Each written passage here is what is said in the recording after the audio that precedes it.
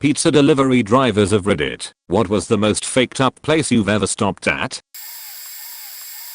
Edit. Apparently this needs to be said at the beginning. I'm a girl. I was a delivery driver and was working a morning shift. Around 10:30 am I got a delivery to an apartment. Everything seems legit since it's daytime and there are lots of people close by. I knocked on the door and after 30 seconds or so the door opened a few inches and the guy was behind the door, so I only saw his face. Still didn't think it was weird because people do that when they are trying to restrain a dog. He asked me to put the pizza on the stove behind him and he moved back so I could see it was right behind him. I hesitated a second and decided not to do it. Told him I can't enter homes, but I don't mind waiting until he's ready to take the pizza. He asked again, said it's right there, so I gave the same answer, really apologetic, but something wasn't feeling right. I realized later it was how quiet it was, didn't sound like there was an excited dog back there. So he opened the door wide open and was completely naked.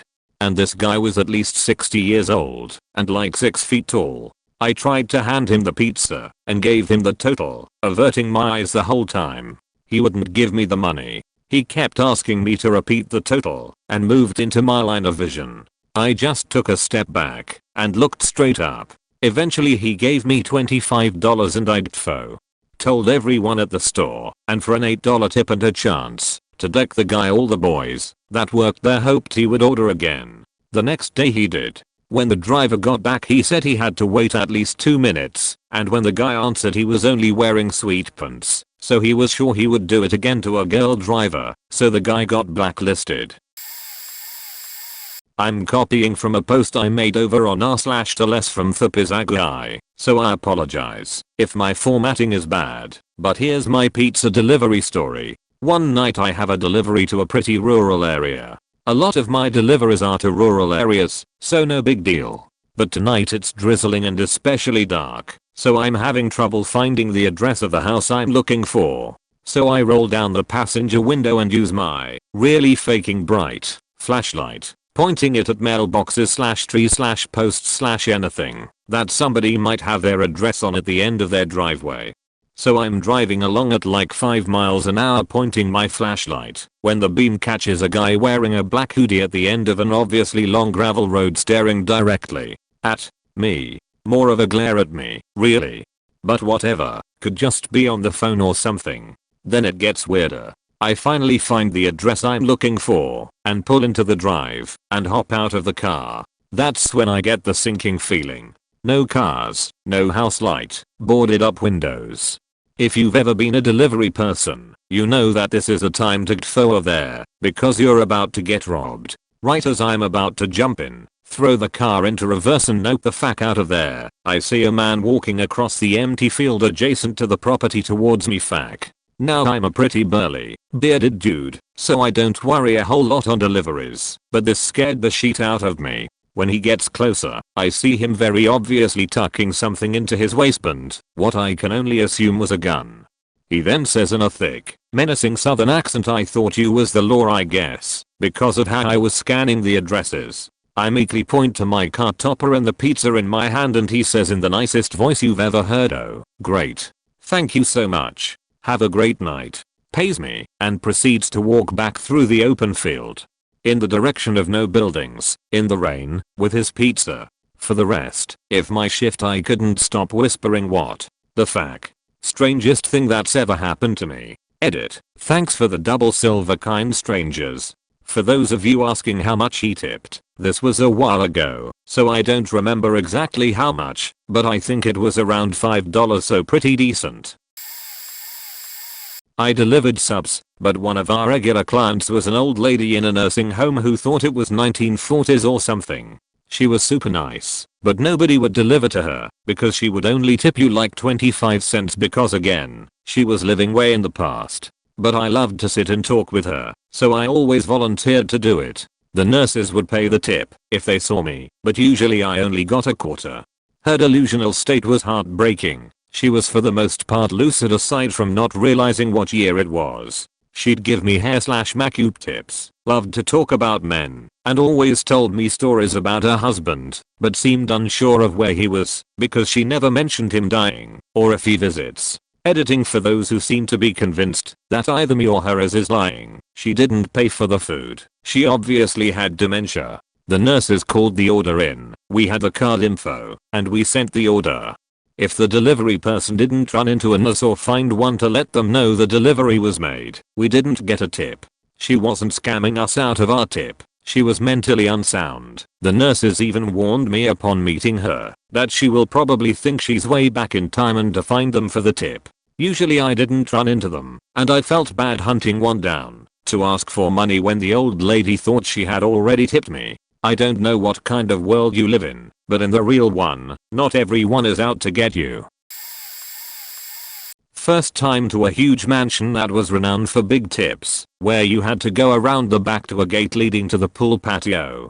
Guy who answered the gate doorbell had been disfigured in some horrible accident. He had me wait while he got his wallet, so I got a good dose of the backyard, where a raging party was going on.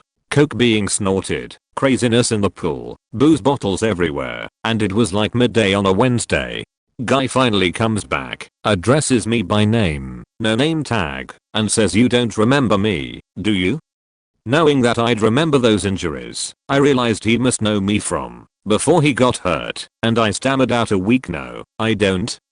His response blew me away. He recalled being in first grade with me at a local Catholic school I attended for 1 year. Then, he went on to detail everything about class that year, the people, teachers, activities, and that his accident had happened during the following summer. He'd gone through a windshield in a head-on with a semi.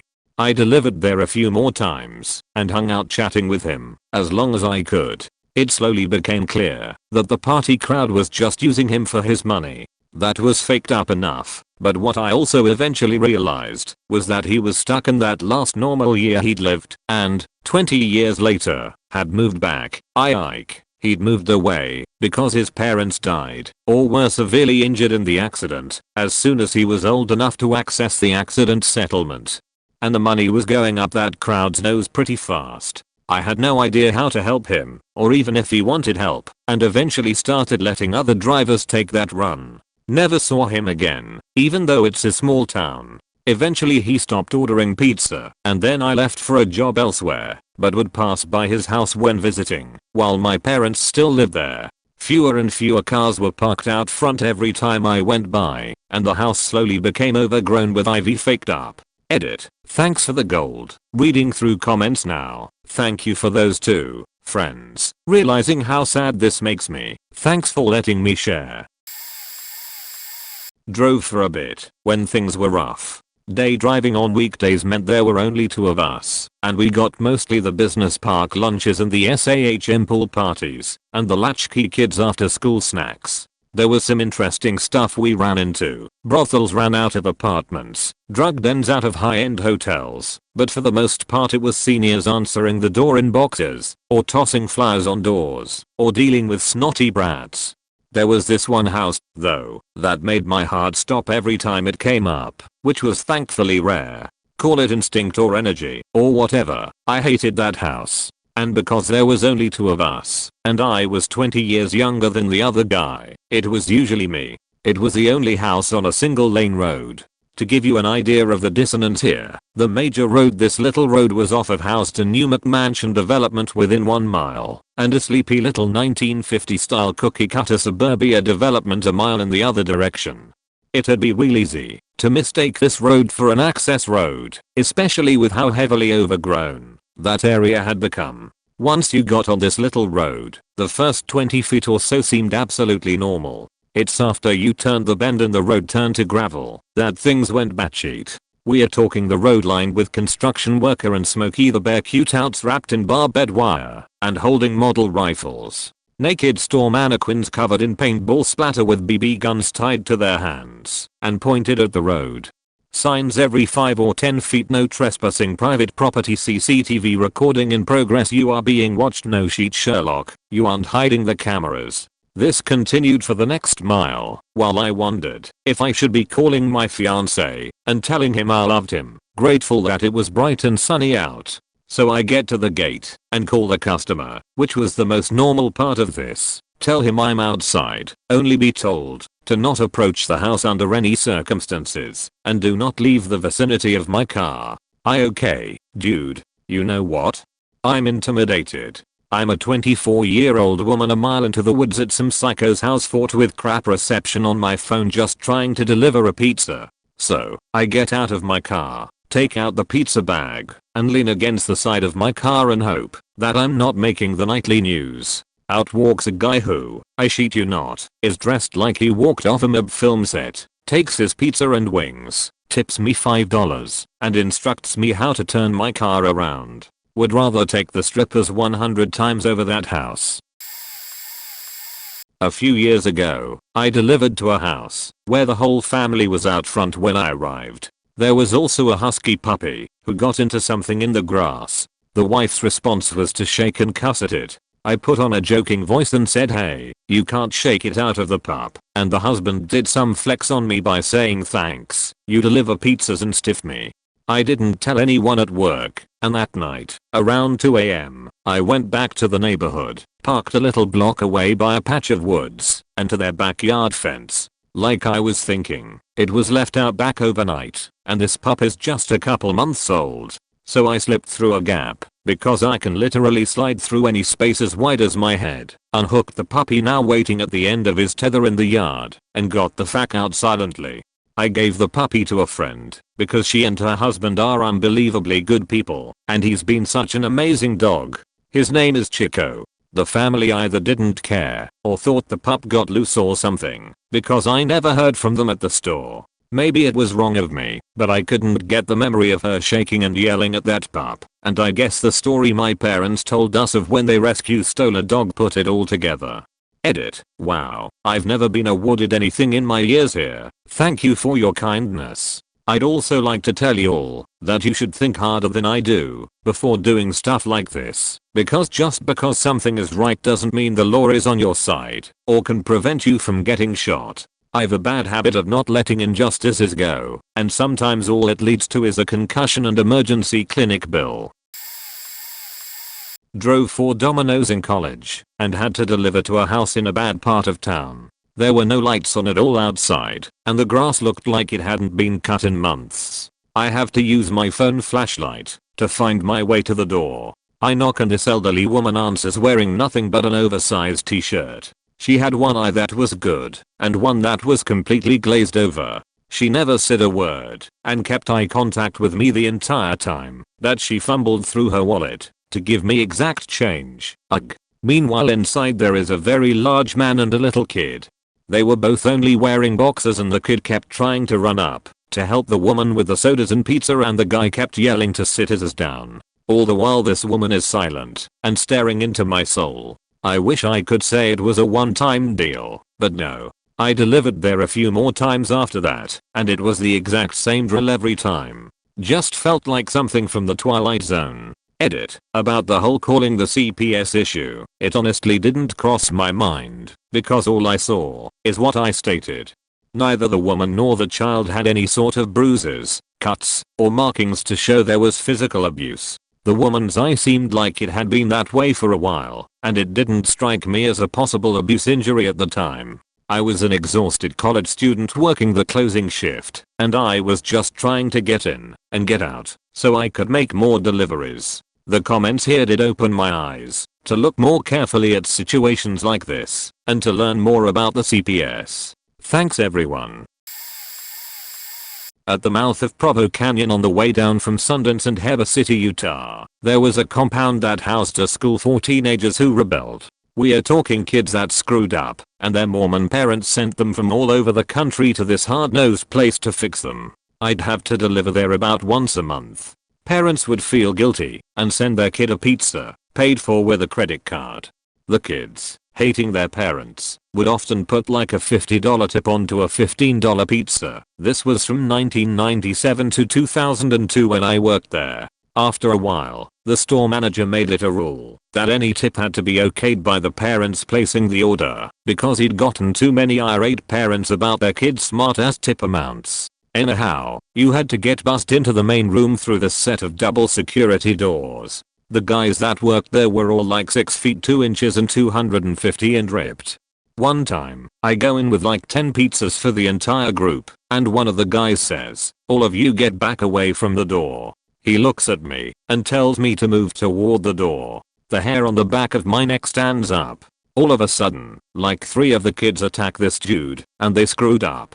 This dude was some kind of Chuck Norris prodigy. They took swings at him with objects from the room, like chairs, and he just blocked them with his arms until he could punch back, and he dropped all 3 of them with shots to the chest, hitting them so hard that they couldn't breathe anymore. I stood there and blinked while he restored calm, telling them, "We didn't need this, guys, and I don't like doing this, but you attacked me. I'm here to help you, but if you use violence to get what you want, you'll have a very tough time here. I'm choosing to not call the police over this." I got out of there as fast as I could. Anyway, the place was faked up because of the violence and the whole concept of private jails for kids.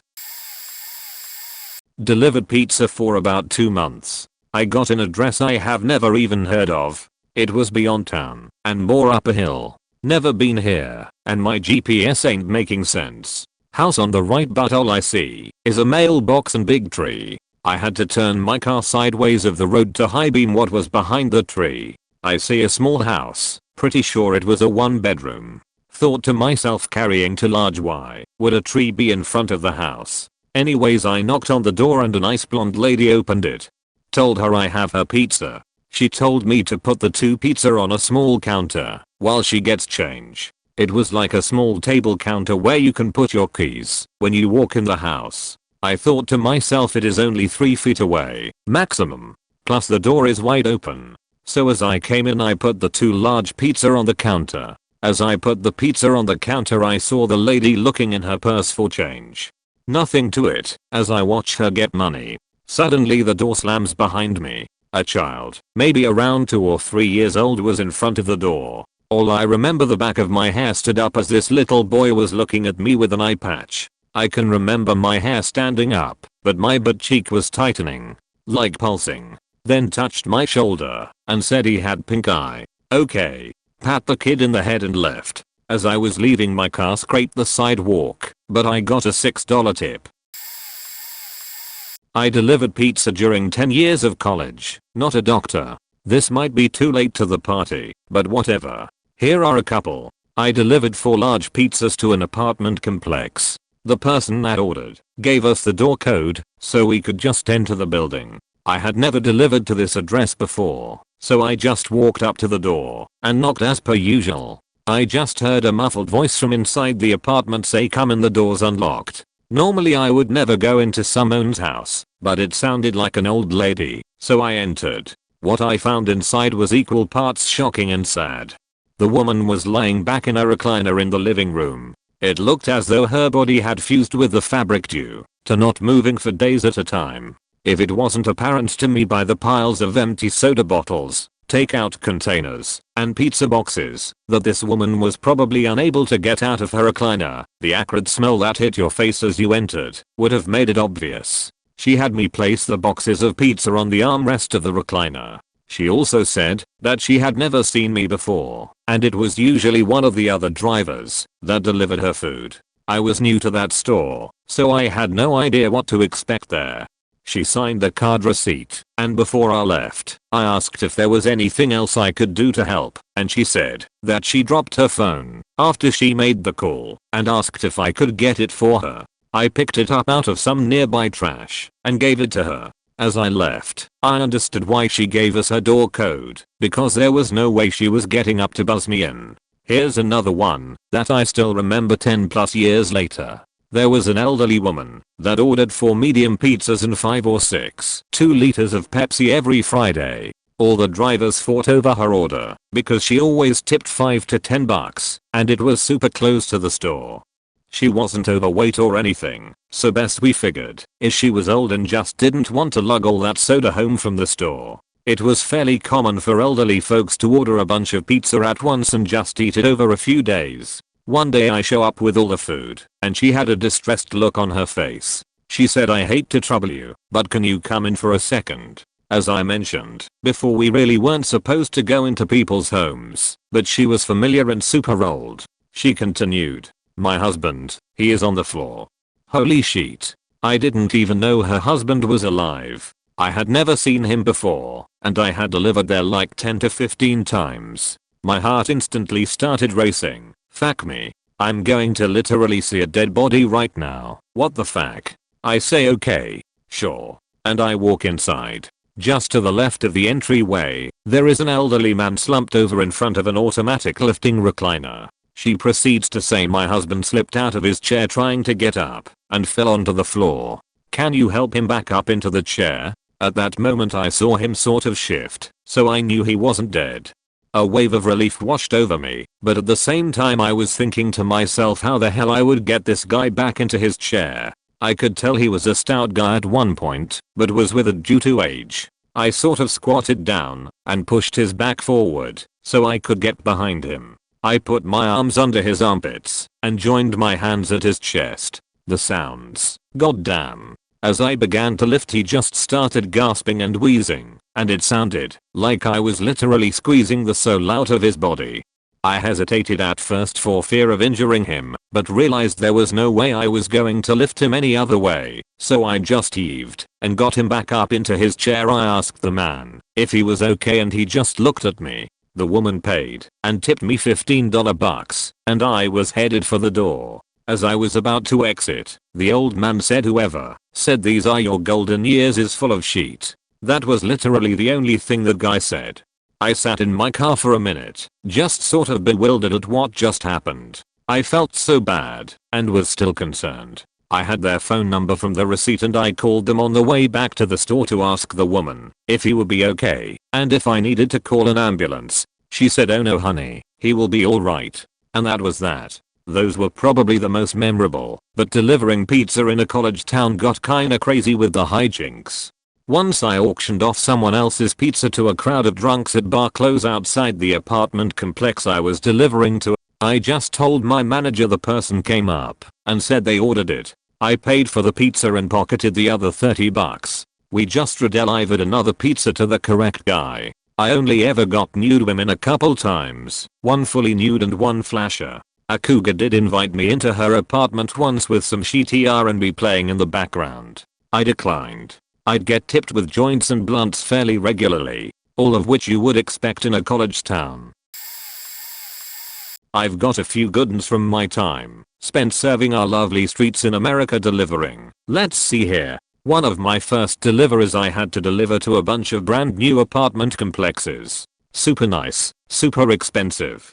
Took me forever to find because they had yet to be marked properly. Finally found it after like 20 minutes and super loud music playing and whatnot. Sounds like an absolute banger at 2 p.m. Knock on the door and the guy answers, really nice, and asked how much I wanted for my tip, and I was like, man, I don't think I can say how much I want, and proceeds to try and give me $40 worth of weed. I told him I would if I could, but I just started and didn't want to get in trouble, so he gives me $50 in cash instead on around $12 worth of pizza. I was pretty happy. Delivered to a shitty hotel the next exit up, and a hooker with massive melons answers and tipped me $12 in all once. She must have liked me because she asked for me a few times. My first time ever in a strip club was because of my delivery job. Seen it was for the strip club, so I was like, okay, they'll be outside. I get there and walk up the door and nobody is waiting. The bouncer opens the door and says, it's cold man, come on in. So I gladly did. I walk in and a cute Hispanic girl giving a lap dance sees me with the pizza and just hops off the stool and comes over, pulls a wad of cash out of her bikini top, counts out exact change, and then $10 in ones. Told me she knows how it is living off tips and that it's easier for her because there's more horny people than hungry people. I delivered there multiple times afterwards and always made good tips. Delivered to a massive frat party right outside campus one day. They were actually pretty cool and tried to get me to pledge to them. I declined and explained I work full time and I take 18 hours of classes, so they just tipped me a beer and a few bucks. This one happened to a friend of mine that also delivered at the store I worked at. So we have people calling outside the delivery range all the time. We leave it up to drivers if it's not too far, but if they don't say anything about a tip then we usually declined. Well, this dude, obviously drunk, calls us wanting to order like $100 of pizza and drinks and shit, but lives like an hour-ish away. It was pretty late, but he told us he'd give a $50 tip to whoever delivered, so we drew straws and away my friend went. He gets there, and it's a huge house having a big-ass party. The people obviously had money. Big driveway, nice cars, the whole deal. The guy comes out and tries to give him $50 for the tip and his dad comes out and tells him it's rude and he drive a long way. He breaks out $200 bills and tells him to keep the 50. Buddy made $390 in tips that night. Not pizza, but I deliver for FedEx in a secluded part of Montana. Get ready, this is a novel. During peak, FedEx drivers work absolutely ridiculous hours, usually 11 to 14 hours a day. It gets dark around 4 in the winter months. There was a particular house it never delivered to. This house was 11 miles off of the main highway. I was driving a box truck, basically a 3/4 ton pickup with a 20 feet long box on the back and about 12 feet tall. It was around 8:30 p.m. so it had been dark for hours. I was used to being in secluded areas at such a late time and this was my second to last stop. There also wasn't service in this particular area, so I'm cresting a small hill up to this said house. I started to get a really weird feeling. This house was 3 miles from the next nearest subdivision in an area surrounded by sand butts. I pulled up to the house, backed up to their garage. The automatic light kicked on, it was very bright, and I couldn't see anything looking into this light.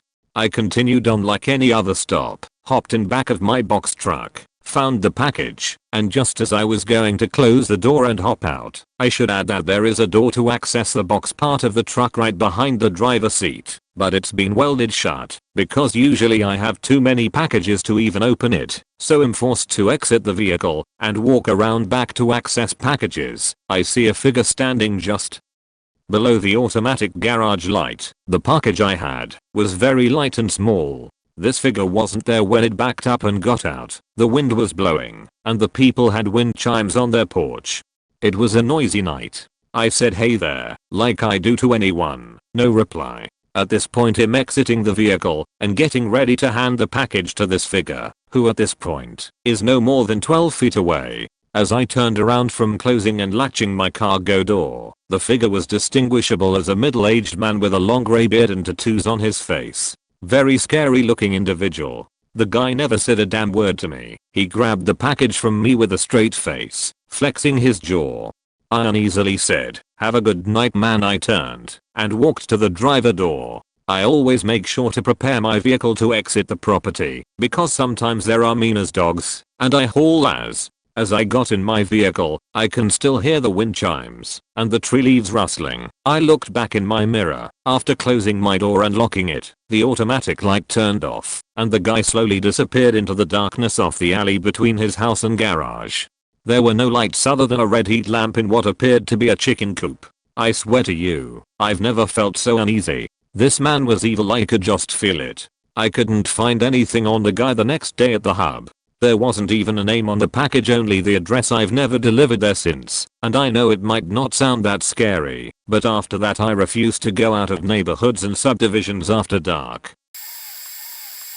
When I was in college I delivered pizzas, and I once stopped at a delivery and noticed that the neighbor's house was about to be on fire. I say about because the fence attached to the house was in flames, and it was up against the house. The flames were licking the eaves. I ran up to the front door and rang the doorbell, knocked, yelled, nothing. I called the fire department. Then, I ran to the house next door, pulled off their hose, ran to the other side of the house on fire, attached it, and started spraying the fire.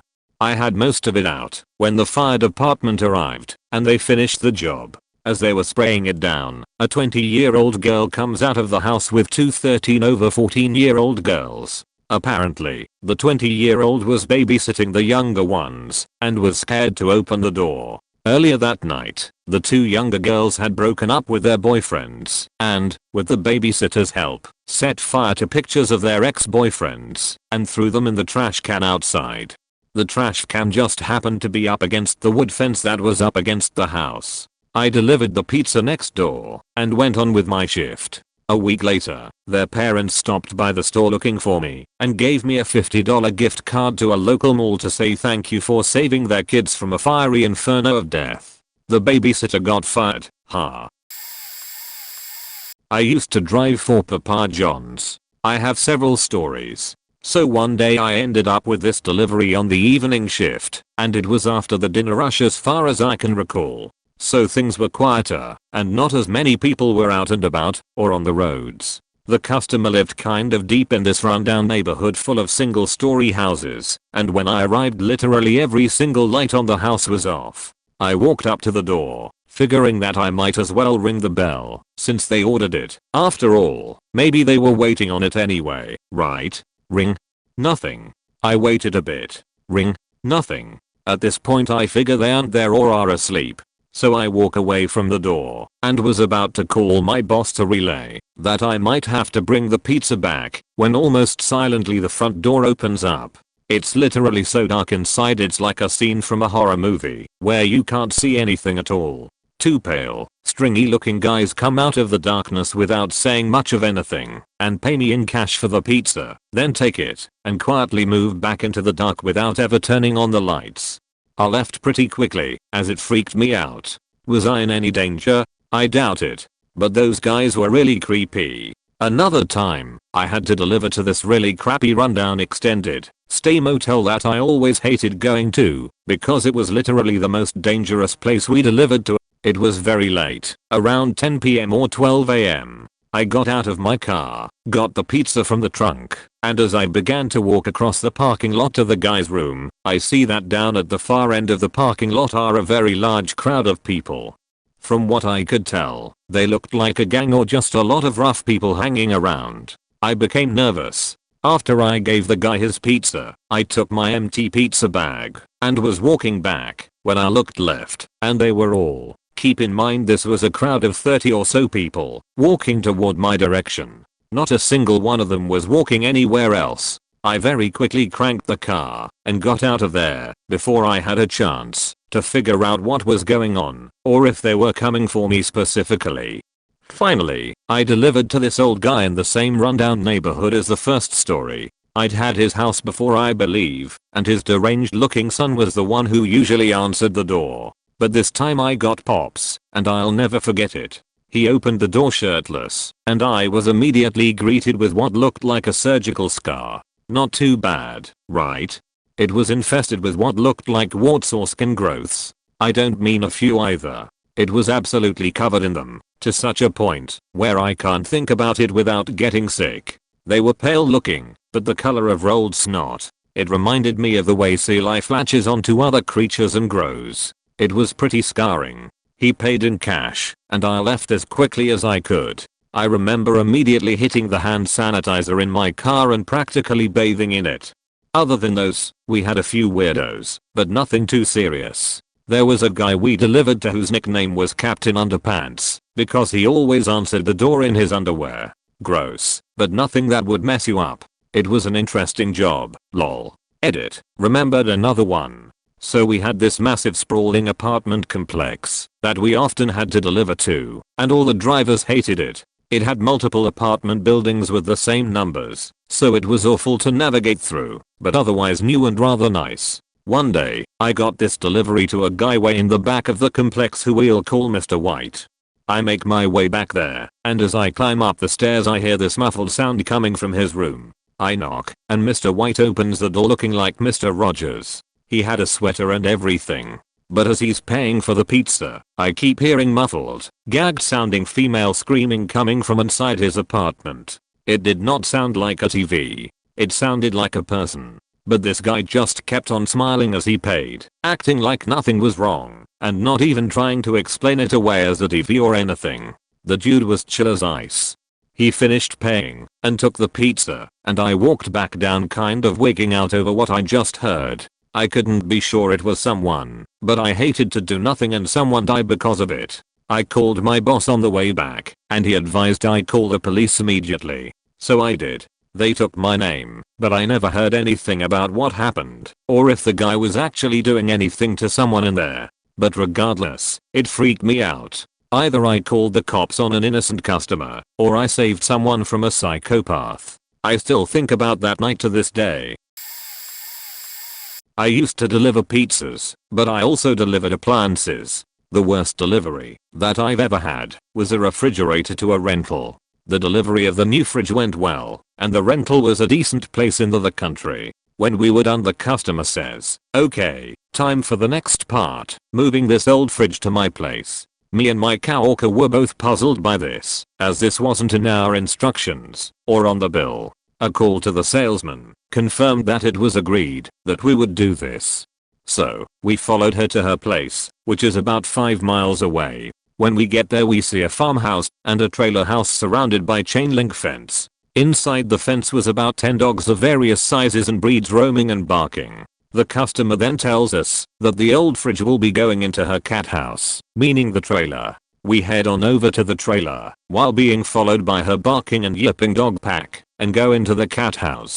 I can still remember opening that door and being greeted by the sight and stench of well over 20 cats that inhabited that trailer house. There was piss and shit everywhere. On the floor, on the counters, on the fridge, everywhere. In order to get the fridge into the house, we had to remove the door from the house as well as from the fridge. While moving it inside, the customer was spraying wasp spray all around us to keep the yellow jackets at bay. We got everything swapped out and GTFO as fast as a delivery truck could go. Fuck that place. There's two that come to mind. I've worked at this one place on 2 separate occasions. Once over a year ago for a few months, and currently. The first one happened a year ago and is the reason I didn't finish out my 2 weeks, which, thankfully, they were cool about. It was a delivery to a trailer park super far out, at the edge of our delivery range. Middle of nowhere. A bit run down. The trailer in question is a mess. There are dirty toys strewn about all over the lawn, a bunch of cats. I knock on the door. They yell, "Who is it?" And I yell back, "It's their pizza." A guy opens the door, no shirt, huge beer belly and basketball shorts hanging halfway down his butt. There are 2 naked little girls crawling on the floor. I give him the receipt and he goes in to sign it on the table. His wife calls out if she needs to sign it, but the guy says no because she's naked. While I'm there, the little girls are smiling and waving at me. There's a wall next to the door and a light fixture is pulled halfway out of the wall, exposing the wires. All of a sudden, dozens of little cockroaches start pouring out of it. The guy comes back and hands me the receipt, but not my pen. I didn't ask for it back. The second one felt worse though. I delivered to a house that's actually right behind where I live, facing the next street over. I'd never looked at it before. I get there, middle of the night. There's a bunch of junk on his porch and the windows are boarded up. Looks abandoned, but there's a light on outside with a note on the ticket saying to knock loud. I always feel awkward opening up screen doors, so I tend to knock on the screen door. I tried that and figured there was no way he'd hear it, so after a minute I opened it and knocked on the door, which slowly swung open. There's this little lone bulb shining dimly through a doorway at the far end. All I can see of the living room is this tiny little walking path between a couple-inch high mound of pure trash on either side. House was absolutely quiet, no one walking around, watching TV, not even the sound of breathing. I legitimately felt like I was about to get murdered. I ended up leaving, and he never called to get the pizza delivered. I was talking to another driver who mentioned delivering there, and he said there was something not right about the guy, and that it was probably a good thing he didn't answer the door. I should mention I'm a young female. I also found out he's a registered sex offender. Edit. Oh, and third place goes to the house, where there was something domestic going down, with the guy screaming how he'd burn the house down with everyone in it. That was fun. When I was in college back in North Florida, I worked for a local pizza joint that was the only one open until 3 AM, which meant I witnessed quite a few odd events over my time there, from women flashing the older driver for free pizza to 2 homeless guys fighting in the parking lot out front. The best though had to be one late evening when I got a delivery to the outskirts of town way out in the boondocks. You can imagine how backwater the outskirts of town in North Florida can be, but I never would have expected what I would come upon. I arrived at the house at about 1:30 am with directions to drive the car up the drive around back, and as I did I saw what appeared to be 8 shirtless grown men covered head to toe in mud, dancing around a massive bonfire next to a giant 4x8 plank of plywood with giant red letters painted on it that read "Mud Boys." I instantly thought of peeling out of there, but before I could react the group saw me and immediately rushed the vehicle. Now imagine 8 grown country men covered in mud charging your car at 2 am with a flaming inferno behind them. I nearly shat myself. As I cracked the window, the guys were actually quite cheery, hammered but cheery. They were so excited for pizza that I'm not even certain they remember tipping me $20 or the 3 beers they threw in the back of my car, but to this day I will never forget the Mud Boys. A little old strip club in Boulder, Colorado. It was named the bus stop, maybe because of its proximity to a bus stop? I'll never know. Anyway, this strip club was in North Boulder, and for those not in the know, Boulder is a college town, and the farther north you go, the farther you get away from the college campus, and thus the weirder the town gets. Boulder is known as a liberal white haven, so imagine the clientele strip club in the weird part of town.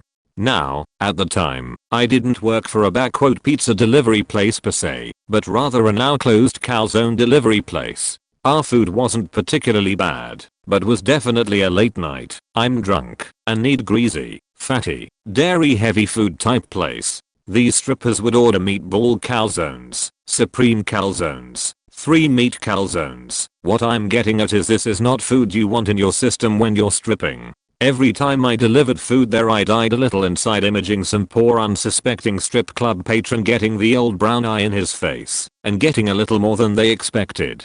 Again, it was a weird clientele, so maybe it wasn't unwanted and us delivery drivers would fight over who got to deliver there because you got a face full of titties every time you would go in. B, you could sometimes get a lap dance on the house. C, they hadn't had food yet so they weren't gassy yet. D, they tipped well in, albeit dirty money. At any rate, the weirdest place I delivered with any consistency. I miss college.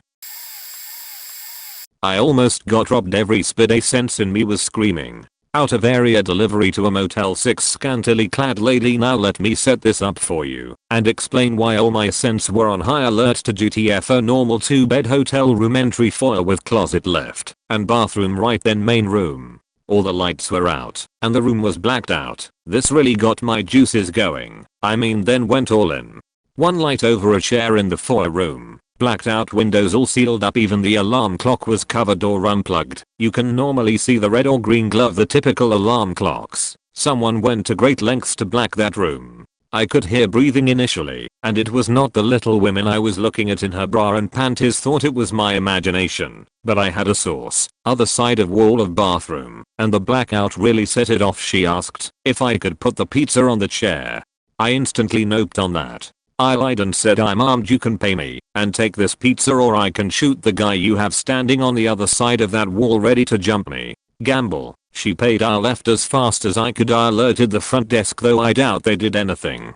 Told boss I'm never going to that faking place again. I have a really good idea of what Parker feels when his spidey sense tingles. Shit, every goddamn nerve in my body was tingling. That was the first and thankfully only time I have ever actually been in fear for my life or safety, and it is something I do not want a repeat of. I'm just glad my instincts caught it. Never had a situation like that before, so no way to know how I might react. I think I reacted appropriately. There is no question whatsoever in my mind there was someone standing behind that wall ready to pounce on my ass. I'm 6 feet 4 inches and built like a brick sheet house, and that don't mean shit. If someone smacks you on the back of the head with a club or bat or gun, I will slump dead or unconscious to the ground like anyone else would. Other than delivering to various trap houses, I have 2 deliveries that faked with me. The first was when I was fresh out of high school working at Domino's. I took a delivery to the shitty part of town where the heroin dens were /are. I knock on the door, it unlatched and swung open, and almost instantly I have a huge dog with its paws on my shoulders barking in my face. I'm 6 feet 4 inches, and I was faking shook. The guy rushes out, clearly on something, and says just be glad it's princess, not king. My dumbass asks why, and he says you'd probably get your throat ripped out, and I ain't calling 911 here. I got back to the store and blacklisted the number immediately. The second wasn't as scary, but was way more crazy. The city I was delivering in has a clinic hospital that specializes in kidneys. They mostly just run dialysis for people, but occasionally they do a transplant. I walk in and start heading to reception. I had delivered there pretty frequently, so I knew the receptionist decently well, and notice it's super faking busy. She tells me that I'm going to have to wait for a bit because the person who ordered was busy with part of the kidney intake process. I didn't think it was that big of a deal, so I just stood off to the side for a bit. People are rushing around getting everything prepped and such. I pull out my phone, and after a second I hear a clatter on the ground and then silence. I look up to see that the guy handling the kidney had tripped, the organ cooler had popped open, and there was a kidney just sitting on the floor. There was a very long couple of seconds of just stunned silence, and then they started clean up. I got the payment and gitfo. I really hope they were still able to use the kidney, but my gut says someone probably died because of it. I delivered for a place that was pretty far from the city, and we were required to make pretty long deliveries which we weren't proportionately compensated for, which was bullshit, but I was 19 and didn't know any better. So I take this order and it's a Sunday evening in spring and it's already dark as fuck out. I drive about 5 miles and take this long driveway in, which wasn't a big deal because a lot of places around the area had them. I pull up to this house and it seems like nobody is there. No lights on the outside or inside, no noise. Windows seem to be open with only a screen separating outside from inside. So I ring the bell, nothing. I knock for a while, nothing. I call the customer, nothing. I call my boss, who then calls the customer, nothing. I'm doing all of these things for what feels like 15 minutes. Then I hear it. What sounds like church bells. Dang, dang. And then what sounds like satanic chanting starts. Dang dang followed by satanic chanting. At this point I'm pretty sure I'm going to be sacrificed by a cult. For $8 an hour. As this dawns on me I turn and start booking it to my shitty 97-foot Oldsmobile. Then the door opens behind me. Dude goes, "Sorry, I couldn't hear ya." All those visits with my father when I was 7 or 8 flashed in my head. At this moment, I realize it's Sunday evening. I recognize the music and church bells. It was faking WrestleMania man. The faking Undertaker was making his entrance. Holy shit. I go back over and hand the guy the food, and he tips well and says sorry for the wait. He says he's watching WrestleMania and asks if I wanna come in and watch for a while. I smiled and was like, nah man, I'd love to, but I have to get back to work. What's really strange for me about this story is that this memory is way less scary than any of the meth labs I used to deliver to. I worked at Pizza Hut in Indiana for a whole 3 weeks. Only one really weird delivery call comes to mind, but holy shit I was sketched. We got an order around 2 in the morning. Fakers ordered about everything we had. Had to bust out the metal pizza holders for some of the order. Get the address and slap it in my GPS. Over 20 minutes away from the store. As I start driving I realize I'm headed out towards the bypass and turning into a very rural part of town. Cross train tracks, past a huge cornfield. Finally reach this house, 4 cars in the yard and a porch light on. It's dark as all fuck, so I'm pretty stressed as it is by this point and decide to call the customer before I walk up. Rings for a few then just cuts to voicemail. Try again. This time straight to voicemail. Finally decide to just go up and knock. I can tell there is a TV or some light on in whatever room was by the door. As soon as I knock the lights go off. Now I'm really sketched and decide to try one more time. Knock again, a little more aggressive. This time I hear someone coming to the door and I'm a bit relieved. Except nothing happens. Next thing I hear is what sounded like a screen door slam in the backyard. I dip back to my Jeep, turn it on, call back to work. Explain to my boss that these dudes are acting really shady and that I'm freaked out. He tells me to hold on and let him call them before I give up. A few minutes later boss calls back and tells me to get back to work ASAP. Don't worry about the order, just head back. Never got an explanation and didn't stay long enough to care for one. To this day I'm convinced of 2 things. Either I was about to be robbed or people love wasting delivery drivers' time. Lol extra memory. Got caught by a train headed back to work after that. Cornfield surrounding me. Awful experience. Okay, so there is this one super old lady, never met here, but assume because of phone interactions, who always has us get her milk, so she is always known as the milk lady. It's super weird, because she lives on a dead-end dirt road out in the middle of nowhere and always orders right before we close, 11 PM ish. This road is about a mile long, and is straight out of a horror movie with overgrown trees and bushes that extend into the road and such, leading to a little cabin. I've been working at this place for a couple months, and have only heard stories about her, but one night I finally have to deliver to her. The first thing that struck me as odd is that when I was taking her order she asked if I could knock 3 times and then put the pizza and milk in her minivan and she will get it the next day. Well, I live in Minnesota and this was during the winter time, so I explained that the milk will surely freeze by then. She says it's not a problem, so I get her milk, like we go to the store and get it, and pizza and make my way out there. I start heading up the sketch road and see her house. I do what she asks by knocking 3 times and leaving her food in the minivan. Me, an intellectual, thought why not wait a ways down her driveway to see if I can actually see her. So after about 5 to 10 minutes she finally comes out wearing an all black robe with a hood, and at this point I thought she was going to summon a demon on me, so I drive super fast all the way back to the store making sure no demons are hunting me in the mirrors. Without a doubt the creepiest thing that's ever happened to me. TLDR, don't deliver to people that ask for milk and live on a long dirt road in the middle of the night. Okay, I've been delivering for over 10 years now, so I have quite the pile of stories. The most memorable one would probably be a rainy late delivery to a trailer park. It was probably about 9 PM, we closed at 10, and a call came in for an order to the local trailer park about a mile down the road. As I pulled up to the trailer, I noticed 3 people standing outside drinking in the rain. Not a drizzle mind you, it was pouring next door. I think well that's odd, and I take the delivery, collect cash, go back to my car, whatever. As I pull around the car I parked behind, one of the drunken neighbors rushes out into the street from the front of said parked car, waving his hand. I always ignore anyone who tries to flag me down or talk to me in my car while delivering, so I slowly pulled around him. I literally had just started moving and drove back to the store. I walked in the door and my manager ran up to me wide-eyed and yelled, "You hit someone with your car." I stood in shock for a moment and said, "Of course not, what the hell are you talking about?"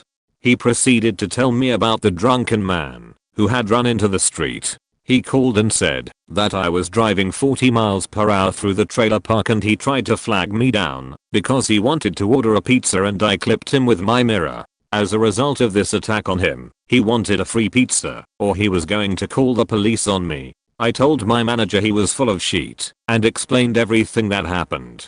My manager thankfully believed me, but still sent the guy a free pizza to placate him. So I then had to deliver a free pizza to this guy and apologize to him, even though I did nothing wrong. The guy continued to order every now and then, and when I'd deliver to him, he'd say, "Hey, remember that time you hit me with your car?" I hated that dude so much. Finally one for me. I was delivering to an apartment and the guy answered and told me to come in. I step in. Told me to set it on the table, so I did.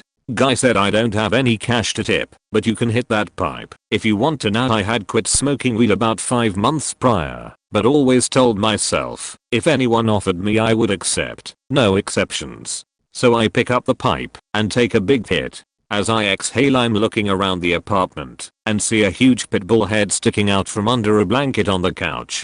Guy sees me seeing the dog and says, "Oh, don't worry about her, she won't bite, but unless you move real quick." I told him thanks and slowly backed out of the kitchen and out the door, told everyone back at the store and they all laughed. Bonus, was delivering a big dinner box to a drunk guy once. He grabbed the box, but not the bottom part. It flipped down and the whole pizza flipped out and onto the porch. All over the place. A small boy like 4 years old came from behind the dad and said, "Daddy, is the pizza here?" And his little eyes looked down and saw the disaster. He started getting emotional and I told the drunk dad, since it wasn't my fault, to call the store and see if they will replace it. cause technically it was in his hands and not mine. Told my manager when I got back that the dude dropped it on accident, didn't tell them he was sheet-faced, so he could get it replaced for the kid at least. And they did. Not really faked up, but I was a delivery guy for a large pizza chain when I was fresh out of high school, and I have a few stories. My first week on the job, I delivered to some apartment building only a block or two away from my store. I knock on the door and some shirtless dirt bike bro opened it up, torso covered in metal militia tattoos and the like. I noticed behind him that there was an incredibly hot young Asian girl wearing a tank top, a thong and nothing else, just walking around his apartment. The dude paid me, didn't tip, what a faker, and I headed down the stairs back to my car. Something told me to turn around, and as I did I saw the girl at the top of the stairs bent over in her thong, legs straight, bending over at the waist with her back arched like a porn star. Nothing weird happened. I guess she just got a kick out of showing some random teenage delivery driver her ass. I had a delivery on the other side of town to some apartment building. I pulled up and parked on the street and immediately smelled some strong weed in the air. I basically follow my nose like a hobo following the scent of a fresh pie on a windowsill and get to the door of the customers. The screen door was closed, but the main wooden door was wide open and I heard music blasting. I peek in and see that it's a group of 4 guys playing Rock Back. This was in the late 2000s, so Rock Band was still wildly popular at the time. I knock on the door and they don't even look up. Meanwhile smoke is drifting out of their screen door. They finish the song and I figured that was my opportunity to knock and announce myself again. One dude runs over to the door and grabs the pizzas. I had long hair and played guitar in a band, and I guess this dude could sense it. He looked at me and was like, "You like Rock Band?" His eyes were red as fuck, and I could tell he was stoned. I told him that I fucking love Rock Band, especially the drums. He invited me in saying, "Cool, come here. Our drummer sucks. Come play a song with us." I ended up smoking a joint with these guys and playing a couple songs on Rock Band with them. Not faked up, but kind of a strange situation nonetheless, but I'd trade a $3 tip for a joint and a good story any day. I used to deliver for Domino's. One time I had a delivery to an everyday neighborhood, but it was obvious that the most wealthy families didn't live there anyway. They ordered 3 different types of sauce, one of which we didn't have, and they didn't answer the phone. When I tried calling to tell them the other 2 types of sauce we had, but I genuinely forgot one of the sauces, so I only had 1/3 sauces. Again, one of them we didn't have, and the other sauce I forgot, so they were pretty upset that they only got 1/3 sauces, so they called the store so they could not charge for the sauce. And while on the phone her husband was also pretty upset, and he asked me a question, and I genuinely didn't hear his question, so I politely said, "I'm sorry," asking him to repeat his question. But he thought I was being smart, so he got in my face and started threatening to beat my ass. I took a step back and said, "Sir, I really didn't hear what you said. All I'm trying to do is make sure you 2 are satisfied. I'm just a pizza driver." He thought that I was really trying to disrespect him, so he said, "I don't give a fuck what you are. You not finna step up to me, blah blah blah." So I was like, "Yo, for real, you're misunderstanding me." And after intense debate, he finally believed that I meant no disrespect and then dapped me up and said, "Be safe." I told the manager that I never wanna go there again, although I got a $5 tip from the wife. PS. They had a kid I feel so sorry for, that kid knowing how dumb his father is. This is not a pizza story, but has to do with going to frigged up houses. I'm an Anglican, Episcopal, clergyman, and there is a story about a fellow that lived not far from here, someone we all knew, who after a year or 2 in his parish, made friends with a guy who was a bit strange but fairly poor. He would help him out with groceries when he could. The strange guy would visit him at the church office to chit chat and stuff, all fairly common stuff for this line of work.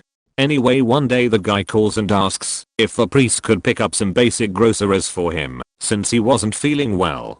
Priest says sure and swings by store to pick up bread and milk and comes to the house. As he pulls in the driveway, he had this gut feeling that something was off, and as he approached the door it got stronger. He rings the bell and the man answers and invites him to bring the groceries inside. Any other day he absolutely would have, but he had that feeling in his gut that told him no, leave. So he said he was sorry that he couldn't, but had another appointment, and noped out. Anyway, a month or two later the guy ends up in jail and under psychiatric care as he was mentally ill. The priest goes to visit him, and the guy says, "You know, Reverend, I wasn't doing so well before I started getting help in here. Remember that day I asked you to come inside with the groceries?" The priest says yes. "Well, that was one of the worst days psychologically for me, and behind the door was my shotgun. I had it all planned out and had every intention to shoot you in the back of the head while you were taking the groceries to the kitchen for me. Thanks for not coming in. Super freaky. Pizza drivers, trust your gut." I know I'm way too late to this thread, but just tossing this out there anyway. We used to get orders to a strip club and they always sent me because the older drivers and ladies didn't find it appropriate. I didn't mind because I like money and dancers usually understand tipping. So I got to the club and it's known as the nasty one in our area. Plus it's like daytime midweek, so it's the B-team dancers and I just felt so bad for these women. Clearly in a sheet situation with obvious signs of drug use. I finally found the woman that ordered, and she was on stage, so I had to wait by the bar while she finished her time dancing for just one really skeevy looking dude. When she finished, she walked straight off the stage over to me without putting anything back on. She took some cash out of the side of her thong, all singles, all a bit sweaty, and paid for the food plus a $5 tip. As she did this, I was regaled with an abridged story of her life and hardships. Really sad stuff about her family and friends that just broke my heart. She was so grateful that I stayed to listen to her that she just fell onto me for a hug. I didn't know how to react other than return the hug, especially since I just heard about how her family was detached and never paid attention to her. We part ways and I go home after my shift just thinking about that poor woman. I get home and my wife had fallen asleep on the couch, so I ask her if she wants to go sleep in the bedroom instead. She finds her glasses and puts them on, leans in for a welcome home kiss. Before she lands the kiss she says, "Why are you covered in glitter and smelling like peaches?" I delivered to this dude, and on the phone, before I even get to his house he gives specific directions for this delivery. It's not weird to give directions to the driver, but this was a little different because he asked that the driver meet him in the bus outside his house. I saw the receipt and saw directions to meet him in a bus, and of course was quizzical. As a delivery driver though you really can't question much because you know some things you'll just have to see for yourself. So I get to this dude's house and I'm looking for a bus. I was thinking maybe it was one of those VW buses, but no, as I'm looking around the property I see an abandoned old school bus in his backyard. The bus was once painted an eggshell white, but no, it was covered in dirt and moss leaving a brownish sewage color. The windows were all blacked out, so I couldn't even see inside. Now I usually would be scared, or at least a little timid to check out something like that, but I kept going. It was about to be dusk, so it really wasn't that light out. I approach the bus, and the doors were open. I go up the stairs, pizza in hand, and am looking for some sign of life. I'm the front of the bus, and don't see anybody yet, so I start to get a little bit scared. I say hello in the most confident way I can, and thankfully I see some dude's head pop up in the way back of the bus. He apologizes for keeping me waiting, comes to front, hands me the money and a $5 tip. I'm appreciative, and he tells me to have a good night. I'll proceed to leave the bus. I was still a little bewildered by the event. However, busman was nice, and he tipped me well. It goes to show that you really can't judge a situation until you know the full context. I don't know why this dude was living in a bus in the backyard while there was fine house on his property 15 feet away. As a delivery driver you get a brief glimpse into a person's lives. You don't really try to ask questions. Your main goal is to get the customer their food and then hop back in your car to take the next delivery. Thank you if you've read this far. I hope you have a nice day. Worked as a delivery driver for Domino's for 3 years. Great college job, leave when you're able though. Luckily never had a faked up place around our area. I had many very awkward people though. One lady would only open the door as far as her sliding chain lock would let her. then would squeeze her hand through, grab pizza, turn it sideways so it all slid, and would cram it back into the door. She would then tip you with a $2 bill. Had a guy with no furniture in his house that ordered once every other month or so and only tip in those $10 quarter rolls. Very nice guy. Stoners were always the best customers, always tipped very well. Sometimes it wasn't money and would order like 2 to 3 times a night. Had a guy in an old folks home with autism, and if you didn't remember his secret handshake then he wouldn't let you in his room. Probably the greatest person I would deliver to. Another fairly large guy I would deliver to only wore a kilt, no shirt, had about 4 cats, and drove a '72 Dodge Challenger. The amount of power that man emitted was incredible. Delivered to 2 college girls at an apartment. They had a picture of Jesus on their door and wore those handmade clothes. Can't remember what denomination. Very sweet and kind. When they would open the door though, the overbearing smell of pot would make your eyes water. Can't think of other stories. ATM. There are many though. I deliver in a generally nice part of town, but there's 2 hotels that are ghetto as fuck. One time at this Studio 6 this guy called in and was being weird, so my manager told me to call when I got there, but the number he gave was to another Domino's, so I brought it to the front desk and he came down, was all mad, called me a bussy. He then said he would write down a $40 tippet. I gave him my bank, which is the $20 of change we keep on us. The dude was shady as hell, and I didn't want to he out $20. So I told him politely that I'm not allowed to do that since it's the store's money. He was mad and tried to get me a loan outside. This nice guy from the hotel came with me, pissed the customer off some. I'm pretty sure he didn't have $40 in his account, so the tip world bounced. Anyway, the hotel worker said they'd been having problems with him, and after he put in another order to a different room right after this he got evicted. The other hotel is a homestead. Every time I go, when the door opens the smell of dab rushes out. There's always a woman and a child. It's pretty sad actually. I smoke weed too but not around a kid or in a hotel. There was also this one old lady that kept my pen she had accidentally stolen for a month and returned it to me when I delivered there again. It all started with the customer calling our restaurant for an delivery. The man who called us at first did not just call once, but he called like 4 times. Even his neighbor called us to check if the delivery came through. So with this knowledge I was really interested what I would encounter when I arrived at his place. Once I came to his place it was an apartment building he lived in. I used the doorbell meant for the apartment for which the delivery was. Nobody replied though, so I tried the doorbell of the neighbors.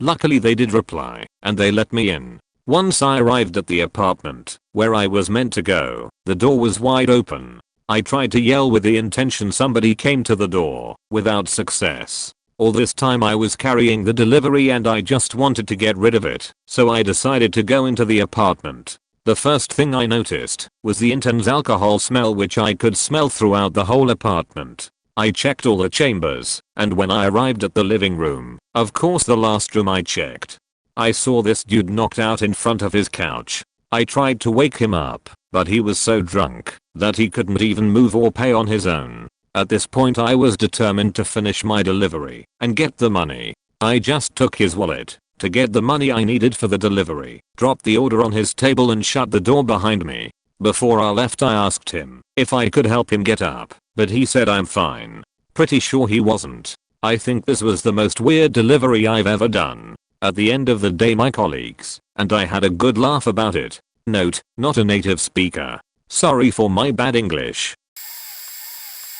Live in Amish country and have had multiple what the fuck deliveries. One time I was delivering during Super Bowl and was delivering all over the area of course. Great day for tips and whatnot. Then I would deliver near 20 pies to an Amish house, and as I would pull up the drive they would try and stop me at the end or halfway down. You would watch as someone would pull the shades shut and the flickering blue/white of a TV shining through, and the extension cords coming from a generator in the barn to the house.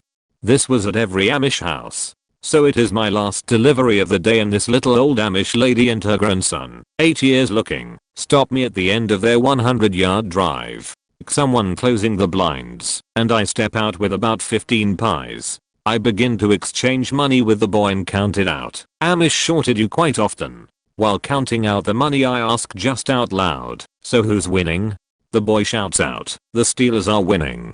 This little old lady smacked him so hard he went horizontal and landed on his back. I was just in minor amazement because I wasn't entirely surprised, but damn. As the kid got up and grandmother had him carry every single box, I slipped that kid $10 from my own tips and said don't tell anyone. I delivered pizza in a rough part of town. There was an elderly woman who lived in a rundown house.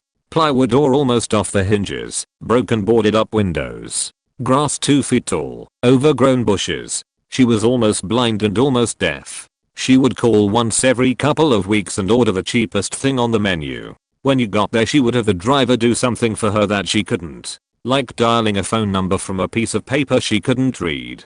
I always felt incredibly sad delivering to her, like she had no one to care for her. She was a great tipper though. One time she gave me an 8-pack of mini Dr. Peppers. She said she thought she was buying root beer. I hope she is doing well. Another time I walked up on a porch and it was on fire. They had been using a 20-ounce plastic bottle to put their cigarette butts in. Would have been a bad deal if I hadn't got there when I did. This guy lived in his van outside of his house.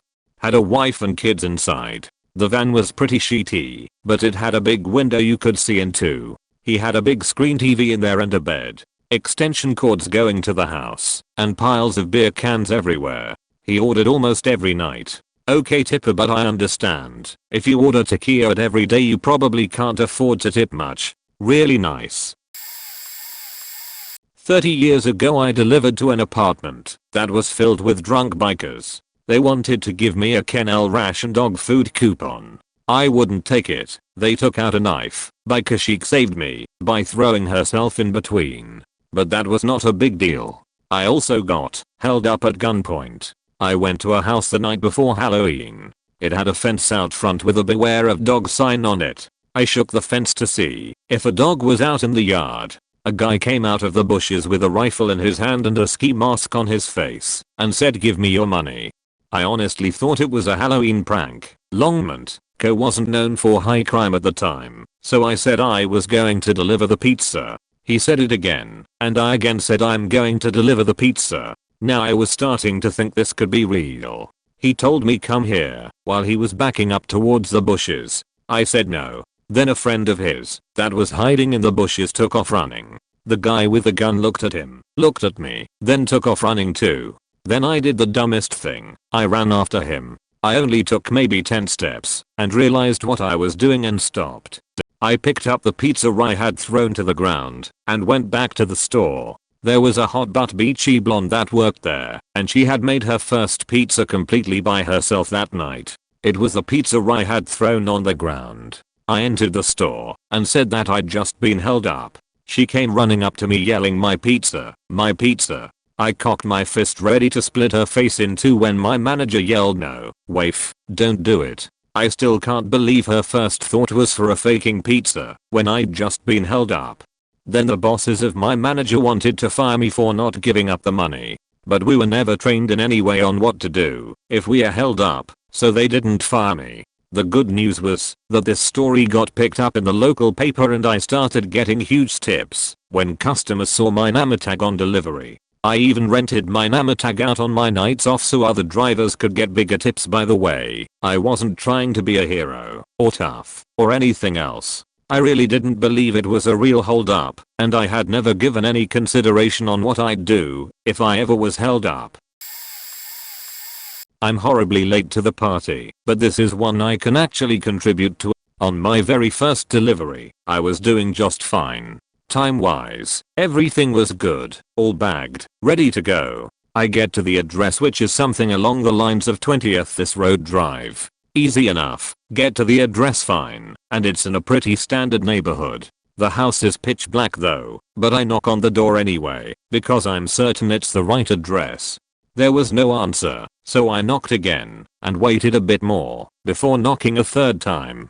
The guy comes to the door, and without opening asks who's there. I reply with pizza delivery from blah blahs. He opens the door, and all I hear is a click, before he's pointing a gun at my head and goes off about how he didn't order a pizza and if I don't tell him where I'm really from.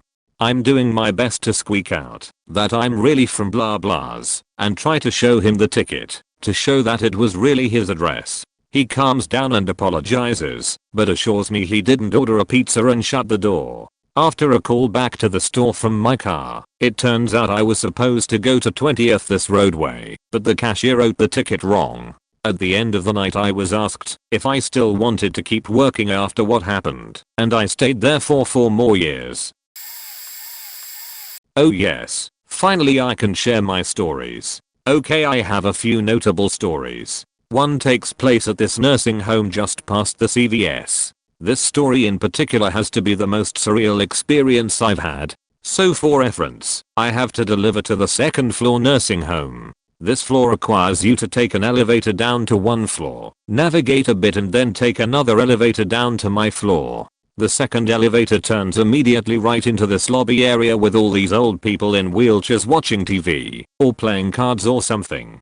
One old lady yells guy's name, "Food is here." Everything goes well at first. I gave the dude his pizza and soda. He hands me his money and we're all okay. Then I go to leave. As I open the elevator door I see this old lady in a wheelchair, facing the wall with her back turned to me, and I'm just bewildered.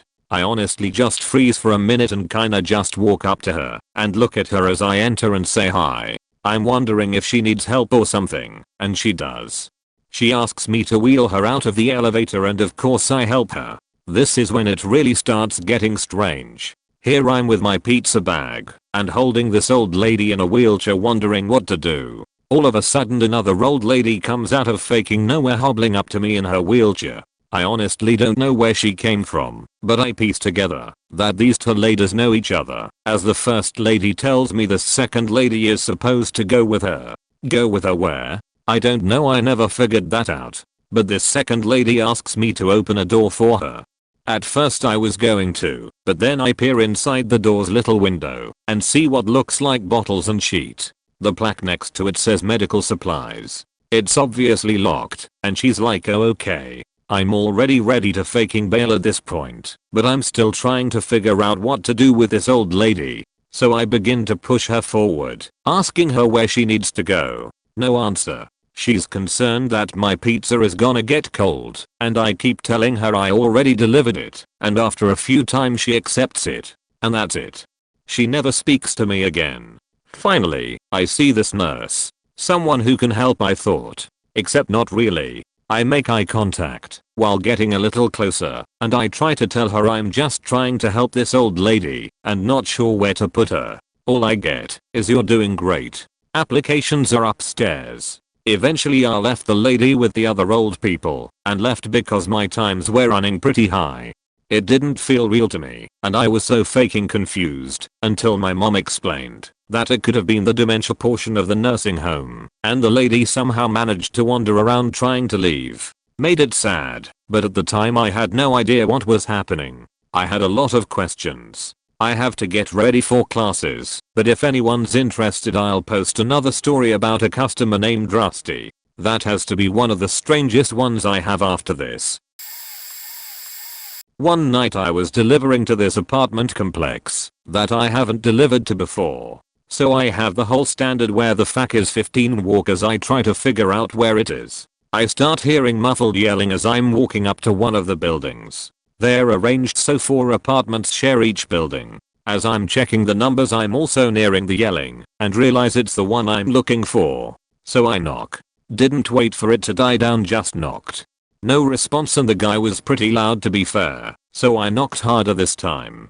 I had hoped they would at least break it up, so I didn't have to wait forever, as it was a busy night, and at least get the pizza, so I could go on my merry way. Then I hear a crash, and I'm talking like a lamp breaking on the floor type of crash. Then a scream cry from a little girl and words I still think about to this day.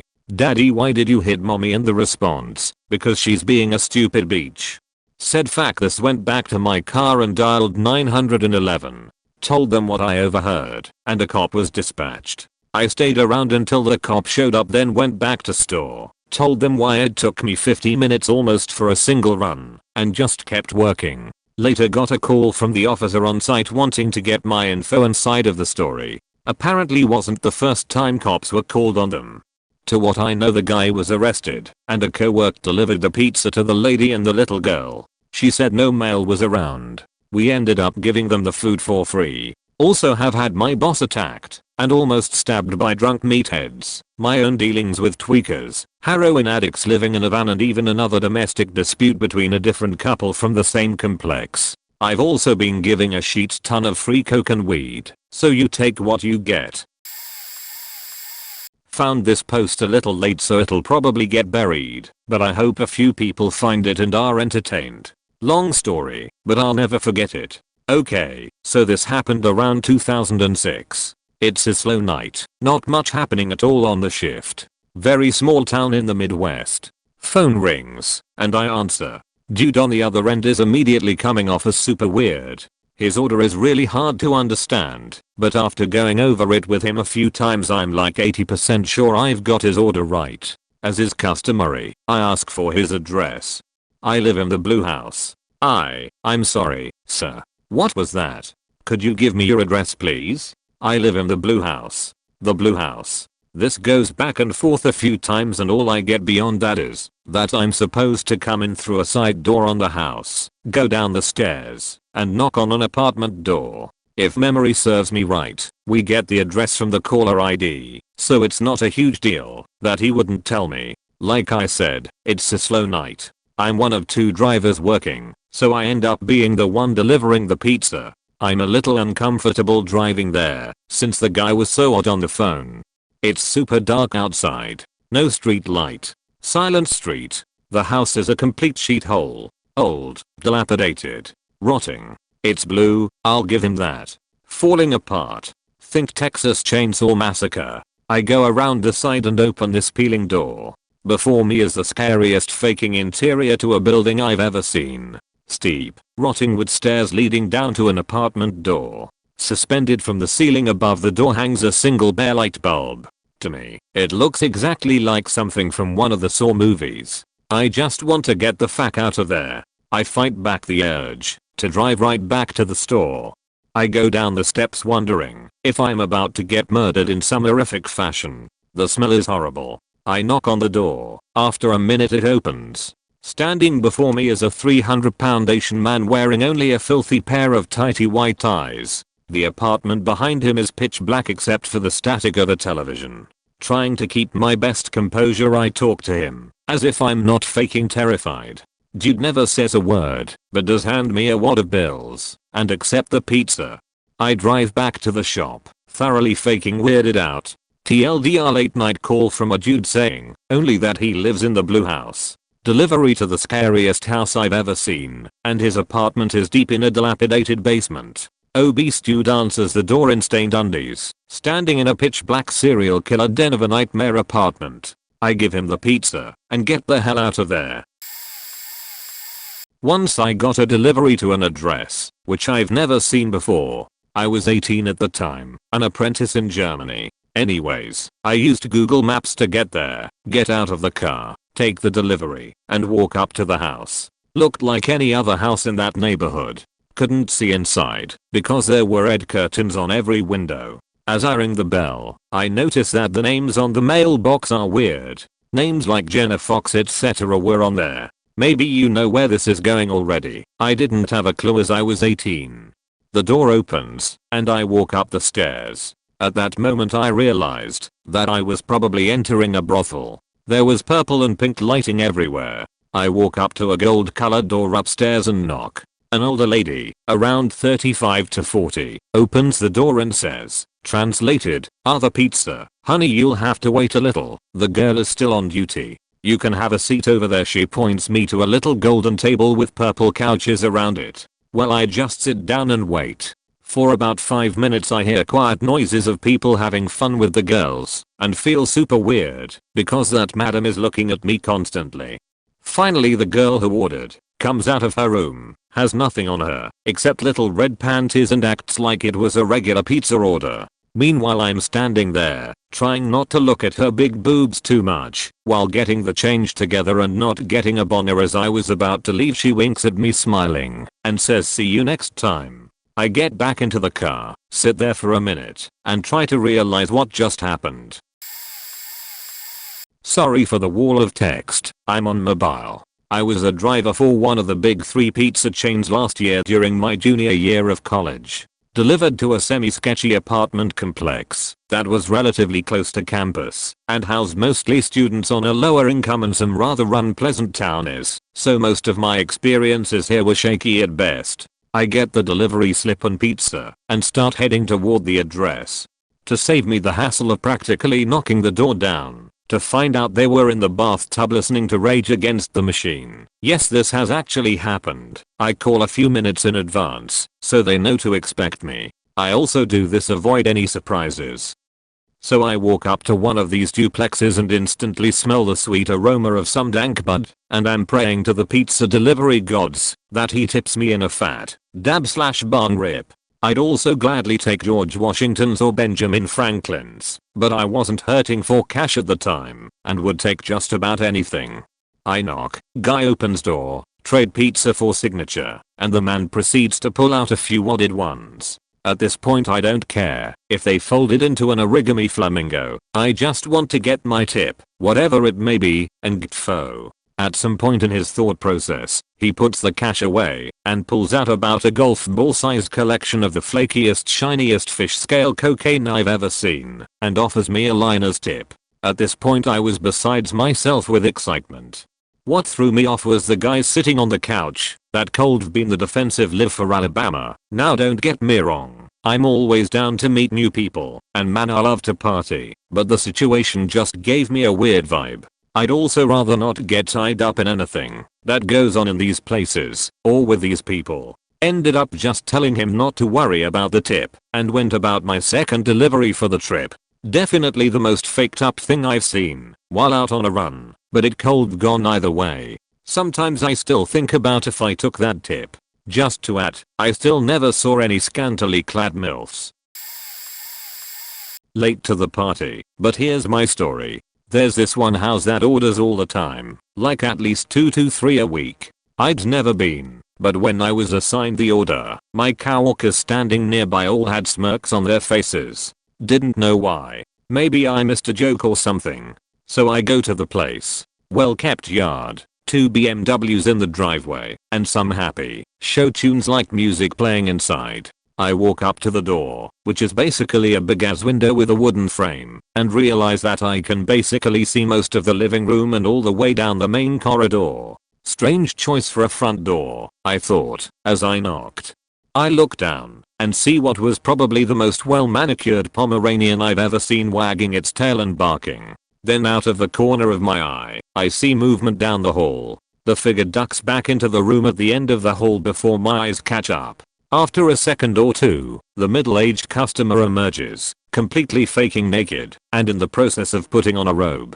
As he nears the door, he gives up trying to tie it off and basically has his dick on display. I was a bit horrified. I kept my eyes locked on his, and then my delivery bag, but no matter where I turned, his dick was in my periphery.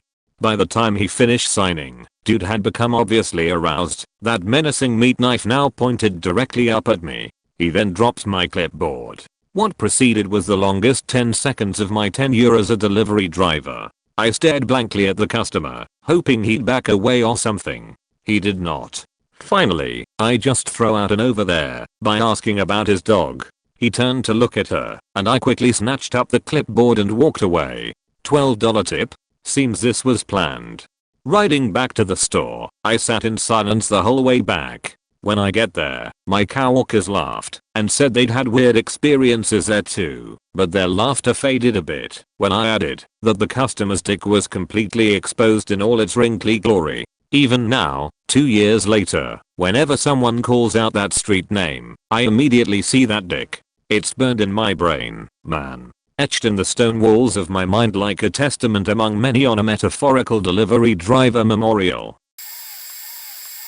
I delivered for a fried chicken joint, which took orders till 2 a.m. In a college town we ended up delivering sometimes till 4:30 a.m. and it got weird. I've delivered to a house that was just raided, cops everywhere, perps still wanted food, delivered food to the ER and ed sections of hospitals, had a guy follow me through the metal detectors with a butcher's knife sticking out of his back by like 4 inches. Coughing up blood, it was messy. Old folks homes, shit was terrifying at like 3 a.m. Everyone with sundowner syndrome, and no one doing anything and just standing back and watching. Plus it smelled like pup and lotion, so extra bonus points. Delivered many times to people, passed out on their front stoop with their card and a pen on them with ID. I would always sign their receipt, give myself a decent tip, 20% minimum, and then roll them blackout drunk back inside their houses and lock the bottom lock. Always gave extra food to cops, because I knew where they sit, and hid in their cars, so I would roll up and give them tasty leftovers. This right here is what kept me from getting citations. In a town of 50k, this would happen nightly, the handing out of food. And it kept it to when getting pulled over other police officers would show up and let me off with warnings. I have posted this elsewhere, but here's my top 2 stories. First one, I deliver to the local motel. Not the Holiday Inn, the local motel. The motel has like 6 buildings with maybe 10 rooms each. There's a couple of buildings on the end where people tend to stay for weeks or months. This was in that building. Guy answers the door, says come in. I should have known better, but I decide to take one step in the door, always leaving the open door next to me, so it can't close me in. There's a prostitute sitting on the edge of the bed in the dirtiest looking underwear I've ever seen. I think she's got to be high. She's got a totally dead-eye expression on her face. It was sort of sad and scary at the same time. The guy digs some cash out of crusty jeans on his floor. He was in some like gym shorts with no shirt, to pay. I take it. I leave, and the guy reaches out of the room, leaning his head out and says, "Hey, come back here." I look at him, and he's got like one hand out the door, and one back in the room, so I'm half expecting to be murdered or robbed, but I can't tell you why. I take a few steps toward him. He reaches out his hidden hand and it has more money in it. I give him a puzzled look and he says, "I kid you not, the hoe gave me a discount when she saw the size of my dick." Second one, I delivered to the Holiday Inn, the one referenced above. The person who took the order wrote the room number, but wrote it across some pre-printed info on the ticket, so it was difficult to read. I thought the room was 211. The middle one was on the line, though, and it was actually supposed to be 221. So I deliver the pizza to 211. I can't remember exactly what it was, but it was a somewhat weird pizza order, maybe anchovies or olives, some bread, and a pop. I think it was like a $35 order. The guy says great thanks, takes the pizza, pays me, gives a decent tip, and I'm on my merry way. I get back to the shop and my boss is freaking out. "What the hell did you do with that Holiday Inn pizza?"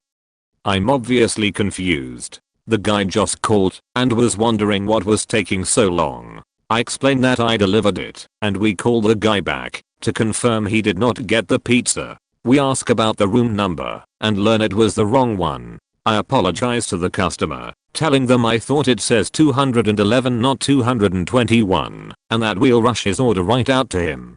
At the time I got paid minimum wage, plus tips, plus $1 per delivery. My boss said that he'd remake the food and give it to the guy for free, but I wasn't going to get my $1 delivery on it. That seemed fair enough. I go to the right guy's room, apologizing profusely. The guy is very nice, there with his wife and 2 kids. He tells me that, while I was gone, management had to get involved. I guess the guy decided to call to room 211 and ask him for the pizza back. The guy in 211 told him it's my pizza now, and if you want it, come pry it from my cold, dead hands. When the real customer realized he was a madman he hung up, but I guess the deranged 211 guy came down and was pounding on the door of the customer, making all sorts of threats at him for trying to steal his pizza. I'm not sure if management kicked him out or just moved him, or whatever. After I continued to apologize, the guy said it was okay. He asked how much for the pizza, and I said on the house for all your trouble. I'm so sorry. Well, let me at least give you a tip. he says. $20. That beat my $1 delivery pay. So I wasn't a driver, but spent my teen years working at a pizza delivery chain in the restaurant and running weekend shifts, usually nights. I had a driver come back looking horrified as the cash he was handed was soaked with blood, delivered to a shady part of town. I had to make the bank deposit, so remember finding gloves to put it into the bank envelope. Couldn't throw it out, or my 16 years old self would be on the hook. I had a guy run into the shop screaming and demanding to beat the shit out of my driver for allegedly cutting him off on the road. Driver was out on a run and I managed to convince the guy that he'd be waiting a long time for him and that it wasn't worth it, while keeping my hand on a big knife behind the counter just in case. My boss hired a new driver who I was going to be alone with for weekend shifts, morning, late nights. He just rubbed me the wrong way, not explicitly creepy like the guys who told me to consider marriage at 16, but just something. My friend who also worked there felt the same way when she did other shifts with him. 2 weeks later, front page news, he murdered his wife and daughters and jumped off his balcony, breaking both his legs, and was being tried for murder. Edit. Almost forgot the time the store manager hired his girlfriend's brother as a driver. A couple weeks later the brother comes into the restaurant covered in blood yelling, "You see this? This is your boss blood. He better not fuck with my sister again." And runs back out again. Had to call the paramedics to my boss' front lawn to look after him. In hindsight, I'm kind of surprised my parents let their teenage daughter keep working in this environment. 2008 Lubbock, Texas. RVM, if my memory serves me correctly. Crack/prostitute house. The order was for a woman named Cookie, and it was peak afternoon. I pulled up, and the house looks legit like a brown Lego block. Now, as stated, this was in the afternoon, but a wave of fear still crawled down my body. When I pulled up, a guy was sitting in a lawn chair, faked up teeth, and he smelled. Once I got closer to him, told him the order was for Cookie, and he said, "Down the hall, last room." Now, we are not supposed to walk into customers' houses for safety reasons and liability, but this didn't seem like a guy I could ask to tell Cookie to come out. So I went into the house, and was exactly the kind of biohazard zone you'd expect. A prostitute was on the couch, and asked who the pizza was for. I said Cookie, and got the same response. Down the hall, last room. The hallway had 2 other rooms, a bathroom and the room at the end. I could hear what sounded like sexual intercourse coming from each, including Cookie's, when I reached it. Surprisingly didn't hesitate to knock, because I wanted to get the fuck out of there, and wasn't willing to wait. Knock, knock. Who is? Pizza guy. Hold up a minute. Okay. Maybe 3-4 minutes goes by and the door opens. The whitest 40-year-old country club happily married man walks out. Golf attire, staring straight forward and avoids eye contact with me at all costs. Then, Cookie steps out. If she was an animal, she'd be a stray dog with mange. Not even an exaggeration. She's chewing gum, wearing panties and a muscle shirt with a handful of dirty dollars. She was short just under $1, but didn't give a fuck. Grabbed the money, gave her the pizza, and got the fuck out. These are mild, but I thought I'd share. I had one guy offer to give me a tattoo cheap because he had read a lot of books on it. One guy answered the door with his boner poking out of his boxers. One woman answered the door completely naked. I thought that was just a myth. One regular had 2 Jehovah's Witnesses over for pizza every Thursday afternoon. They made her pay every single time. I found that faked up. I've delivered to a prayer meeting before. They invited me to stay, and I moped the hell out of there. My manager was severely harassing me and stalking me, so the actual pizza store was the most faked up place I had to go to after every delivery. I quit. Then he left, so I went back. One regular had an apartment that stunk to high heaven, and I'd always have to hold my breath as long as I could. Same apartment block as the one above. It's nicknamed Suicide Towers. True story. Got pinned against the wall by some greasy meth head that lived in the apartment next to the one I was delivering to. Kicked him in the balls and ran. Told my other manager I refused to deliver there again. They didn't even ask me why. They just said okay. They knew the deal with that place. I delivered to one of the most shittiest areas of the city. I've been offered countless beer, weed, propositions. It's not easy to be a female delivery driver. There is an apartment complex within our delivery range that is known to be one of the most dangerous places in the state. It's an old brick building, graffiti all over it, and smashed stained glass windows. The rent there is super cheap, so you get some really dodgy people there. There have been multiple murders there, and one event was a crazy man who attacked his girlfriend with a katana. For some reason, when I started, no one thought to tell the new drivers to never enter the property, and I was new to the area, so I didn't realize how bad it was. I turn up, call the customer, and ask them to come to the front. They oblige, and ask to pay by card. We delivery drivers do not have an EFT POS machine on us, so I asked if I could call the store and get them to do it over the phone. It was a key card, PIN only. I call up the store to ask for guidance, and the customer was getting slightly annoyed. I ended up driving the customer to the nearest gas station for them to get money out. They were fine with me, but they struck an argument with the gas station employee. They get in the car, apologize, give me the money and a small tip, and I drive them back. I got lucky. I've been there times since then, and people have tried to take pizzas off me, or just generally harass me. One of my co-workers when they started, actually went in, and had a window smashed right next to them. Edit, link to article and some words. I delivered for Pizza Hut for a while before my Post Civic broke down in another town, and I was fired. There was a Domino's driver that every time we would see each other we would race. Like, launching at red lights and cutting each other off in traffic.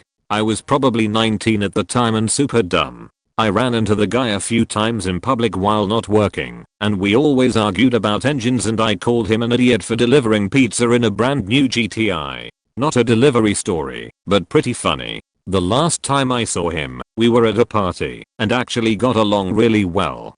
My delivery area was pretty huge, and had a lot of different demographics because of this. I was delivering once in a really sketchy neighborhood and I hear all kinds of commotion and yelling behind the door. A little girl opened the door and I politely asked her if she had ordered a pizza. I can hear the mother in the background yelling. She sounded very drunk.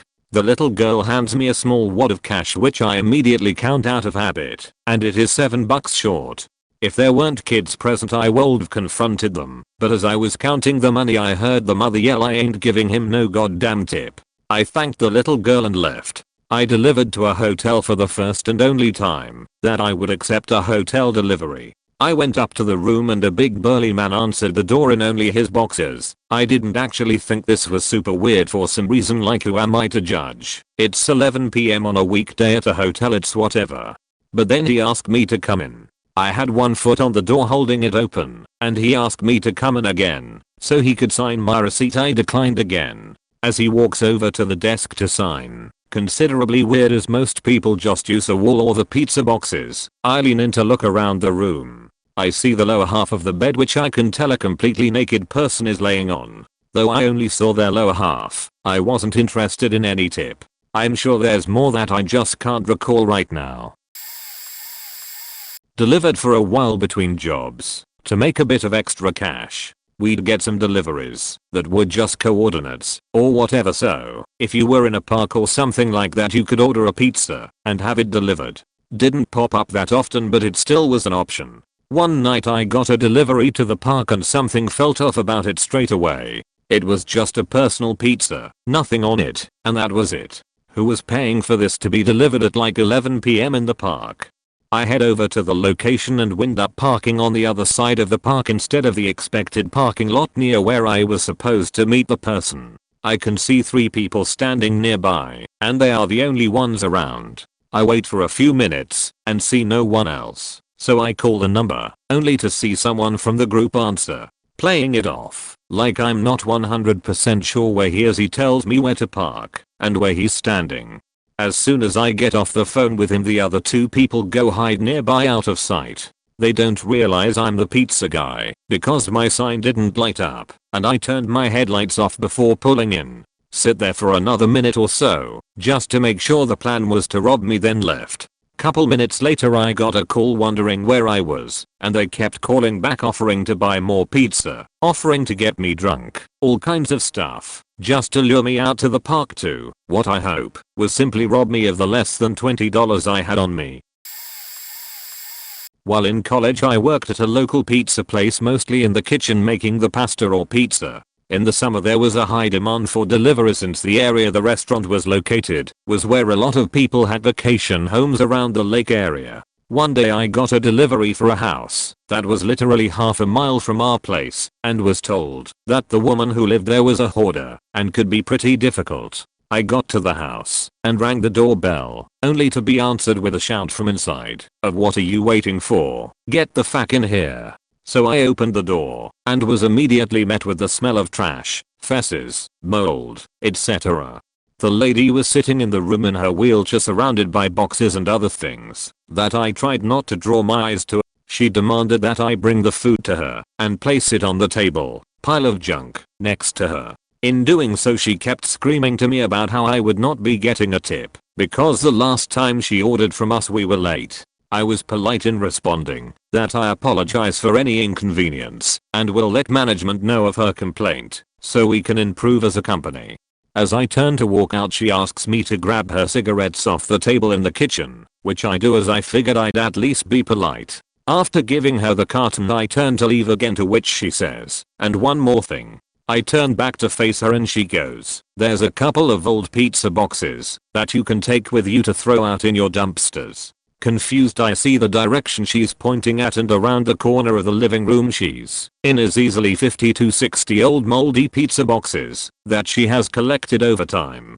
I tried to explain to her that this wasn't part of our services and that she would need to speak to someone else about cleaning up that space. I then get a barrage of insults of how I'm a piece of shit and that she's going to call the cops if I don't get out of her house. I got back to the restaurant and she had already phoned the place to talk about how terrible I was to her and that I should be fired. I wasn't fired, but I refused to take any future deliveries to that place whenever she called.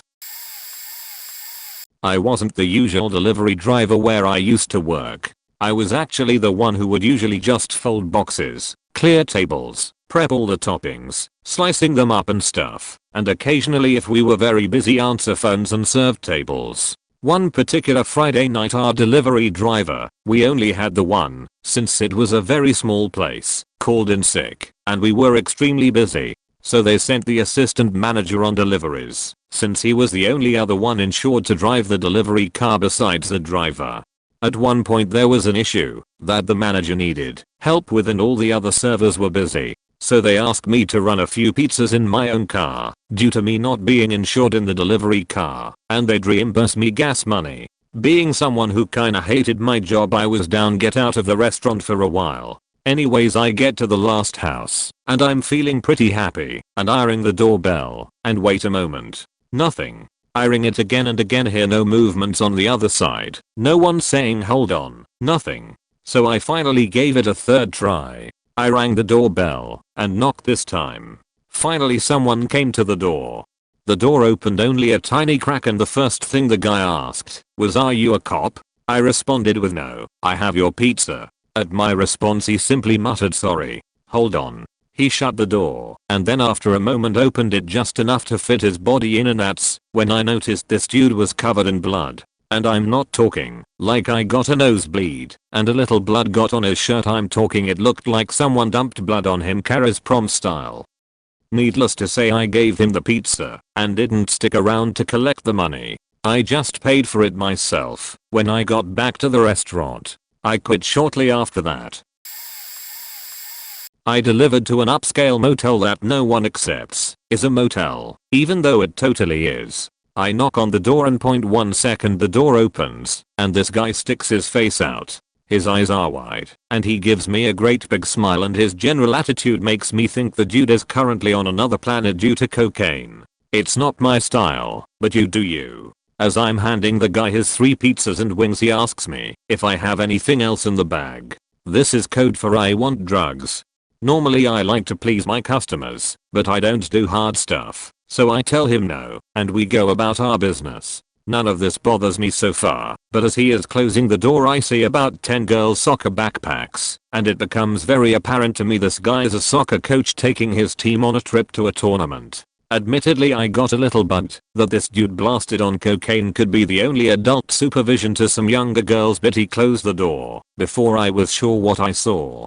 It takes me about 5 minutes to get back to the store and this guy has already ordered another large pie and some wings. There are 2 drivers, me and this kid who is 16. It's his first job, and he's the kind who thinks marijuana is hard drugs. I work out the delivery order and quickly realize he's taking it, so I tell him, when he gets to the door, if the guy asks any questions to say no, and if he sees and girls in the room under 15 to call me when he gets back to the store. He never saw any kids, he told me, but the first thing the guy asked was if he had any drugs. Another fun time I had delivering pizzas was out on this dark country road late at night. We close at 12 and these kids ordered at like 11:45. I drive up the long gravel driveway to a huge house with a ton of property and security cameras everywhere.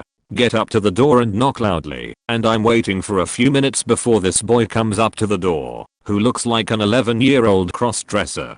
His friends shortly follow behind them, and to be honest, now that I think about it, I'm pretty sure these kids had just smoked weed for the first time, because they were acting really strange, paranoid, and happy all at once. The cross-dresser kid is talking to me in a really sexual way, and ends up trying to grab my ass. I'm a guy and I don't get down like that, so I tell him to stop.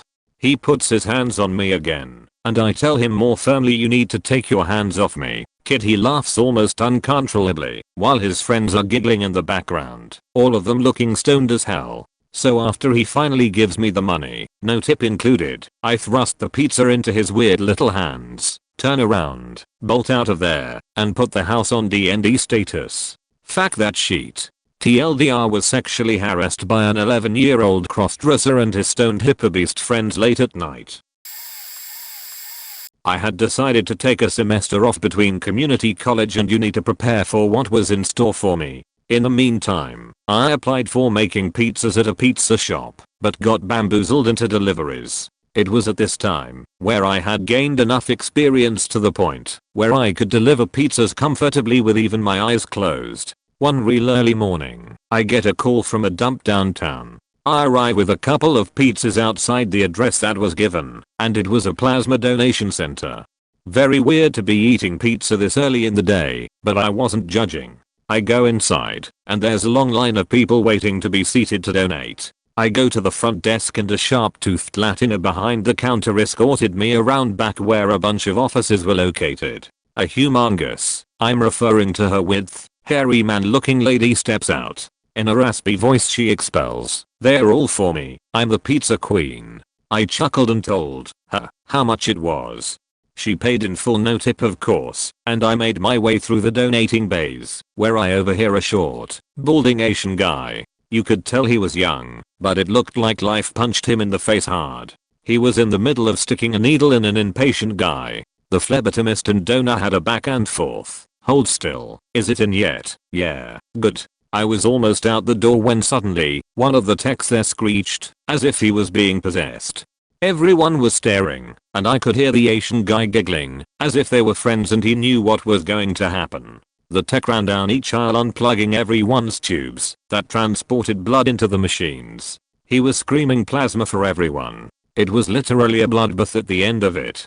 Not sure if all centers like this has crazy people passing through, but from that day forward, I told myself I wouldn't go near those places again. In fact, the day I quit was the day that place had called to make an order again. I'm a courier for food delivery companies like Grubhub and the like. This happened at night in the bad parts of St. Louis, MO. I had done close to a dozen deliveries for this place before this one and all of them were terrifying, but nothing really super bad had happened yet. I used to be in security, so I know how to handle dangerous situations, and had always made it through. I got a delivery for a restaurant called Mom's Soul Food Kitchen in the heart of the downtown ghetto. Drug addicts, gang members, and crack hoes, oh my. I get there, and their nastiest 2-day-old bug-riddled food sitting on warmers in a molded out decaying building wasn't ready, so I had to wait for a good 10 minutes for the lazy fakers behind the counter, who were barely fluent in Ebonics, to do their goddamn jobs. I finally get the food, get past the drug deal outside the door, and then get my white disabled into my white smart car I bought solely to make these stupid deliveries with and head to the drop-off. That's when I find out I'm going to fucking Ferguson. Yeah, that Ferguson.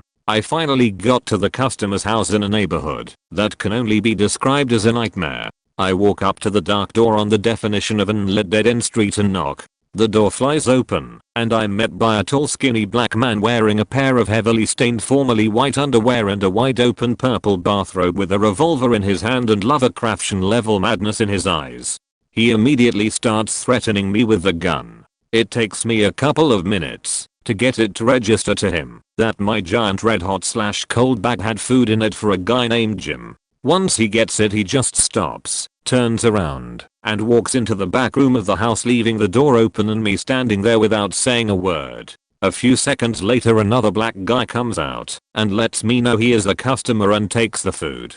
Apparently this guy ordered from my service and never told his lunatic housemate about it. The second he gets the food, he closes the door. No apology or anything.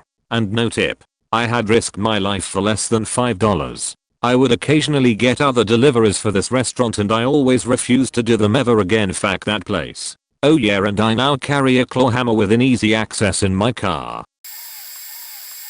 I would occasionally deliver to a mental health facility that had a few different buildings with varying levels of security. Most of the time it was straightforward, wait to be buzzed in, and drop off the food. I took an order one day that didn't seem too out of the ordinary over the phone, maybe a little rushed. When I got to the building, which was only middle level security, but with doors that automatically lock after entry, I was let in like normal, but asked to come past the foyer into the office area, which I was pretty sure was not allowed, but one of the parts of delivering that I like is going into buildings that I wouldn't normally have access to, so I went with it. When I got inside, someone in an office told me to come in and asked who I was and what I was doing there. I told her that I had food and read her the name on the ticket, which she said was her, but she hadn't ordered anything, and she was the only employee in that building, and patients were not allowed to use phones. I asked if maybe someone was surprising her with lunch, and she said it was unlikely, so I called back to the restaurant to make sure I had the correct info and asked them to tell me the number that the order had called from to confirm that it was from this building, which it was. At this time she is visibly getting worried, but not calling for anybody else. I ask if it's possible a patient could have snuck a phone call, and she said it wouldn't be the first time. I tell her she can keep the food, since it was already paid by card over the phone and I wasn't going to do anything with it. Then she looks at the receipt and says it was her card number, but she is insisting that she didn't order food and doesn't know how anyone would be able to get her card info. By this time she was getting frustrated and making me uneasy, so I started towards the door. Realizing it is locked from the inside, I dialed the restaurant again and apologized to my manager for taking so long and acted like I was in trouble to have an excuse to leave the situation quickly. I asked to be buzzed out and took off. I never got any explanation and never heard from that building again, but looking back on it, it was a little creepy. Whenever I delivered, we had one place we weren't supposed to take orders for, and it was due to the high amount of crime in the apartment complex and how many people had been robbed there. One place in all of our area. I delivered for Papa John's, and our area covered about 3x Pizza Hut's worth of areas, so there was a lot of square mileage. Anyways, someone takes an order for this place and I get the pleasure of getting the delivery. I ask my boss about it, and he says, well, it's daytime, it should be fine, just be safe. Thanks. So I go to deliver there. Never been there before, so I don't know their numbering convention. Before I get out of my car, I leave my wallet and my phone in my car and only have my bank $15 on me, which I never did, even though we were supposed to. So I'm walking around looking for this apartment and can't find it. Have to walk by a lot of people before I unknowingly am getting close to this apartment. Someone asks, hey, where's my pizza? You got it for me there, right? And I just laugh, because a lot of people make those jokes. Not that it's funny, just playing the part, you know. Also, I'm nervous as hell.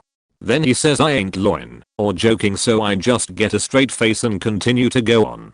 I deliver the pizza, get a $2 tip, realize my car is around the other side of this building, just have to go through some grass. As soon as I turn the corner, I book it for my car. It might not seem so bad reading it, but I was in my early 20s, and it was really scary at the time. A few of our guys over the years got robbed, and even someone broke into our store after the Super Bowl and cut into our safe to steal all our money, but I was lucky to never get robbed.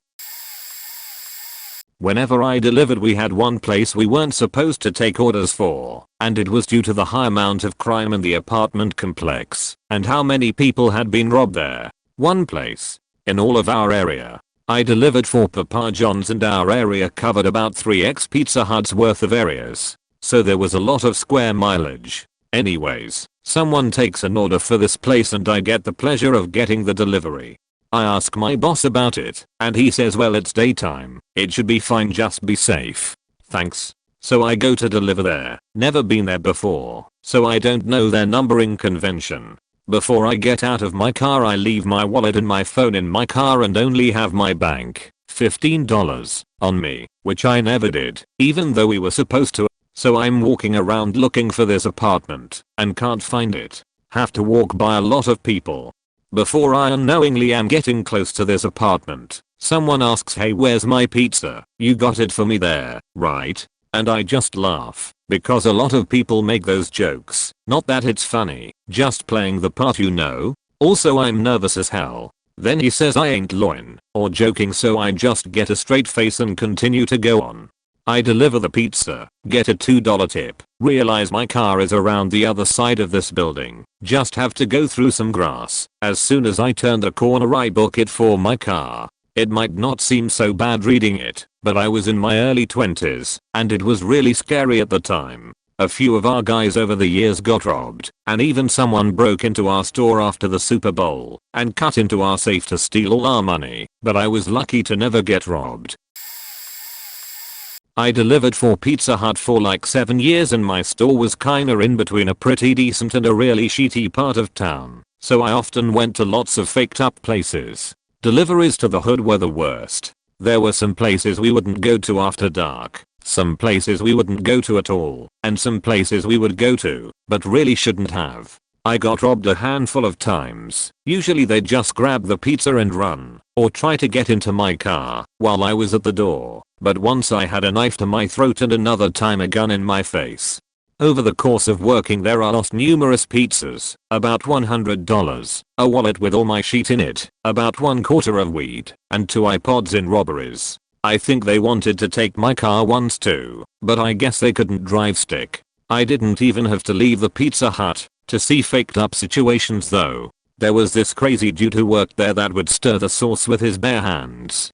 Just imagine the most disgusting, fat, crusty, lazy-eyed, missing tooth, smelly as motherfucker, and that was him, putting his bare, crusty faking arm in the sauce. Once I saw him puke out back for apparently no reason other than it was hot outside. I still fear that I will accidentally eat somewhere that he currently works. Other faked up situations involve naked people, junkies, crackheads, drug dealers, hoarders, people that tell you entirely too much about their personal issues. Drunk guy yelling at his kids, drunk guy yelling at his wife, scammers, entire 8-person families living in a single motel room that smells like Bigfoot stick, crazy one-legged diabetic guy who smells like Bigfoot stick, depressing as fuck lonely old guy in a retirement home that smells like Bigfoot's piss, etc. Just imagine a faked up living situation, and I probably witnessed it. I've been tipped with weed, beer, tigs, coke, fake money, coupons, useless and nearly useless, a copy of Bad Boys 2nd on DVD, and occasionally cash. It was quite an experience, and as much as the actual delivery sucked, I loved when I was just cruising around smoking weed and listening to music. I'm glad that era of my life is over, but I look back fondly on long deliveries to the edge of the map on the good side of town.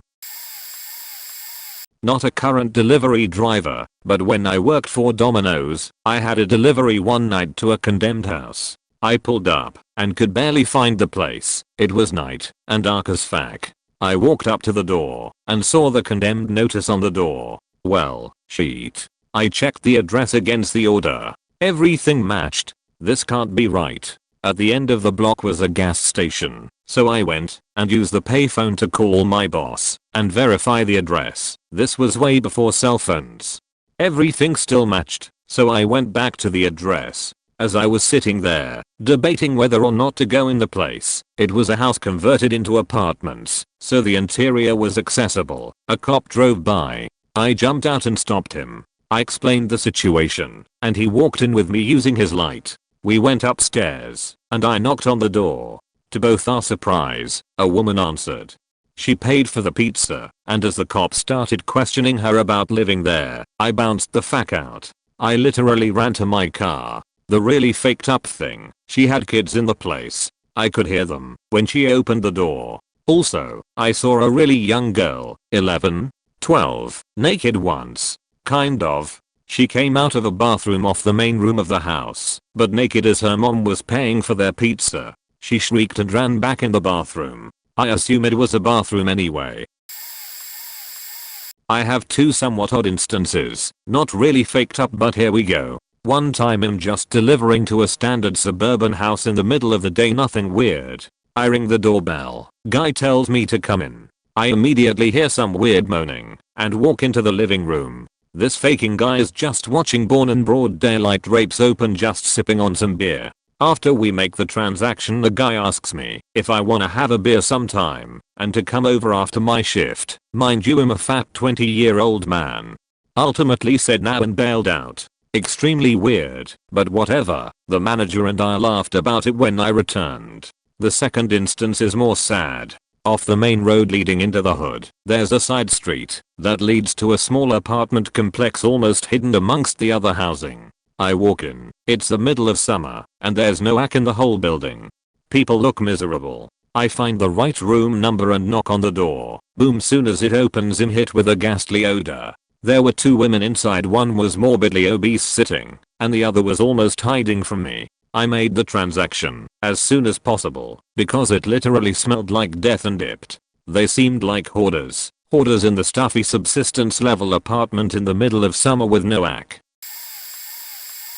Been years since I worked at Domino's, but I have 3 stories. When I was a kid doing it, I live in Australia, so you get a weirdly massive amount of people trying to fuck with you.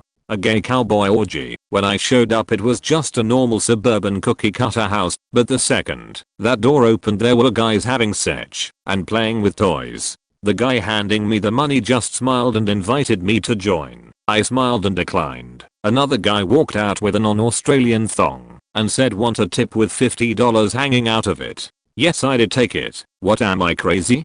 Went to this house on State of Origin. Big football thing. These 2 teenage guys were holding up a Setch blow-up doll and smiling with money in its mouth. I took the money out of it and smiled at them and said, looks like you 3 are having a fun night. They both went red when they realized that they looked like 2 people who were faking a blow-up doll together. I still laugh about that. I can't believe they didn't think about what they looked like before doing it. Bonfire or gateway to hell. These people had a decent sized backyard which they stacked a massive amount of branches, wood and all kinds of greenery and lit it on fire. Was a big fire. While you could see it, then the amount of smoke built up and made it blinding to see through. This covered half the suburb and the smell went on for who knows how long. I did hear the fire department showed up. I can answer this one, even though I'm a bit late. Get a delivery going to a trailer park a bit out of town. Delivered there a few times, but never this address. I get to the place. The guy's on the front porch with an entire 30 of empties around him. I say hello, and he stumbles and almost falls as he stands up, and I tell him it's $34.72. He goes inside to grab his wallet. The inside of his house is covered with garbage, beer cans, and hand-rolled cigarette butts. The table is covered with paper and loose tobacco. He counts out $32 from his wallet and says, you got change fair Hund? I tell him I don't, and that we only carry $20 or so. He proceeds to count his money again. Halfway through, he looks at me and says, are you one of the Mexicans? I tell him I'm not, that I'm Italian. It's the summer and I get ridiculously dark. He proceeds to say, was your grandpa a stonemason? Ironically enough he was. I know. I tell him this, and he just goes figures. He starts counting over again. He gets to $32 again, and again asks if I've got change for $100. I explain that I don't, and he begins to count again. As he's doing that, another dude walks into the trailer. The guy that ordered the food asks his buddy if he has any money. The dude pulls out, I swear to God, $2.72, quite literally had the exact change the guy was missing. He hands me the money and says I don't believe in leaving a man without a tip. He pulls out a huge cheese ball container full of pennies from under his sink, grabs a fistful of pennies, and drops it into my hands. All told, I was at his trailer for 40 minutes. TLDR, a drunk guy's trailer, where he took 40 minutes to count his money 3 times, and another dude came in with the exact change he was missing to pay for the food. In my town I have a really old motel called the Fountain Motel. Every single Thursday a man who seemed to have lived in there since the 90s orders a very unique order. I had heard tales of this man and how he smells like garbage and opens the door naked, but I underestimated this by a lot. So one of my first weeks working, I see the Fountain Motel order pop up on the counter and a piece of me got excited to finally see what this guy looks like. I take the order and 10 minutes later I arrive at this sketchy motel known as the Fountain. I knock on his door and I hear a really low grumble coming. I wait a few minutes and finally he opens the door. Let me tell you that the rumors of his smell were very generous. This guy smelled like he had been living in his own sheet for over 5 years. Things I saw when he opened the door: his same pizza order from the last 10 weeks just on the floor, unto shade, which contains 8 Dr. Peppers, 5 popsicles, 4 orders of mozzarella sticks, and 2 chicken parm dinners. Rotted floors and ceilings, cigarettes covered the ground like peanuts at a Texas Roadhouse. Oh, and his balls. This guy was wearing nothing but a pair of boxers with his balls hanging out. After taking this all in, I finally tell him the total, and he says okay, just throw it on the ground. I was very confused by this, and after placing the food on the ground he proceeds to pick up the tray of food and drinks and throw them all over his bed. He then takes the ticket, signs it with a $15 tip, and tells me to have a good night. By far the grossest, most faked up delivery I will ever go on. A delivery story, not so much a pizza one though. Still really weird. I own a small coffee shop in front of a social services apartment complex. We share the same address, but I have a different suite number. I still get deliveries to my shop of stuff that goes to the complex, but I'm usually more on the ball with sending it back now. I get a package that has my address, and I open it to find several hardback books. As I'm thinking, these aren't mine, I notice the name on the box and realize my error. It was meant for a very crazy guy who lived behind in the apartments. He was known for showing up at my shop at 6 AM and ordering 15 grilled cheese sandwiches a couple times a week to go. So I'm dreading it, but I close the box and take it over to his apartment. The curtains are drawn, but there's a light on. I knock on the door and immediately hear a lot of rummaging around inside, but even after a few minutes, no one opens the door. So I knock again, and a few minutes later, the door opens up.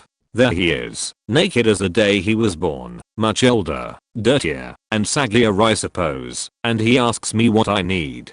I tell him the story, and he graciously takes the box. I notice behind him the filth he's living in, and not a grilled cheese sandwich in sight. We always guessed he was building something with them, or eating only grilled cheese. I said take care, and hurried away.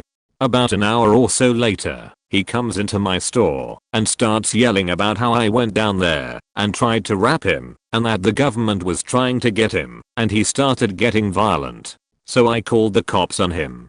They escorted him out, and I never saw him again. Not long after, the apartment complex burned down from a meth fire.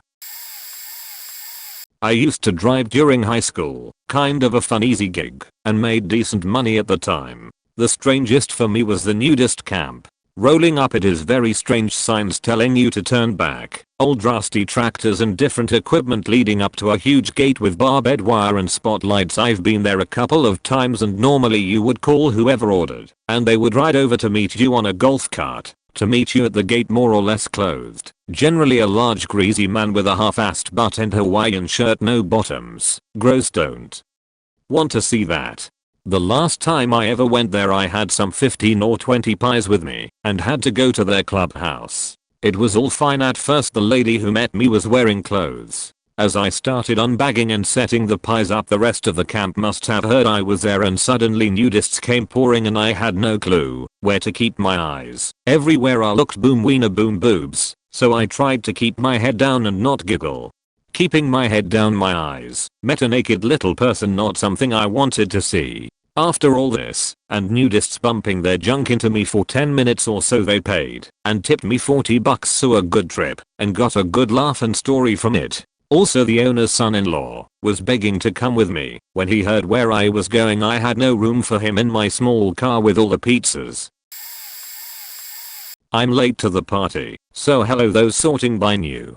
This also might not be as good, but still, sat, the Christmas hoarder. She lived in an apartment, not sure if it was a retirement community, but it was full of the elderly, so probably, with a bedroom, a kitchen and a living room that were all tiny. The whole faking place was covered in Christmas decorations, year round. She clearly had nowhere to store them. It was sad. Creepy. The Tower of Terror retirement community. It was / is this ugly tall brown faking building in kind of the wrong part of town. We sort of live in the suburbs, so it is very weird to see a building this big. It's gained kind of a reputation at our establishment as a creepy place. They had these really long grey hallways with no windows in it. It looked like something out of The Shining. Numerous old people answering the door in their underwear. One citizen in her 70s kept trying to offer one of my colleagues a glass of wine. Nothing really big, just a bunch of small incidents. We all agreed it was just a creepy faking place, and long after we all agreed on this, somebody was faking murdered there. One citizen's girlfriend tried to dump him, and he murdered her there, and hid the body in his apartment. I wasn't the least bit surprised when I heard this. Reposting you/running in circles 234's post from r/let's not meet. When I was 20 years old, so 6 years ago, I worked as a delivery girl for a pretty popular pizzeria in my area. Initially, I worked the late morning to mid-afternoon shift, but when the guy who delivered for the night shift ended up getting fired due to him losing his license because of a DUI, I was placed on the night shift, since my boss hired a family friend who could only work my shift for whatever reason. I really didn't want this shift, because you never know if people who order late at night actually want a pizza, or if they have other intentions in mind. Unfortunately, my boss was an asshole and essentially told me if I wasn't willing to work the night shift I was fired. I wasn't exactly in a position where I could be out of work, albeit temporarily, so I reluctantly worked the shift. The first month of this shift went by without any issues, until I had to deliver a pizza to a house that just barely made our delivery radius. I punched it in on my GPS and the house was located in a pretty suburban part of the city. I arrive and it's about 11 PM. The block was extremely quiet, decently lit, and mostly littered with modern townhouses, but the house I delivered to was a duplex. I ring the doorbell and wait for about 30 seconds. No answer. I ring it again and wait another 30 seconds. Still no answer. I'm standing there getting pretty nervous that something's about to go down, but thankfully a man opens the door. He looked like he was in his late 40s. He was pretty tall, maybe a little over 6 foot, and he was very skinny. I tell him his pizza is here, and he just stands there staring at me. I asked him if he was okay, and he responded by saying, "Yeah, I'm fine, sorry. I got off work not too long ago, and I'm zoning out a bit." Fair enough, I suppose. He hands me the money, I hand him the pizza, and as I'm making change he says, "You're really beautiful, you know that?" Not really thinking too much into it, I thanked him for the compliment and gave him his change. I said goodnight and he did too. I walked back to my car and finished my deliveries for the night. A few days later I get a delivery order to the same place. I head over there around the same time as last time and ring the doorbell. He answers the door very excitedly and said, "Hey, it's you again. How are you?" I told him I was tired and can't wait to go home, to which he chuckled and said, "I know that feeling pretty well," as he was pulling out his wallet. As he's counting his money he asks me what my name is. Being kinda tired at this point and not really thinking straight, I stupidly tell him my name. As I'm making change he asks if he could have my number as he'd love to hang out with someone as gorgeous as I am.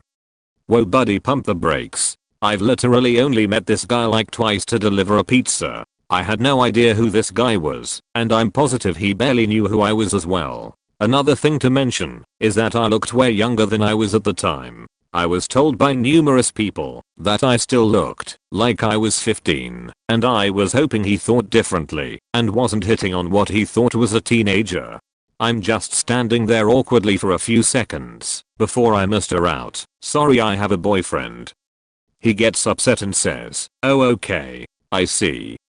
We stand there in silence before I tell him to have a good night and walk back to my car. He says nothing and still stands at the doorway staring at me until he finally went back inside once I started my car. I got a pretty creepy vibe from this guy and even brought it up to my coworkers and they agreed it was pretty creepy. Except for my boss, who overheard everything and claimed I was making up stories and trying to gain sympathy for having to take the shift faking as whole.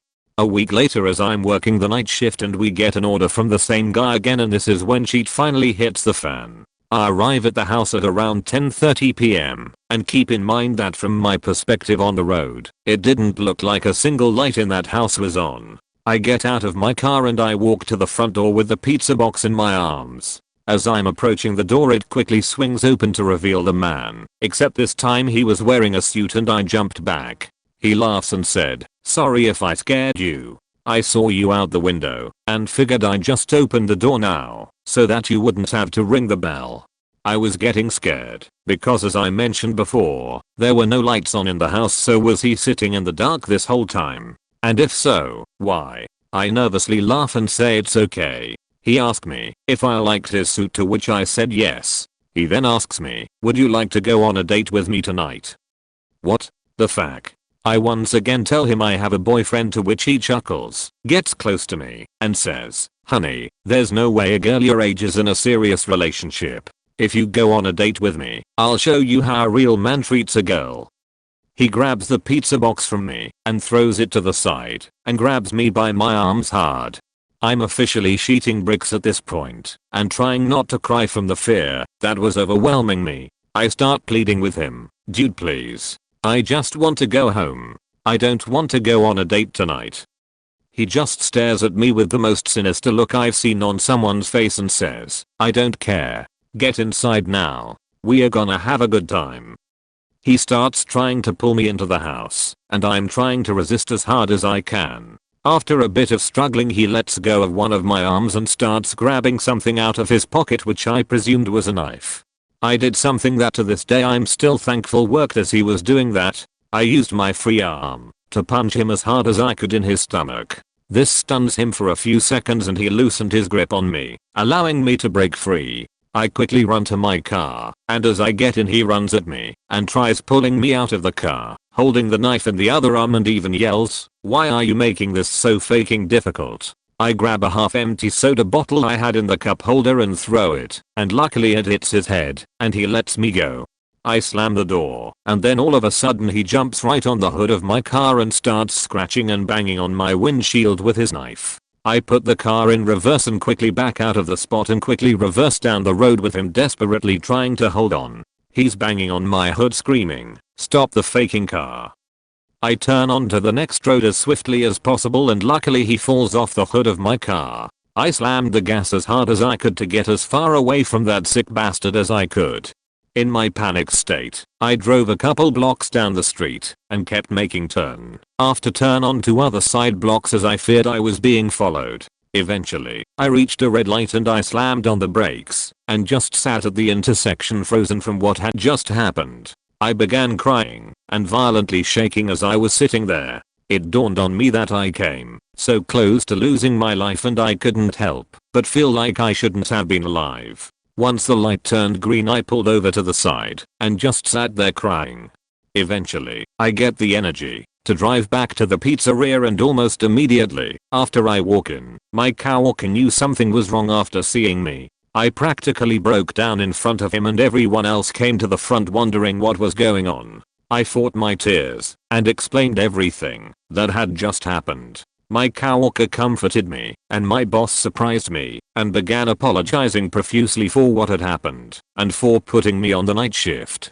He took me into the office and handed me the phone to call the cops. They arrive at the store and I give them my statement, as well as taking pictures of any marks on myself as well as scratches on my car from the encounter as evidence. My coworker followed behind me as I drove home, and I collapsed on my bed and strangely enough, I managed to fall asleep. I quit my job the next day and luckily a friend of mine managed to hook me up with a new job at her clothing store. I've got a few incidents from my time delivering pizzas. One customer who was known as a little weird got quoted 25 to 30 minutes on the delivery by the phone kid. We got a little busy at the same time he said this, and I got there about 33 minutes after ordering. I knocked and this weird ass lady said, "You're late, I should shoot you." She meant it as a joke, which is fucking idiotic, but that freaked me the fuck out. She handed me money I booked out of there, and called my manager, who then called the police. She got blacklisted. I delivered out to a trailer park on an order that was placed 5 minutes before close. I get there, knock, and a teenager opens the door with a smirk. He pulled out of a knife and said, "Give me all of your tip money." I said, "It's not on me." I had backed off a little already during this convo, but I just booked it and luckily made it to my car and got it locked. I got the fuck out of there. The creepiest one was where we got a delivery to a campground way out of the way off a highway. I got there, realized it had been closed for the season for over a month. I called the number, and he was a park manager having a end of season camp out with some friends, and they told me to proceed and just push the gate open. I did this, and went on to realize the cabin they were requesting me to go to was one way back in the woods down trails. It wasn't a nice night, it was raining, and pitch black out there. I had to get out of my grand bricks several times to move big branches out of the trail, so I could keep going down this narrow as road. I got tired of this, and thought he should just meet me at the gate. I tried calling the person back, and got no answer. Headlights showed up behind me. It turned out to be a cop. I explained what I was doing, sign on the car, dude, and what I was told. He called the park manager and they did not order pizza. He moved his car, and I got the hell out of there. I never got a follow up if anything was found out there. And honestly, I live in a really nice area. These things can happen anywhere. I've had at least 3 crazy experiences delivering that come to mind. The first one was a all men's bathhouse. I was told by a coworker it was some sort of gay club in my city. My first thought was, well, I might get a good tip. I showed up, and the outside didn't even look like it was open for business, and it was real discreet. No business name, just an address. I walked up to the tinted door and had to be buzzed in. Then there was a hallway and more doors. I began to wonder if my coworker was full of shit and this was just some small community center. I reached the end of the hallway and there was a doorman behind a desk with a sliding glass, like a receptionist at a doctor's. I looked at him and gave a name and he waved me on to go through the next door. I looked behind him, and facing me were 2 TV screens with no sound showing what looked like gay-born half-naked men all over each other, up and down, wearing whistles around their necks and dancing like the world was going to end. I immediately knew my coworker was legit, and not wanting to offend, I casually walked in. Also, it's worth mentioning I was 22 years old and am a heterosexual male. I'm in no way uncomfortable with anyone's sexuality, but this was like throwing a faking ham bone into the lion's cage. I was apparently expected to find a Dave in this maze of raving half-naked men. There was fog, bad lighting, and the music was pumping as loud as possible, I'm sure. I make my way in, calmly announcing that I have food for a Dave. Did anyone order food? Are you Dave? Meanwhile, I'm simultaneously being catcalled at from literally every guy in there, like they were loving this. Hey baby, I ordered extra sausage over here. One guy said, I'm not Dave, but I wish I was cutie. Then finally some gentleman comes up to me and offers to buy me a drink. So I set down my delivery bag and kicked back and got to know this man, and we both had a fantastic night. I never made it back to work that night after I met Eric. We've been living together for these last 6 years and frequent the bathhouse once a month to remember where we met and have a little fun. I don't know if this is common with other places, but in the town I deliver in, it is very common for people to invite you in to put their order on their counter while they get cash for the order. Anyways, I go to this house on a normal delivery and the house was really nice, so the invite in brought me no second guesses. I went in, and a bunch of ladies, ranging from one girl that was 22 maybe, and the rest 40, 70-ish, swarmed me. Out of the 20 to 30 that were there, I was surrounded by at least 15 of them. They started saying how handsome and a catch I was, and started asking my age, while doing the ending pose of the bend and snap from Legally Blonde. When I said 25, most of them get discouraged, and 2 said out loud, "Oh, too young to probably want to sleep with us." I started to get uncomfortable, and to make things worse, one lady said, "But she is young enough for him," and shoved the 22-ish girl in front of me.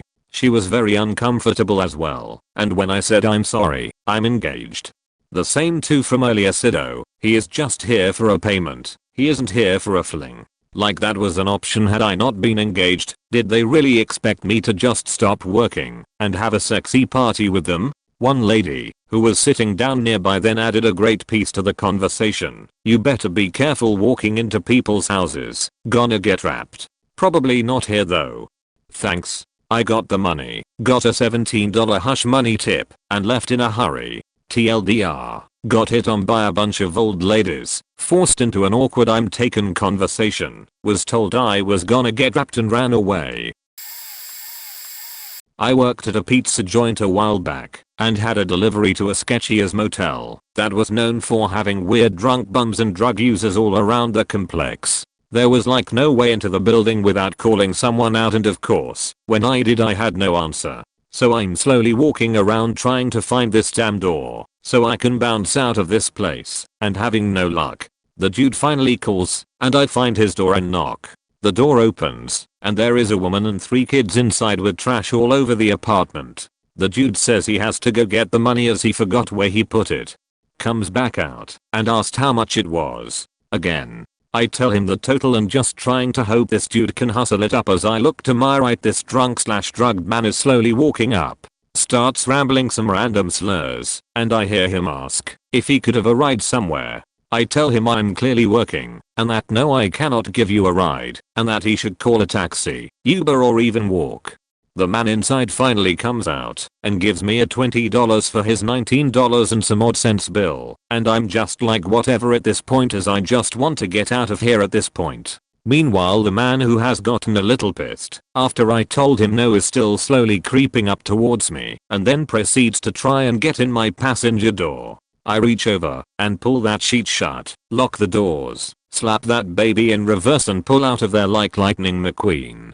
Not even an hour later, we see a rush of police vehicles and an ambulance flying by our store heading south. Don't think much of it until I got to researching what happened locally that night, and what do you know? A man was stabbed at the same motel that I delivered to that same night. Have no idea if it was that guy getting stabbed or him stabbing someone else, but I still get a little tripped out thinking about it, and the possibilities of that dude inside taking an extra minute or 2 longer to get his $20 from inside.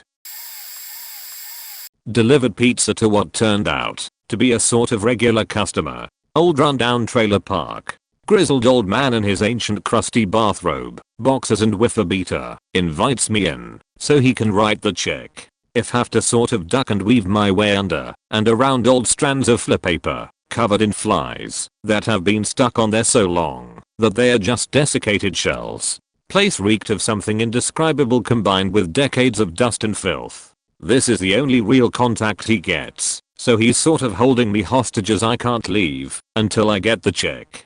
In the meantime, he's rattling on about conspiracy theories and how the government is spying on him. I just happened to mention something along the lines of a government conspiracy that I had heard somewhere. I can't remember what it was now, and he suddenly gets real serious. What did you say?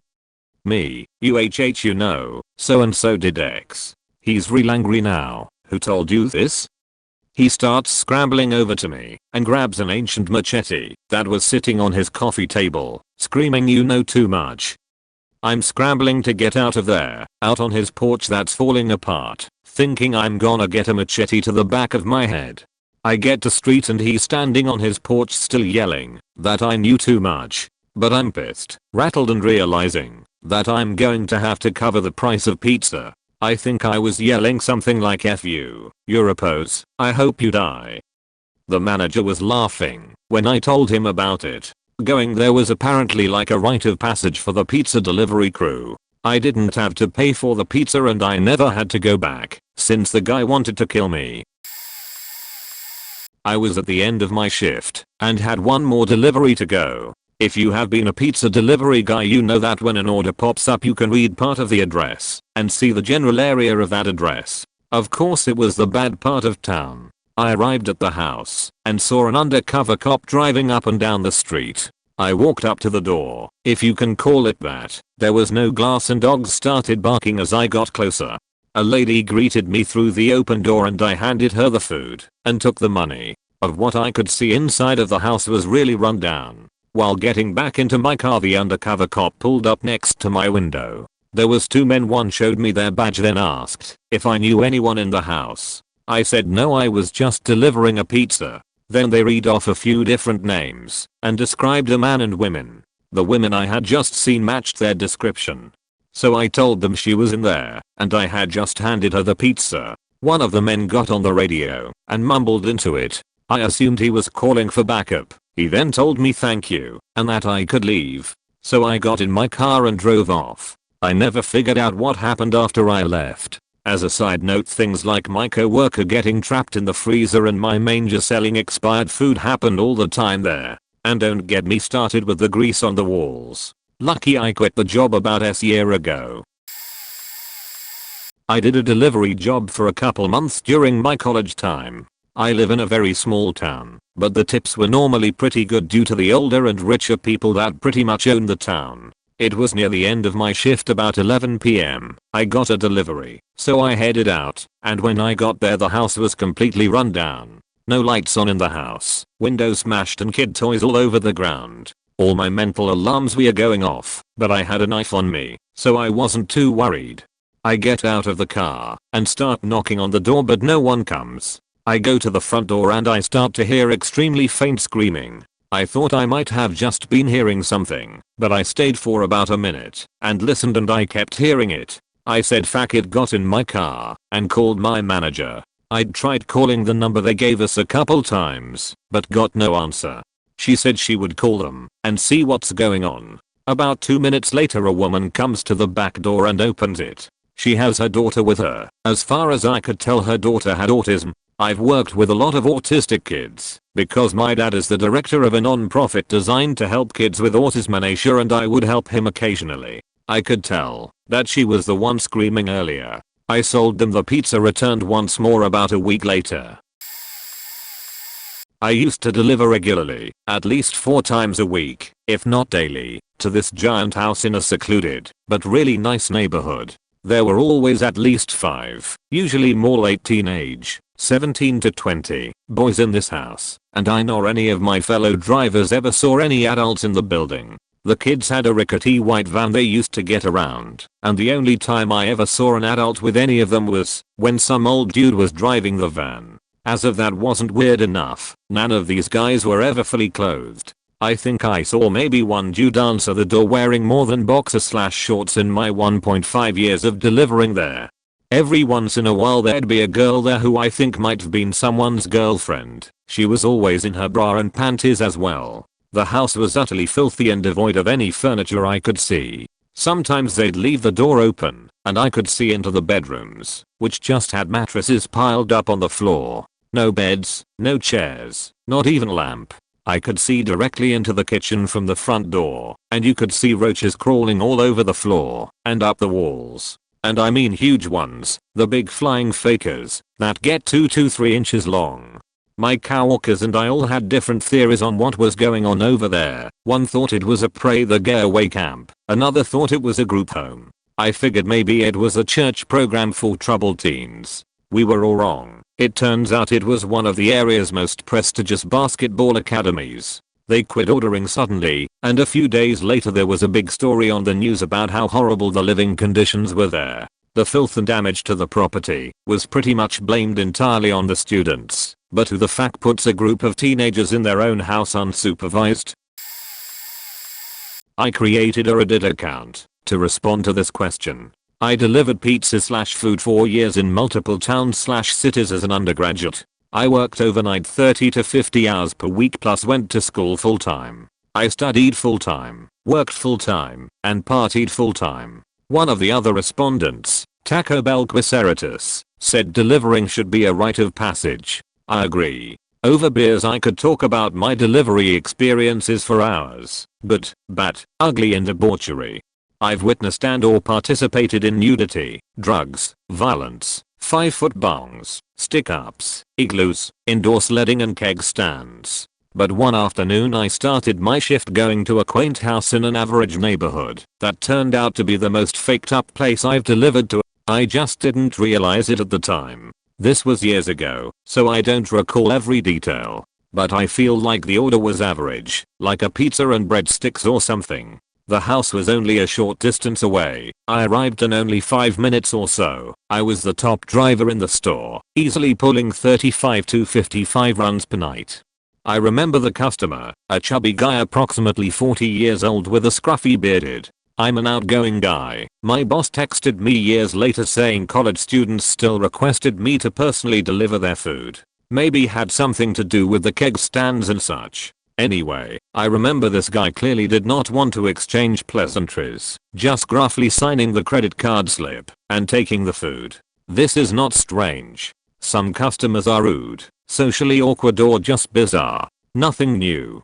Weeks later, our smallish town was abuzz with the news of a gruesome murder. A man murdered his mother and later dumped her body in a wooded lot owned by their family. We get crime in our town, even drug killings. But matricide was especially gruesome. Before my shift, I saw a newspaper. The front page was an article about the murder, emblazoned with a photo of the house I delivered to. I told my boss and he informed me all of our deliveries are recorded in the computer system. We stood aghast as the computer confirmed what I already knew. I delivered to that address.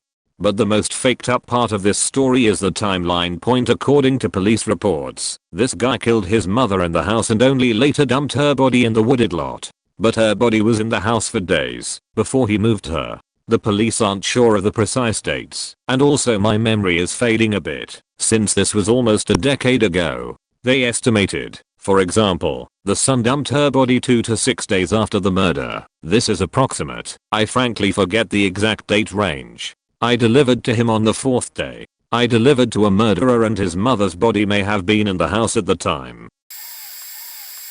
I'm not the driver, but I think I terrified one. While I was in college, me and my boyfriend ordered subs on a Saturday night. It was the busiest night of the week obviously, and they delivered until 4 AM. Last call was at 3 AM for the subs. Well, we were tripping on acid. Hard. We ordered during the come up and it hit us faster than we expected, and they arrived later than usual. The guy gets there, and I go to get it, and pay and I grab my wallet from my purse. Here's the problem, all of my bills looked the same. So here I'm with this kid trying to hand me my subs, while I'm standing there, not making eye contact at this point, just staring down at these undistinguishable bills, dumbfounded. I stood there for probably 2 minutes counting the 9 bills I had, of what had been various amounts, over and over hoping I could tell them apart. Finally realizing my mistake, I look up at this kid and the minute we make eye contact he's visually taken aback, while I stare at him with pupils the size of a dinner plate. The whole my time this is happening my boyfriend wasn't paying attention. I finally let out this very long which gets my boyfriend's attention. I think he put 2 and 2 together before he made it to the door, because I hear "oh shit" before he takes the money from me. And here this poor kid is still standing there while I'm staring a hole into his soul hoping someone would bail me out of this situation or my eyesight would magically work properly. All I can manage to say at this point is they all look the same. In this super confused tone, which I'm sure confused that kid even more. My boyfriend handles the transaction and the driver doesn't say a word the whole time we sit down, and out of nowhere he says he knew we were completely faked up. And thinking about the situation caused me to laugh for like 20 minutes straight. Also, the next morning, we realized we tipped the kid $15 on a $15 bill, and I felt zero remorse for it. I delivered in high school for a Domino's which delivered to the suburbs. It's by no means densely populated, but it is also rare to see large secluded properties. I grew up in this city, and so I was familiar with almost every place I delivered. However, there was this one time when I delivered to a home which I had never even noticed was there before. This was strange, because I had driven up and down that specific road fairly often throughout my life. The house was set way back. I finally found the house number, parked on the street, and started walking up the long path, which was somewhat overgrown and eerily secluded. As I got closer to the house, I realized that there were no lights on at all inside. This was very unusual. I was so thrown off by the situation that I rechecked the ticket several times that I was at the right place. So I walked up to the door and knocked. As I waited, I listened for any signs of life, but didn't hear anything. I then knocked a second time and rang the doorbell as well, but I was still met with a strange silence. So I called the number on the ticket to make sure I was at the right place. A girl answered, but she had a raspy voice that didn't sound right somehow. It sounded breathy and unused, almost like a whisper.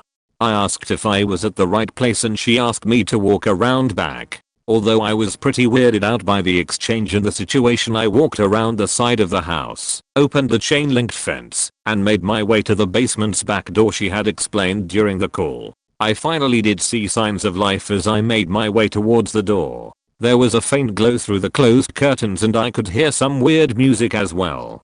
I knocked on the door and waited for the woman to answer. I don't know what I was expecting, but the lady who answered the door clearly had not been outside in ages. She was incredibly pale and had shaved her head. Her eyes were sunken in with bags under her eyes as well. Initially I thought she might be going through chemotherapy or something, but that didn't seem to fit. She was also listening to some type of tribal drum music. The only light inside was coming from a room in the hallway behind her. She went back into that room for some change for a tip, and that's when I got a view of the room behind her. She had decorated the entire room with mannequin heads. From my view I could see at least 20 of them. It looked like she had modified some in similar ways to House had modified his toys in Toy Story. Some had nails poked through, so it looked like hair. Some had weird drawings on them. Some had mohawks made out of bizarre objects. Others had eyes cut out and ears missing. It was all pretty unsettling. I couldn't get too close of a look though, because it was pretty dark inside, and she came around the corner with my change after a few seconds. The instant she handed it over, I noped out of there real quick. Hairs were up on my neck the entire way back to my car. It was also unsettling. So I have to preface this by saying I'm on mobile and I'm an assistant manager who works both inside and on the road, but the story I'm going to share isn't my experience, it was my coworker. So the driver pulls up to the delivery, a rehabilitation facility, think retirement home, but more hospital and medical looking, and as he is looking for a parking space he realizes that there are multiple first responder vehicles already there. So he goes in, starts observing the situation, and heading towards the customer's room number, when then police stop him. "Where are you going?" "I'm going to see customer in room hash." "No you're not." The cops explained to him that the customer whose food it is was the reason they were there. That was the day we found out that it wasn't just a rehabilitation facility that we had been going to, it was one for specifically mentally ill patients. Not an issue, but definitely new information. What happened was that the customer who ordered the food had an episode right after he got off of the phone. Again, not sure of the details of the situation, but it was enough to have police, fire, and ambulance. So the police took the order down to him and had the customer sign the delivery slip and bring it back from the driver. He went back to the store kind of still wondering what the hell had just happened. Nothing like that has happened since, and we still deliver there with no issues. Once I delivered to a customer who would notoriously order pizza while he was completely wasted and then forget he did it before we got there. This time, I get to his front door and realize it's happened again because he's not answering the door. I knock, I ring the doorbell, and finally call his cell phone. I can hear it ringing from the front porch. I knew he was passed out inside. I called the store and they wanted me to wait for him to wake up. Apparently it was slow enough, and he ordered pretty frequently. So I walk out to the sidewalk to wait a while. Next thing I know, I hear barking and look up the street to see a massive angry pit bull coming right for me. I've grown up with big dogs my whole life, and I knew this dog wasn't trying to play. It literally was lunging at my legs and feet while I used my pizza bag as a shield to fend it off. I kept looking up the street for an owner and couldn't see a single person outside. I carried a knife for protection and was thinking how horrible it will be if the only time I've ever used it was to stab a dog during a pizza delivery.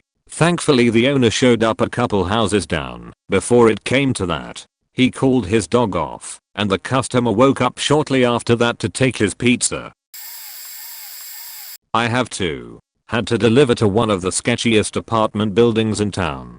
This was my first time delivering there, but I had heard about it from my coworkers, so I basically knew what I was walking into. As soon as I stepped foot into the building it reeked like weed and everything was deteriorating. Finally got up to the apartment I was delivering to and some old half-naked greasy dude with stringy hair answered the door. I could see into the living room and some half-naked obese lady was laying on a pull-out couch that had no sheets or anything. They both kept giving me creepy looks. The dude was rushing me a lot even though he couldn't remember the total and had to scramble for cash. The order was like $50 worth of food. Ended up with a 10-cent tip and basically ran out of the building cause it gave me the creeps. Delivered to a different sketchy apartment complex. This one was smaller, I think it only had about 6 apartments. The door knob to get in was broken and falling off. Walked into the overwhelming smell of cat piss and mold. The floor was all faked up and stained, as well as the walls. I knocked on the door and this crackhead lady answered in her bra and some shorts. She kept asking me to repeat the total and was going back and forth in her apartment to find change. Looked like a hoarder situation too, and the cat piss smell was way stronger at her door, although I saw no cats. She finally found enough change to pay for her food, and I got to leave. Luckily I never had to deliver to that complex again. Was late at night too, so I was pretty sketched out. The back parking lot wasn't well lit, and it was on one of the worst roads in my town. Also didn't get a tip. AWW man, I finally have a story, but I'm so late. Okay, so I was driving pizzas around my hometown for about a month, and I knew the area so well I didn't need a GPS. I loved the job. Tips were nice, and it was real easy going. Well, one night I had a delivery just outside my town in the middle of nowhere. I turned on my GPS because I didn't know the area well enough, and I went on my way. It was about 11 o'clock at night, and it was my last delivery. In half a mile, the destination is on your right. Okay, in half a mile make a U-turn. Wait, what? I drove around this place like 5 times. I figured might as well walk to the dot on the map. It's not that far. I park on the side of the ride and start walking through this forest area. It's dark as fuck, and I'm starting to freak out. That's when I heard someone walking behind me. I quickly turned around and pointed my phone flashlight on where I heard the noise. There in front of me was a massive 4-legged beast. I could see its eyes because of the flash in my phone, but it was like anything I've ever seen. I froze in place, shivering with fear. In one swift movement I threw the pizza like a frisbee to the side, and this biggest motherfucker jumped at it. I never hold this harder in my life. At the time I was pretty overweight, but I was flying. Adrenaline is a hell of a drug. I still have no clue what that animal was. The man never got his pizza and never called to ask where it was. I never told anyone because I still don't even know if it actually happened. I was not on any drugs or substances at all, but I swear I've never seen anything like that thing in my life.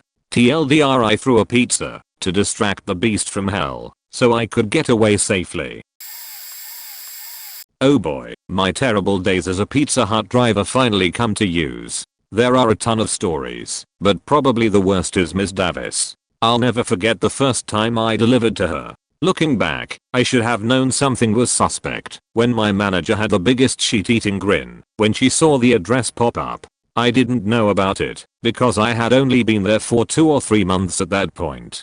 The address itself was already bad news because it was an apartment complex literally on the line of where we stopped delivering. This place was a death knell for drivers because it was 20 minutes one way if I decided to speed. For those that don't know, Pizza Hut for the longest time paid 1/2 the minimum wage for owed time. The idea is similar to that of serving. Between driving and interaction with the customer it was a 45+ minute trip, so tips were extremely important to actually make some money. Naturally, this apartment complex, and I do mean literally every single delivery there, never tipped. I get there in a bad mood, since this is a huge waste of time for me, but I always try to be nice. Part because that's my personality, part not wanting a complaint, and part holding out hope for a tip, even though I know it's going to get destroyed by the black void of death, that is customer service. I walk up to the door, like usual, and knock. Little did I know, nothing else was ordinary after that point. There was the immediate response of, "Who is it?" "It's your driver from Pizza Hut, ma'am." "What? I'm the Pizza Hut driver." "What? Oh my god.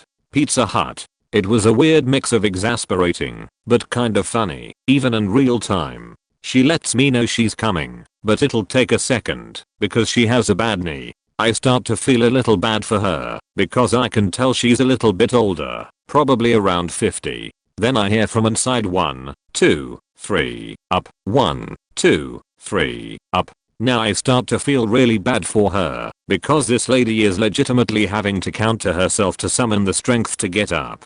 After about 2 more chances she made it to her feet, and wobbled to the door with her cane. Then I heard the door knob turn as the door opened. That's when it hit me. The smelliest, most disgusting smell that has ever invaded my nostrils. I'm talking worse than a spew of baby diarrhea. Worse than if you were gone for a week in the summer and your dog crapped in the house and it hotboxed the whole time. Worse than if you were Mike Rowe in a sewer episode and decided to submerge your head and suck some down through your nose. My mouth immediately started to water, like I was going to projectile vomit at any second. Luckily, I managed to keep my cool. Besides maybe my eyeballs, which she probably cold views to eat the pizza on because they shot open to the size of saucers. She immediately began to apologize about taking a while to get to the door. A long, complicated tale of how she fell through her old landlord's stairs, had injured her knee, and he had still yet to reimburse her for medical bills began to unfold. I heard the basics, but I couldn't focus because I began scanning her apartment for the smell, and it was very apparent. There were old pizza boxes, dinner boxes, and, for some reason, a plain old cardboard box. There were dirty dishes scattered everywhere alongside all of her dirty laundry, including her socks. Scraps of food littered the floor, and beneath all of the filth I even saw a cat. Upon closer inspection I could see pee spots and even mounds of scat. The cat scurried off, likely after a mouse from the Pied Piper. The last straw was when I looked on the floor and saw her old diaper. I finally cut off her speech and said I had to go. She slowly counted the coins to give me the exact total and apologized for not giving a tip, but said if I'd get one if she saw me again. I was grateful just to leave the smell behind as I had began holding my breath until I took my leave. Lo and behold, not 2 weeks later I have to deliver to her again. Everything above happened again, including a promise to tip me next I came. Edit. I just remembered that when I got back my manager told me she said the pizza was cold, so she got store credit. Happened I think 2 more times until my manager said she wouldn't give her any more credit and she stopped ordering. Not pizza, but I used to work for a delivery company that delivers a whole bunch of items, a courier basically, but it's a same day service. Who cares? Doesn't matter. Few instances come to mind. One night I was driving on a country road, pitch black, no lights or such. I drove a van, Mercedes Sprinter. I continued down to where the sat-nav said the house was. Pulled up to this old blacked out house, huge driveway and gate, with a smaller building to the left. I left the running lights, tiny yellow lights on side, on and got out the van, grabbed my torch, and walked round the side of the van. I was reaching into the van and heard this rustling next to the building, and in a shot I fired my torch at this long white figure and my chest nearly caved. A pure white horse stuck its head out from a half door from the building and nearly killed me off in the process. Had to deliver to a few farms with power cuts and such. Not mine but a colleague's. He was driving down a farm road and jumped out to pee on the side of the road.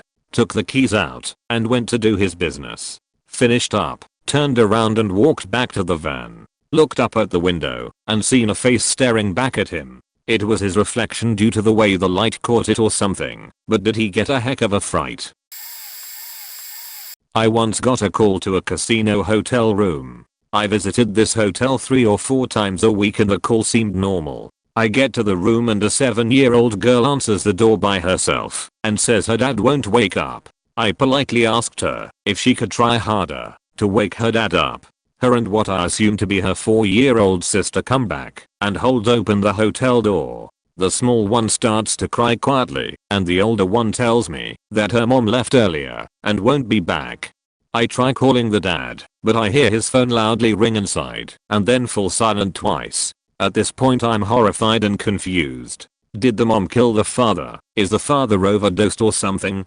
I call the pizza place and tell them what was happening. The 7 and 4-year-old still holding the door. My manager proceeds to tell me they are very busy at the store and I should get the 7-year-old to sign in place of her dad. I then had to complete a transaction with this little girl signing in her best cursive writing on the line. They brought the pizza inside and I just stood there debating calling the authorities for a good minute. At very least bad parenting caused those girls to have to fend for themselves. I will never know what happened that night and it haunts me. Late to the party, but I was helping my friend deliver Chinese. We went to this project-esque type apartment complex. My friend handed me the bag of food and told me to run it in the building and the apartment was on the 2nd floor. When I got in and started knocking on the door, guys came from stairs below and stairs above and ambushed me. They pinned me against the wall and held what was obviously a cell phone in their pocket against me and pointed it at me trying to act like it was a gun. I started laughing because I thought it was ridiculous to use a fake gun to rob a woman for $20 worth of Chinese. They didn't appreciate my laughter and began searching my pockets for other valuables as well. Thank God I left all my stuff, cell phone / money etc. in the car outside my friend. After they got the food and had gone through my pockets, they let me go and took off out the back of the building. I took off running as fast as I could out the front. I was completely in tears as I got to my friend's car. I thought it was crazy to do all that over $20 worth of food. Like, at least order something expensive if you know you're gonna rob the delivery person. My friend thought I was making it up and demanded I pay him for the food. I demanded that he take me the hell home and we are not friends anymore. Pretty late, but oh well. One time I was delivering to the smell looking house in the middle of a wooded area a few miles down a single lane road. It was about 5:45ish, so the sun was going down, early winter / late fall. As I park, a big old doggo comes prancing up to my door. Typically, delivery people scare easy with big dogs, with good reason, but I was raised with big dogs, so I got out of my car with a pizza. The dog was really friendly and sweet, thankfully, and joined me on my walk to the front door. Knock on the door and 2 dudes answer it, one in doorway, one standing behind other guy petting the dog. Give off my usual greetings and hand the closest dude the receipt to sign. As he reaches for it, he asks me if the dog gave me any trouble. I chuckled and said no. The dog came back to me and I started petting her. The dude starts signing it and keeps asking me if she gave me trouble. I sternly say nope and start to get the pizzas out. This guy then starts trying to get the dog to get me and sick me. She doesn't react and I don't either. He keeps doing it, all while his friend, who I'm handing the pizzas to, is laughing. I get the receipt back and notice the guy's face as he hands it back to me is a lot less fun and more serious. I pet the dog one last time, tell the pair to have a good evening and walk away. As they're closing the door, I can hear them both scolding the dog for not attacking me, calling her a bad dog. Haven't heard of any dog attacks on any other cowhawkers, so I guess it was just all a joke that went on like an SNL skit. Too long. I delivered a pizza to a house just outside of the city. On the way back, I stopped to help a car that pulled over in front of me with their hazard lights on. I pulled up beside them and thought it was weird that nobody rolled down a window or made any kind of contact with me for around 15 seconds. The passenger then jumped out of his side of the car yelling that they needed help as he made his way toward my car. I thought something was weird about this. As I started to pull away, before he could get to my passenger door, he began shooting at me. I ducked my head after the first shot entered through the back window and embedded in my passenger seat headrest. Another shot entered through the rear window, while the other 3 only hit the outside metal parts of my car. He missed altogether with another shot. Turns out it was a plot to rob me. The pizza was ordered, and the guys were stationed down the road to intercept me. They knew who I was, and they knew that I would be able to recognize them, as I had delivered a few orders to them before. The guy wasn't wearing anything to cover his identity, which leads me to believe that he would have shot and killed me if he would have made it inside my car. By the next morning, they had arrested all of them. The shooter was found guilty of attempted murder and sentenced to 40 years in prison. He later appealed that sentencing because there was a word wrong in the jury instructions. He won the appeal and ended up being sentenced to 10 years and was released November of 2010 after 5 years. The remaining 5 years were to be served as parole/probation. He was arrested twice for parole/probation violation when he was only a couple months away from total freedom. I laughed. TLDR, some people tried to murder me for pizza money. They shot. They missed. They got caught. They did time, but not enough, then did more. Germany, around 11 PM and I delivered a pizza to the hospital. They told us to go to station 11. I went up to the station, through some heavy doors and there were no flips for the light. It was pitch dark point at the end of the corridor. I saw a room with light, so I went straight to it. On the way I passed many rooms with open doors. Left and right I heard machines pumping and people moaning or some horror breathing. I walked fast. Really fast. After watching some horror/zombie movies in hospitals, many scenarios were going through my head. Eventually I made it to the safe room and nobody was there, except some heart rate monitors. It was the kitchen for the staff. After a few minutes finally someone came. He apologized that I have to wait and told me he was smoking outside. While we were going through the procedure with "Here is your pizza, give me my money" with a tip, suddenly a heart rate monitor was going on off. A straight noise, and when you watched Scrubs or something like that, you know someone's heart stopped to beat. He was ignoring the noise and still counted the money. I asked him if someone died and what he was going to do. He laughed it off and told me, "Yeah mate, just someone lost her electrode or he really died." He turned off the noise and told me he would look after he ate the pizza. I was, "Yeah cool, alright, time to go." I grabbed the money and went straight to the car. Back at the pizza delivery, a coworker told me station 11 is a death station. People there were nearly dead and the machines are helping them to breath. Many of them are old people, so there are some deaths here and there. For me it was a really scary first experience. I worked for some months in the pizza delivery, and it was my first time delivery to the hospital. Sorry for my English, not my native language. This will be so far down the list of comments I doubt anyone will read it, but here goes. I've been a delivery driver for 5 years now in 3 different cities in the Seattle metro area. I've seen and experienced a few things. It was a beautiful sunny day, and I head into this gated, well-manicured 50+ subdivision. Pull up into the driveway and ding the bell. Older gentleman answers the door. The first thing I notice is multiple piles of puke in various places on the floor. Looked like dog puke. The guy stumbles unsteadily towards me to take the pizza. I try to hand it to him, but he sort of freezes up and just starts falling over in slow motion. I thought, oh shit, the dude's having a stroke. I go against all my pizza driver training and step in the house a bit to help him to not hurt himself. He seems upset with himself, says "God damn it" and declines all my offers for help. Honestly didn't know what was happening or what to do.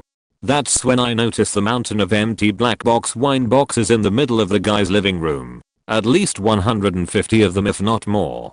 I notice more puke. Little piles of throw up all throughout his house.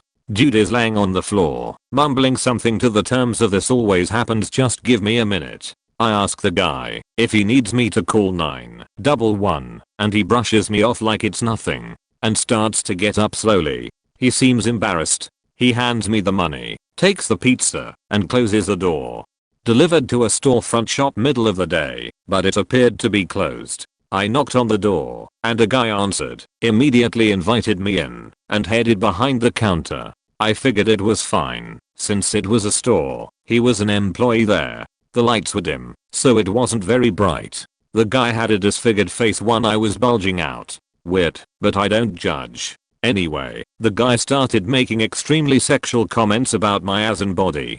FYI, I ain't nothing special to look at, it made me incredibly uncomfortable. He was taking forever to count the cash he owed. Continuing with the comments. When he finally finished, I snatched the money and left the pizza and ran out while he was calling behind me that he wanted a picture of my ass to post on his Facebook. Scared the ever living shit out of me. Another time a 50+ guy answered the door in nothing but his saggy not so tighty witties. I'm female, but I think any gender would be disturbed by that. On a separate occasion I tripped off a customer's front porch and very badly twisted my ankle. The customer shut the door and pretended not to notice. Took a phone call for a delivery from an odd person. Pepperoni pizza. New customer. To pay cash. I get to the address provided and it's some ramshackle of a house. Garbage all over. Boarded up windows. Junk cars in the yard. I knock on the door and a very disheveled man answers looking at me like I'm nuts. I ask if he ordered pizza, and before he can reply I hear his, I wanna say, woman scream from the depths of their cave, we ain't ordered no pizza. Get out to here. Obviously I'm confused. So I call the number the customer gave when they placed the order. Guy answers, not the dude from the house, tells me to give my phone to the guy at the house. House guy is protesting loudly he doesn't know the person I'm on the phone with. The guy I'm on the phone with is insisting he does. Woman is screaming in the background. This chaos goes on for 10 minutes before I give up and hang up and just leave. Next phone bill I receive, I have $90 long distance charge for making a phone call to some country in South America. I have more, but I'm tired and don't think this will really be seen by many, so I'll leave ya with just those. I'd just finished high school, and out of a combination of boredom, not wanting to spend a lot of time at home, and wanting money, I spent the summer break between finishing high school and starting uni delivering pizzas. Something I should point out is that it was a high density area of Brisbane, Australia, and we were the third busiest store in the city, so I was delivering on an e-bike, which presents security challenges of its own. You can't actually lock the bike. So you need to take all your change, valuables and keys with you to the delivery door or risk it being taken and deducted out of your pay. Often I was doing double deliveries, frowned upon but often necessary because of how slammed our under-resourced store was, and I did actually have a druggie try to take a pizza out of my bike as I was delivering at the door. Pretty lucky it only happened one tbh, but onto the stories I often had to deliver to pretty much the worst building in inner city Brisbane. On a bike. Sometimes at 1 AM on a 28°C night in summer. This building was more or less halfway between public housing and straight up a rehab kinda place for those with drug problems. It had such a bad rep I was instructed to never go into the building. Even with 3 security guards standing in the foyer one night I parked my bike near there, and pretty much there were 3 police cars right there on top of the usual security presence. Turns out some troubled teens were being separated from their troubled family right there and then. Then the guy I'm delivering to stumbles out of this laneway and I think he was speaking English, but it was very close to impossible to tell, surely on LSD in combination with other stuff. He, I think, asks for the pizza. I give it to him, but for whatever reason he pointed to another order in my box insisting that he wanted that instead. Now this guy hadn't even paid via credit card yet, so I needed to collect cash of this guy. Less than 5% of my deliveries, but first get him to stop trying to grab this other delivery. I don't know how long it took to try to reason, but I'll let him take his pizza and let him pay online later, which he did.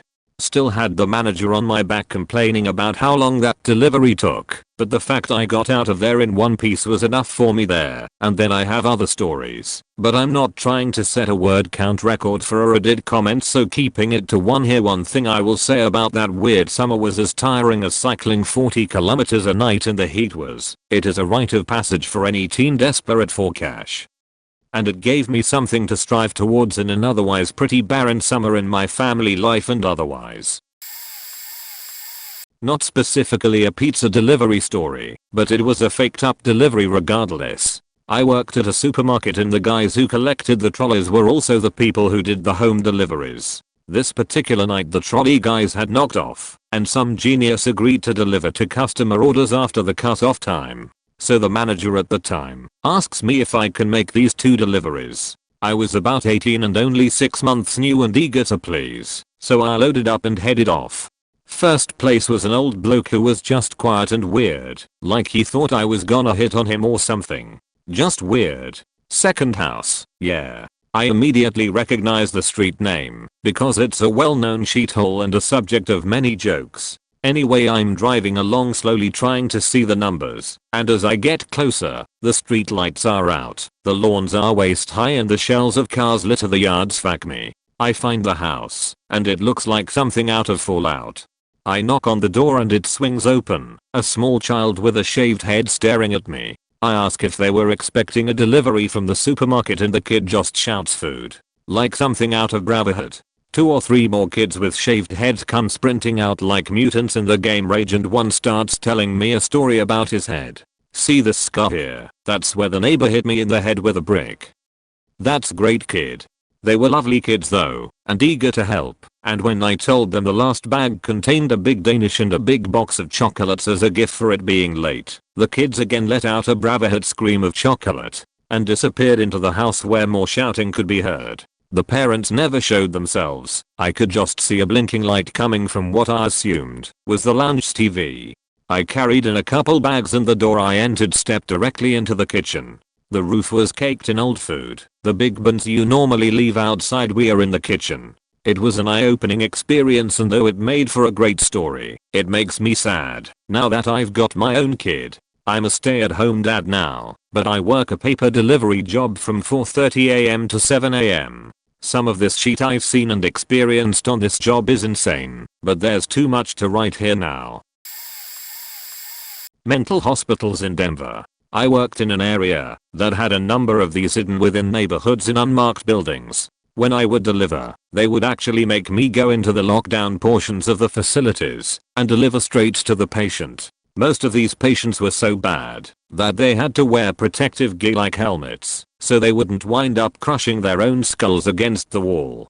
These were my patrons. It became too heavy for me emotionally to continue, and then my store got held up with a semi-automatic weapon and the guy only made off with $35. He's in jail now. Man, between Uber and all the different driving jobs I've had, I'm mostly surprised I'm still alive. Last delivery gig I ever worked was last summer and my car got totaled and my liver lacerated by a drugged old man peeking out of a Carl's Jr. parking lot, straight into traffic, T-boning me.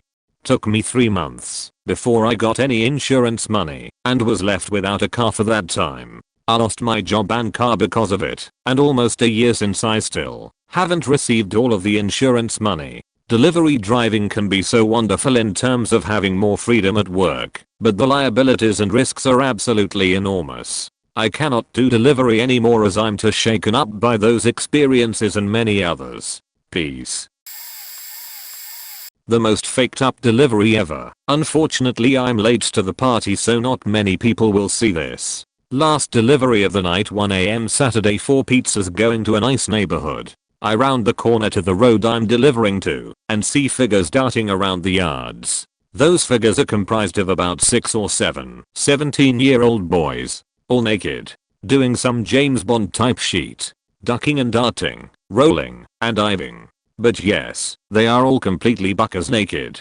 I get to the house I'm supposed to go to, knock on the door and wait, all the while these kids are all around me playing some kind of naked war game. Lo and behold, no one is answering the door. Of course they aren't, because I'm delivering to these naked dudes. They aren't in the house. They are in the road, behind neighbors' houses, behind bushes. Anyway, I walk around the house to the garage area and knock at the door in the open garage. Look through the window as I'm passing, and there is yet another naked boy teen on the computer. He didn't get up to answer, of course.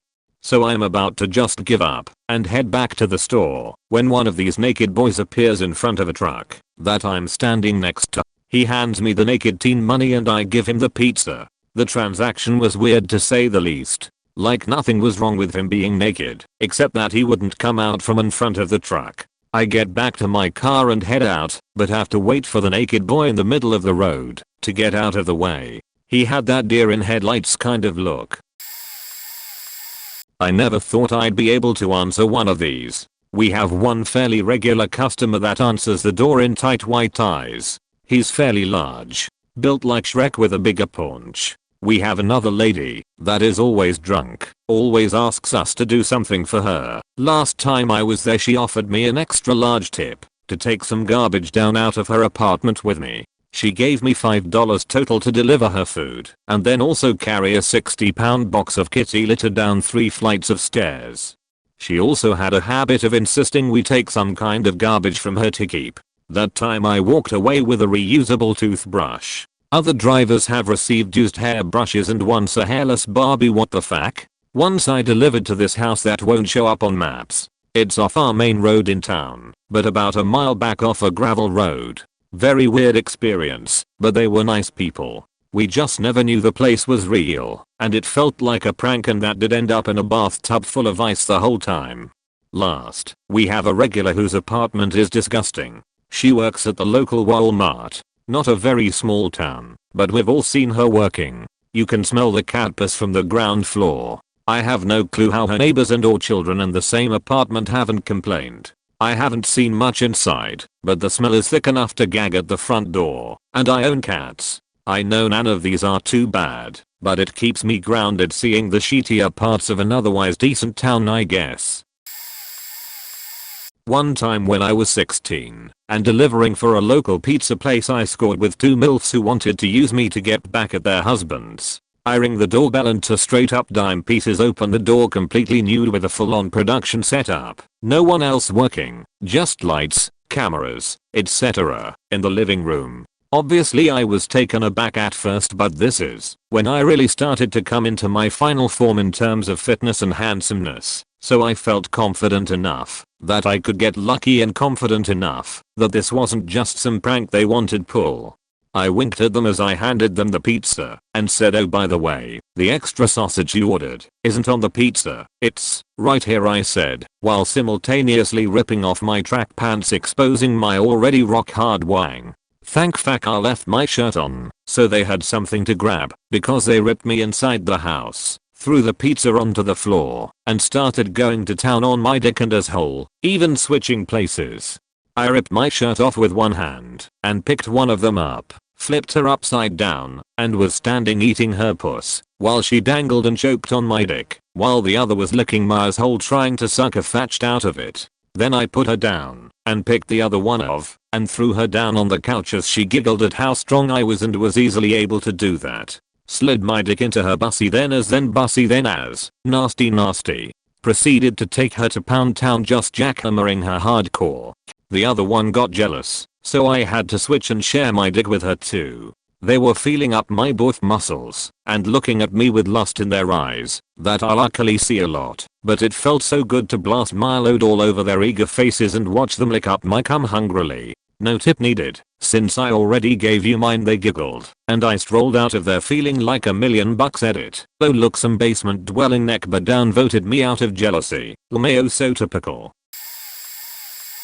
I was a Domino's delivery driver in New York City back in the 90s. They had me on one of those shitty scooters, basically a dirt bike, but it wasn't bad for side streets. Anyway, I guess I didn't look at the delivery address too closely before I left, because when I got to the street in question, the number was 122 and 1/8. So I'm wandering around between 122 and 124 muttering to myself 122 and 1/8. Where the hell is 122 and 1/8? Then a faking voice from below yells, "You're standing on it, dude. Just slip it down here." And a 10 bill just rises up from beneath the sewer grate. So after the initial shock, I'm just thinking, am I actually gonna do this? But the clock is ticking, and I have to get back to pick up some more deliveries. I decided, fuck it, a 10 is a 10, and gingerly slide the pizza box through the grate and let go, just as I snatch the bill. Phew, survived an transaction with some nightmare sewer goblin slash hobo hermit slash mutant creature. So as I'm turning away, I realize that 10 isn't enough. I yell down that the tab is supposed to be 13, and the dude yells back, "You're 2 minutes late, dude." Okay, so it was kind of difficult finding an address that's a faking fraction, not to mention underground, and not a legal dwelling. This motherfucker has the audacity to throw some Confucianist hobo shade back at me with, "Wise man say, forgiveness is divine, but never pay full price for late pizza." New York was bananas.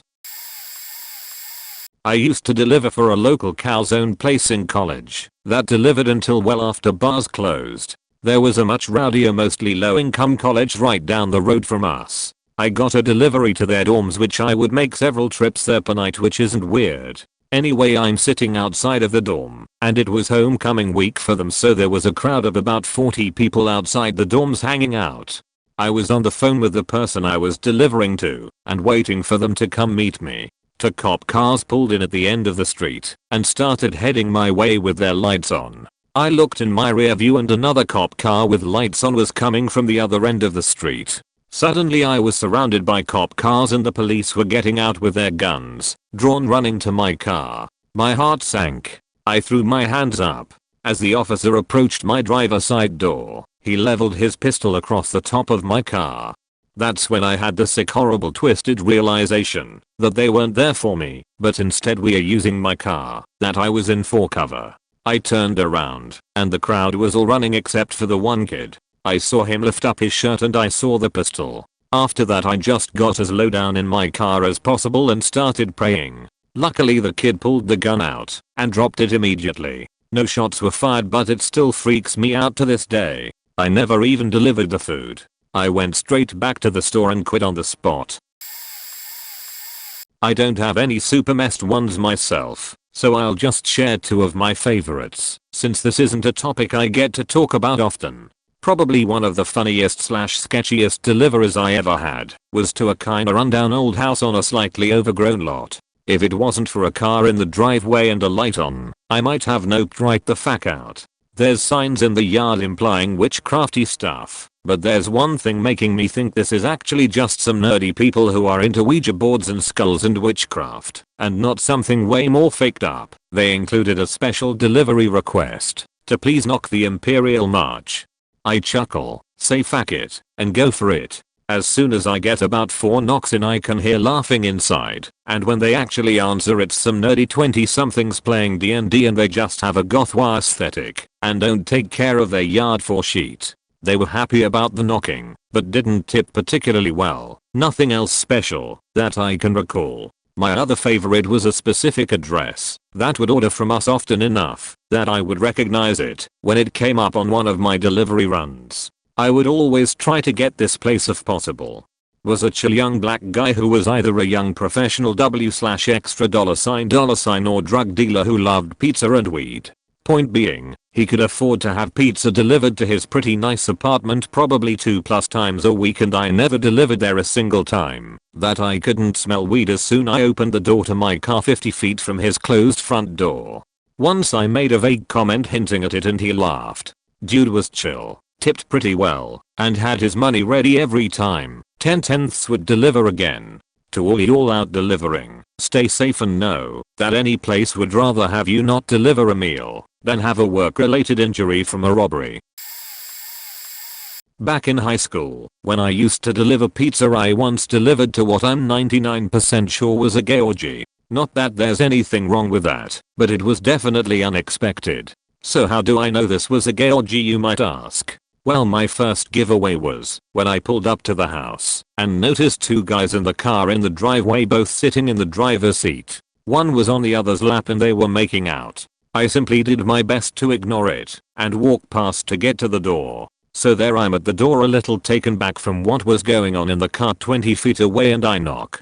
When the door opens, this guy comes, and he's wearing booty shorts and a shirt with the bottom tucked through the neck. Not sure what you call that. I hand him his 2 extra large pizzas, and he said he'd be back to get the money. That's when I can see what's going on inside. Inside there's about 8 other dudes, give or take. Some were making out, others were just walking around and talking. About half were dressed similar to the guy who answered the door, and the other were just in what I assume they'd normally wear. Finally the guy comes back and gives me the money. $4 tip for more than $40 worth of pizza. Like, come on man, I'm giving you guys fuel for your orgy. And I start to leave, and that's when the 2 in the car get out and head into the house as I walk back to my car. Overall it was just a very odd experience, and I felt like I deserved a better tip for what I had to witness. TLDR, delivered to a gay orgy back when I delivered pizza in high school. Giveaways included 2 dudes making out in the car and a bunch of dudes dressed in skimpy attire inside the house.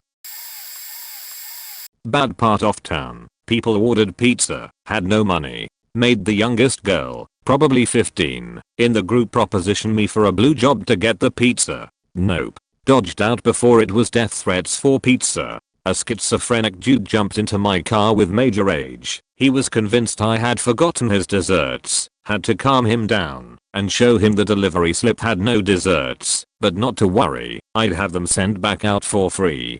The desserts went out, and the family called the store with a lot of concern over why they had been sent free food, and why a random guy was trying to get it. Very awkward, especially since the schizo dude followed me out of the customer's garden. Also once went into a customer's back garden by mistake, and saw them through double glass patio doors jacking to born. I felt so stupid. He didn't look ready for pizza, so I gave him 5 meters. Turned out to not be my customer, but his windows were facing my customer's house. They didn't seem shocked or concerned about their naked neighbor jacking it in plain sight on the other side of their shared garden, faking weird architecture with weird people. Cool. TBH, my most scary deliveries were always to busy central places. Groups of people treat you like shit, joke to steal food or money, etc. I enjoyed high security deliveries, was always entertained by how easy it was to get into a dangerous or sensitive environment with a Domino's bag and hat. I'm a pizza delivery driver in a suburban community. This one day I took an order, just after we opened around 11:15 am. I pull up to the house, which is very rundown. I knock on the front door for several minutes. After no one answered, I called the customer, who told me to go around back and just walk in the back door. I walk around back, and as I open the back door and come in, the woman sitting in the room starts screaming, as if she had been stabbed. I just stand there not knowing what to do. After what seemed like a lifetime, she stopped screaming and says, "Oh, I thought you were an intruder." Inside there's alcohol bottles and cans everywhere, and she is completely gone. Can barely stand, can barely talk. She starts to make her way over to me and just falls on her face, like as if her legs just stopped working. I go and help her up. At this point I'm just trying to get the money and get out of there. She wanted to pay for her order with credit card. We have card readers that we bring with us to take the card. I hand her the card reader and she couldn't figure out how to use it. After about 5 or 6 minutes of struggling, I finally got the payment, and it was all set. As I say thank you and proceed to leave, she says, "What about a tip, sweetie?" and proceeds to take off her shirt, tigs out and starts taking off her pants. At that point I bolted. Not my story, but one that happened a few years ago to a friend of mine that delivered pizza. At the time a sizable chunk of homes were without power because of a major hurricane that had powered through the area. Many of them relied on power for their food, so delivery places were making bank. The downside was that the roads were incredibly dark, since there were no street lamps or outdoor lighting to help determine if someone was at home or not. Up to this point my friend had predominantly delivered to places where she could call the people and they would come out to get the pizza, or they'd see her coming and make sure that they met her, as the yards and houses were so dark. Then there was the last place she delivered, a dark cul-de-sac at the end of an equally dark road in an area she wasn't really familiar with. All of the houses were powerless, but what was even creepier was that there was a distinct lack of a presence of anyone actually living in the homes. By this I don't mean that there wasn't a candle in the window, but just a sense that no one is currently residing in the homes, whether it's because they left for a hotel, or because the houses weren't actually lived in. Not wanting to actually get out of the car, my friend drove slowly through the cul-de-sac and called the person's phone, at which point some guys jumped out from behind some bushes, can't remember what she said they were hiding behind, and robbed her at gunpoint. She managed to convince them to leave her with her driver's license, and I believe an old phone she carried around with her. She had two, one that was nicer, but had no service, and an old clunky phone she actually used for calls. And yes, they took the pizza. They didn't take her GPS, which she'd knocked down on the floor of the car, so they wouldn't see it. So she was able to get out of the area relatively quickly and back to the store, where she reported everything to her manager and said that she wasn't going to go on any more deliveries. It really shook her, as prior to this the stuff she'd see were things she could more or less handle. She'd get the pervy stares, the come-ons, and the creepers, but these were things she was used to receiving and as such, knew how to shut them down and assert herself. This scared her. She didn't stay at the pizza place for much longer after that. I drove pizza delivery in the late 90s, in a small rural university town in Georgia. I was delivering a sandwich and a salad to an apartment in a complex that was traditionally kids. No big deal. I parked and got out with the order and heard her, "Over here." In front of his front door was a disabled, or so I thought, man in his motorized wheelchair. "Come on in, you can set the food down in the kitchen." I went into the apartment, not knowing what I was about to walk into. The first thing I experienced was the smell. Urine, old beer, tobacco smoke, sweat, and possibly sheet and/or dirt hit me like a wave. You know how there is a bad smell in a room and you have to imagine where it is coming from? I did not have to use my imagination at all, as stacked by the door was a 4-foot high pile of colostomy bags filled with piss. They were all bound by their cath tubes to a hat stand. That was the first thing I saw, but I looked to my right and see the discarded trash of 100 delivered meals from other restaurants piled on the couch, coffee table, and floor. The reek of dead and rotting food cut through the urine and sheet and I gagged a little bit. Ashtrays are everywhere, each overflowing with rank heaps of ash and butts. Don't worry, the kitchen doesn't smell quite as bad. Come on back, that's where I'll be eating. With eyes wide, I moved towards the back of the apartment, a little fascinated, a little scared, and mostly just recording everything I see, so I can tell my friends back at the restaurant. I set the food down. "That will be $8.92, please. Here's a 10, you can keep it, actually." He withholds the 10. "Actually, if you help me out with something I can give you another $1 for your tip." I swallow. What do you need?" "Well, this chair keeps picking up a lot of the rug, and the bits slow the wheels down, so I can't go so fast anymore. Do you think you could take a look?" You mean the chair you're sitting on?" I gesture to the motorized wheelchair. "Yeah, you see another one around here?" Snickering, he heaves himself off of his wheelchair and into a dining room chair. I seriously considered just leaving and paying for the meal out of my tips. "Yeah, I guess. Yeah, sure." Taking a look meant tipping this large 80-pound motorized wheelchair on its side and inspecting the wheels in this gentleman's dark reeking apartment, and by golly, that's what I did. There was so much dust and grime on the bottom of this thing that I choked on it, but after some struggling, I pulled a long patch of thread off of the axle and righted the chair again. "Hey, man, thanks so much, that is going to help me out a lot. Here's your $10, you can keep the whole thing." I considered my choices, argue with this man over the $1 he promised or cut out. I cut out, thanking him as I went. On the way back to my pickup truck, I thought about how this man lives and how perhaps I did a kind thing for someone who normally has no one to help him. Maybe the universe will reward me in some small way for the gesture. I arrived back at my truck to find an officer with his ticket pad open, scribbling a fresh ticket. "I'm citing you for a noise violation. You can't play your stereo like that in a residential area." My truck was indeed blasting System of a Down with the windows rolled down. It was the 90s. Come on, that first record is superlative. Okay officer. Sorry about that. I take the ticket, glad that this minor infraction was all that was happening. As a pizza delivery driver in my early 20s, I was, of course, very high and had my 4 o'clock J in the truck's ashtray.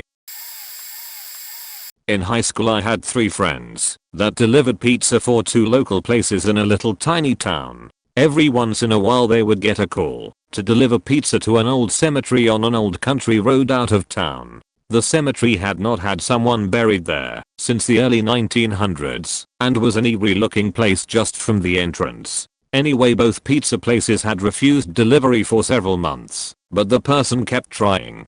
Finally, later one night one of my friends took the call. That night he was either feeling brave or was stoned enough not to care and decided to make the delivery. I was hanging out at the pizza place and decided to go with him. We get to the entrance, which has a gate, no cell service, so he couldn't call the person who ordered. Friend got out and opened the gate and we proceeded up the driveway. Driveway was at least a mile long, uphill and gravel with absolutely no lights. It was a foggy night, which made things more interesting as the headlights weren't much help. Expecting the worst, we kept going. Finally we reached a caretaker's house that had a single light on. My friend grabbed the 2 pizzas and ran up to the door. He knocked and it took a while for the man to answer. An older gentleman finally answered the door and thanked my friend for delivering the pizza, saying nobody else has ever been willing to come up here. He paid my friend the money for 2 pizzas and also gave him a $100 tip for making the delivery. We left without incident and my friend continued delivering pizzas up there until he left for college. Even got to know the caretaker fairly well. The man would always give big tips that exceeded the cost of the pizzas too. My friend and I never told anyone how well the guy tipped, and other people were still frightened of going up there. This will get buried and doesn't involve pizza, but I don't care. I used to deliver sandwiches for a company which will remain nameless, but let's suffice it to say it is a combination of 2 common first names. There was this one dude who would call in every week and order the same thing. Our largest sandwich, the gargantuan, which comes with salami, ham, capicola, turkey, roast beef and provolone. The regular sandwich normally has about 2200 calories and over 120% the recommended daily allowance of sodium. That apparently wasn't enough salt for this student. He would always order it with triple meat, 3x all the meat servings are listed above, and extra sloppy, accent on the sloppy, by which he meant he wanted it absolutely drenched in mayo, oil, and vinegar. Making this behemoth usually took 2 people to avoid destroying the bread and maybe 3 sandwich wraps to keep it intact. Then he would order a sandwich for his roommate, a bunch of cookies and chips and 2 large cherry cokes. The whole order would total over $50. He lived in a really sketchy apartment complex on the very edge of our delivery area, where none of the drivers wanted to go, because we knew we weren't getting tipped, despite the longer drive, and there was maybe a 50% chance we would get mugged. Anyways, him and his roommate lived in an absolute shithole apartment with roaches all over the place. It took no less than unlatch 8 locks to get the door open. Dude was super weird looking and wore baggy Looney Tunes clothing on the reg. Think Riblet from SNL. Usually had a pair of white Oakleys on backwards for good measure. His breath smelled like straight up grain alcohol. His weird friend would be in the background, sitting on the couch watching cartoons while babbling to himself. Extra sloppy guy would ask how much and then pull out a gigantic wad of $100 bills, prob worth about 10-20k. I found out later the dudes were pretty big drug dealers. Dude was the best tipper I ever had. I wonder whatever happened to that guy. Okay, so I delivered pizza for about 10 years in Ann Arbor, Michigan, and with a bunch of wealthy liberal townies and college students heavy on money and booze and drugs, but short on common sense, you tend to accumulate a lot of weird experiences. And you never know when shit will go down. Could be the delivery to the drug house went fine, hefty tip included, and involved nothing worth reporting, while the following run to the wealthy suburbs yields Donna, the host of the swingers party you can view from the doorway, inviting you in. Leaving to get money, while her husband Don, fully nude, explains why the pizza was really ordered, and Donna's desired fantasy regarding my tip. Or perhaps the last order of the night is to Bridget, who orders once every month or 2, often enough for us to know 1, the driver has to settle up and clock out before taking the run, as he will not be coming back, because 2, Bridget is looking for more than pizza. Maybe your last run is more unfortunate, however, and when the gentleman opens the motel room door you are presented with a video and lighting setup and 2 women, 1 blonde, 1 brunette, laying in the bed, presumably naked. You are informed that they are shooting a porno and need a male lead for the evening. When it is explained that said proposed male lead has a job to get back to, he is told to quit his job and offered $200 for his time for the remainder of the evening. Free samples included as well. It appeared you can pick.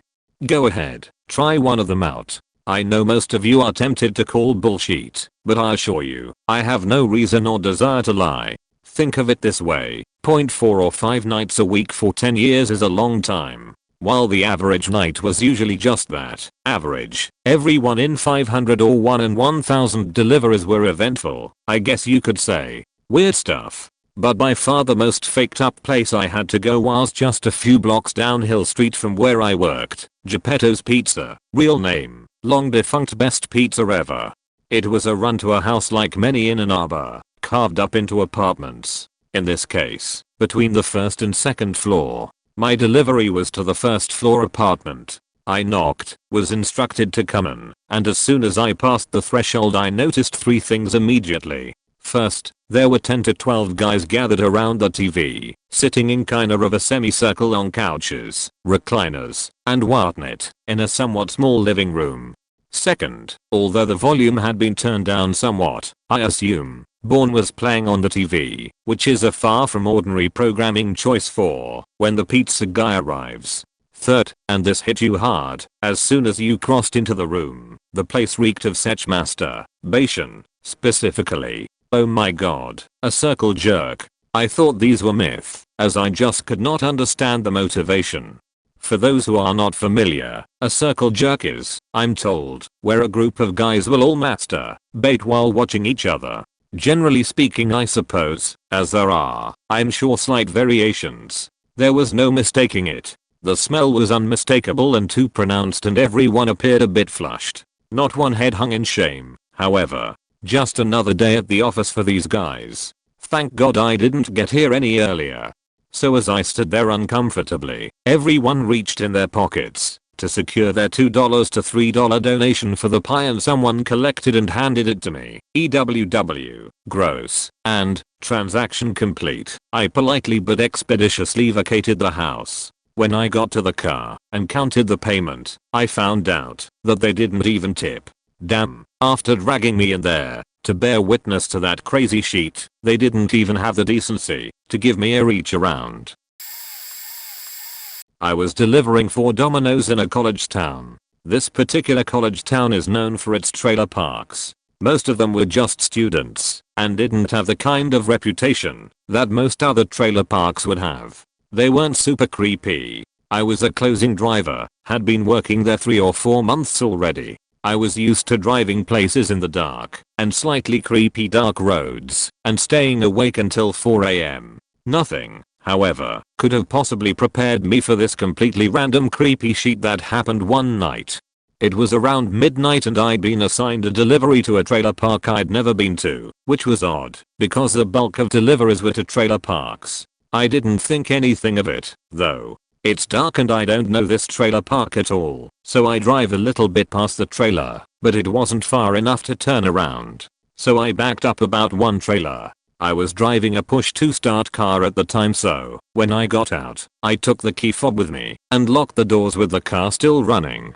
I take this college-aged guy his pizza and walk all the way back to my car, unlock the doors, sit down, buckle my seatbelt, and then look up. OSHT came out of my mouth. There was an old wrinkly white man with grey hair standing 5 feet from my car, not moving, staring angrily. I thought I did seem kinda sketchy, backing up and stuff, but I'm wearing a uniform and have a car topper. This guy has to know I'm not trying to rob him.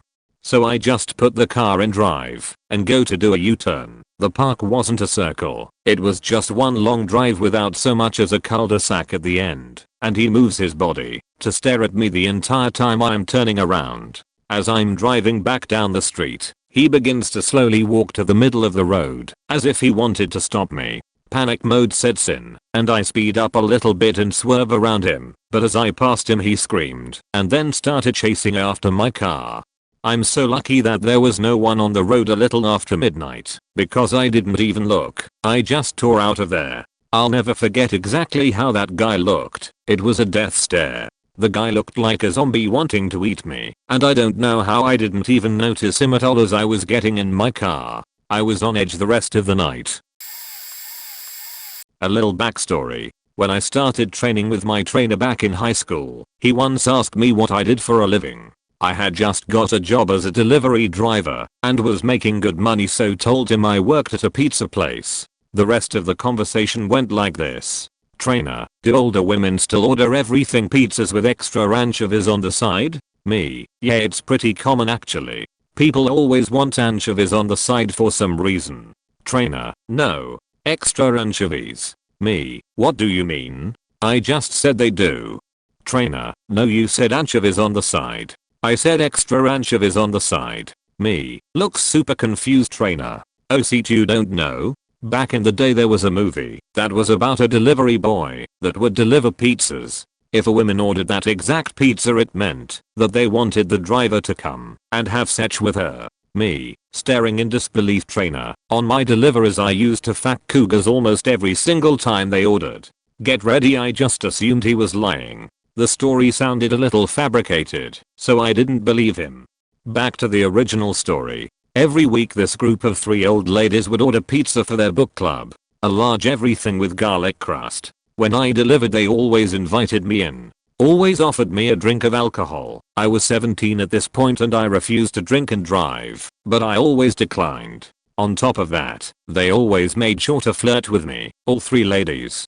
Fast forward to the end of summer. It's about to be one of my last weekday shifts as senior year is about to start, and I won't be able to deliver to the book club anymore as they normally ordered earlier in the week. This day, the order is a little bit different. You guessed it. Large everything pizza with garlic crust with extra anchovies on the side. At this point, I had forgotten everything my trainer had told me. This is about a month and a half later. I pack up the pizza and start my commute to the house to see these funny old ladies. As I'm approaching the house, I pull out the bill to make sure I didn't forget anything. I analyze their order a little bit more and come to the realization they just ordered the exact pizza my trainer talked about. In my head, I'm thinking it's just way too good to be true. They must have someone new at the club that wanted anchovies. I laugh it off and pull into their driveway. I get out of my car and notice something odd. Every light in the house is off. As I approach I hear giggling, so I know the same ladies are there. I knock on the door and bam. 3 naked old ladies, 2 of which are not standing. I'll leave the rest for your imagination. Note, the women knew it was me delivering the pizza, because not only was I the only delivery driver on that day, but they normally ordered at the start of my shift, so I was the one that normally picked up their order call. So, not faked up to me, but a normal delivery driver sure. A little forward, this is on Camp Pendleton, California. I'm a former Marine, and was on my way out, so I decided to moonlight for extra cash at the pizza place on my end of the base. Marines faking love pizza, go figure. No big deal, lots of guys do it. We get the order, and in the special instructions section is not a weird request, but a bunch of numbers. I realize quickly that it's an MGRS, military grid reference system, grid, a 10-digit one meaning it's accurate to 1 meter, or approximate 3 feet. Now, it wasn't uncommon for dudes in the field to drop a grid and run out to a road to secretly snag some pie, and they usually tip great. But this was a precision grid, so these dudes were either just really good at nav, or had some high-speed gear. I was interested. So I thought, oh tight. Easy tip, but upon realizing this grid is a rather absurd distance away from the nearest road, I said fuck it due to it being my last delivery, and went for it. I parked my truck on the side of the road, pulled on my boots, and hoofed it about 4 kilometers up a series of fire breaks. My wrist Garmin told me I had arrived at the grid, and I looked around. Nothing. I pulled out my phone and tried to call, but no signal. So I called out, hello. I got a pizza here as loud as I could. About 2 feet to my left in some sizable vegetation, a Marine crawls out wearing a VIP hood, think top half of a ghillie suit, and a painted up face.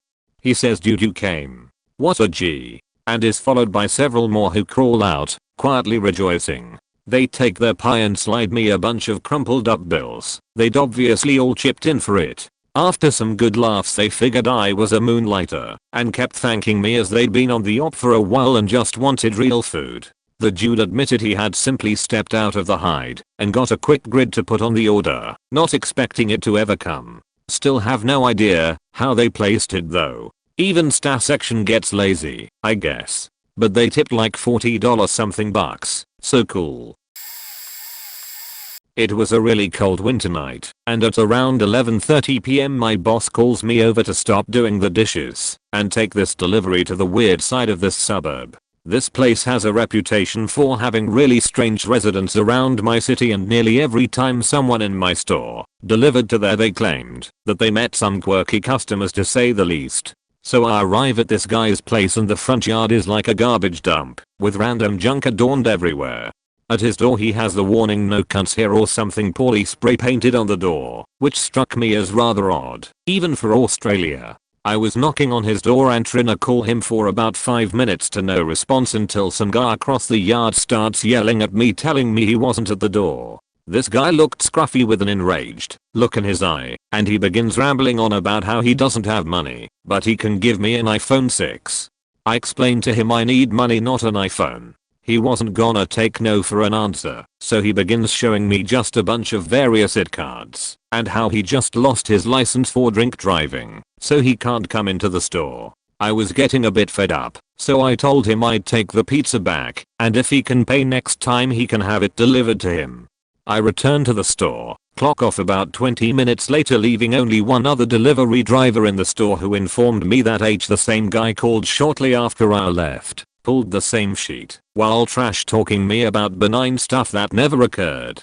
That was an interesting exchange. There is also one other guy who lives in the same suburb who dresses like the bananas in pajamas and always orders water, garlic bread and 2 pizzas. Allegedly someone forgot his water once, and he broke down explaining that it was very important they broke the water, and it was all he asked for. Drunk friend of the boss ordered pizza, said he would pick it up in the cab on his way home. Calls 20 minutes later and says to just deliver it because he was already headed home. His delivery address is 10 minutes out of our limit, but he says we have to deliver it or he will tell our boss, so we do. It is currently 12 AM and we close at 1 AM. So off I go to this guy's house. It was winter when this story takes place. So I get to his house, and he has a fairly steep, but not long driveway. So I decided to go down. Little did I know it was pavement, and pavement and ice do not go well together. So I get down, and I see the cab also in front of his house, and I think, oh, he must have just gotten home. I'm knocking on the door and he's not answering. Keep knocking and I hear a loud "come in." So I do. I walk in, and I don't see him anywheres. I wait for a moment, and in he strolls. In only his underwear, 50-year-old fat dude. So he tells me to throw the pizza on the table and pays me. Then he says to me, "You didn't come down here, did you?" And I reply with, "Well, yeah, I came down the driveway to deliver your pizza." He starts yelling at me drunkenly, "You faking idiot, it's all ice. I told you and that stupid cab driver not to come down." He did not mention that to me or anyone at the pizza joint. So I go out and have an annoyed chat with the cab driver, who can't make it out of the driveway. So we attempt to drive up for the next hour or so. It's now 1:30 AM. We closed at 1. We call a tow truck to get us out. While we wait we keep backing up and going full speed up the hill. Finally, the tow comes at 3 AM and gets us out by 3:30. I drive back to the pizza place and my buddy, who lived with me at the time, is patiently waiting because they couldn't close the store without my cash and closing all my orders off. I don't deliver anymore, but when I did we had an order to house out on the edge of our delivery radius out in the farms. The order had instructions on it: go through gate around back. I ended up getting the delivery and check the address and I know where it is, so I just go. I get to the house and notice a gate on the driveway, fenced in yard, so I proceed to walk through said gate and go around to the back door, per the instructions. I knock but no one answers. I knock some more, no one answers. I don't see anyone through the door's windows, so I head back to my car. I call the number on the delivery slip. I hear it ringing in the house, but no one answers. Frustrated I call my manager and tells me to come back to the store. So I get in my car and head back. I'm not 2 miles down the road and my manager calls me to go back because they are there, so I turn back around. I repeat the above process, no one answers. I knock and knock and knock, no answer. So I just stand there quietly for a minute, and this is when I notice a really distant sound. So I start looking around, and I barely noticed something on the horizon, but it looks to be people about 2,000 plus feet out near this barn jumping up and down in my direction screaming. This is when I realize they must have a huge property and there must be another gate. So I get in my car and head down the road in that general direction, and then I see another gate with a long as dirt road. So I go through it, and sure enough it leads me to said screaming people. The lady comes running up all pissed off screaming at me, "You faking dumbass, how goddamn dumb can you be? Can you faking follow directions? All the directions say is go through gate around back, and there was a gate at their house. How the fuck am I supposed to know they had a giantess property and they were at their barn?" I was pissed off. I didn't say anything. I just told her the total, and as I was handing her the pizza I dropped it, on purpose, face down in the dirt. I said, "Sheet, sorry, my dumber self just dropped your faking pizza. Do you want another one? I can return with it shortly." She got pissed off screaming some more, said no, and that she was calling Papa John's. I said, "Good, those guys are dicks, you'll get along." They called my manager and told them what I did, and my manager was livid until I told her everything. She voided the order and blacklisted the address. It wasn't worth our time anyways. It's so far out it takes 25 minutes just to get there. I can't stand people like that. I'm sure she gave the person on the phone better directions and that's why she thinks I was a dumbass. But the person who took the order didn't better explain it to me and no one knew, hence being told to go back the second time with no further explained instructions. Had she been nice about it, "Sorry, we have a big property." Maybe I wasn't clear enough on the instructions. I would have been all nice and said maybe the order taker didn't write it down well. Look what it says. Yeah, I can see why that would be confusing. Then I would have apologized and offer her my secret stash of extra sauces or some coupons. But no, she had to come at me with full on beach mode activated, so fuck her. Not me, but my husband is a delivery driver. There's this really creepy house back this really long rocky road, and the guy is deaf, so you have to just walk in and find him. He is really nice though, and tips well, because he says his driveway might pop the driver's tire on the way out. It never does though. His co-worker had a delivery by our post office one night right before close. Two men walked towards her on both sides of the car. She went to hand the pizza out, and the men started getting nervous and exchanging looks with each other nodding. The guy towards her driver's side took the pizza and rummaged through his pockets pretending to have trouble finding his wallet. She was really scared by then and quietly hit lock on her vehicle, revving the engine as she did to cover the sound the best she could. After a minute a police car pulls onto the next block with lights and sirens going. The police station is the next block up. Just then the second guy walked away, and the first guy miraculously found the $15 in his pocket for the pizza order. Their manager reported it but nothing could be done, of course because it was suspicious at the most. But my husband now won't approve or take orders at random places in town now, unless it's a designated hotspot. Clyde Street Motel. For the life of me, couldn't tell you the actual name of the place. Flat out refused to go there after dark, because the motel was known for prostitutes, and I got solicited every time. I guess the full uniform and pizza bag looked like roleplay. I don't even know. I'm by no means a babe. None of my male coworkers ever had the problem either. Delivered a pizza there one time, and dude takes forever to answer the door. Finally answers, clearly strung out on something, whips out a wad of cash, and asks for exact change back. Behind him are piles of clothes and two very malnourished kids with dead eyes. Throughout the entire interaction, dude never says one word. Told him to have a good day in my chipper customer service voice, and he just slammed the door in my face. Another time, these people accused us of taking their drugs there. They called to complain, wanted a remake, and when we arrived, it was like investigation 101. Did you see anything on the ground? Did you take it? We can tip. They didn't tip. Asking the same questions over and over again. Then one dude in the back goes, "Wait bro, we are good." They weren't even interested in the pizza. Different apartment complex. Lady and boyfriend were walking around. I was lost. They had just redone the numbering, so asked for directions. They told me. Then the woman says, "Honey, we will walk with you. This is no place for a girl to walk alone at night."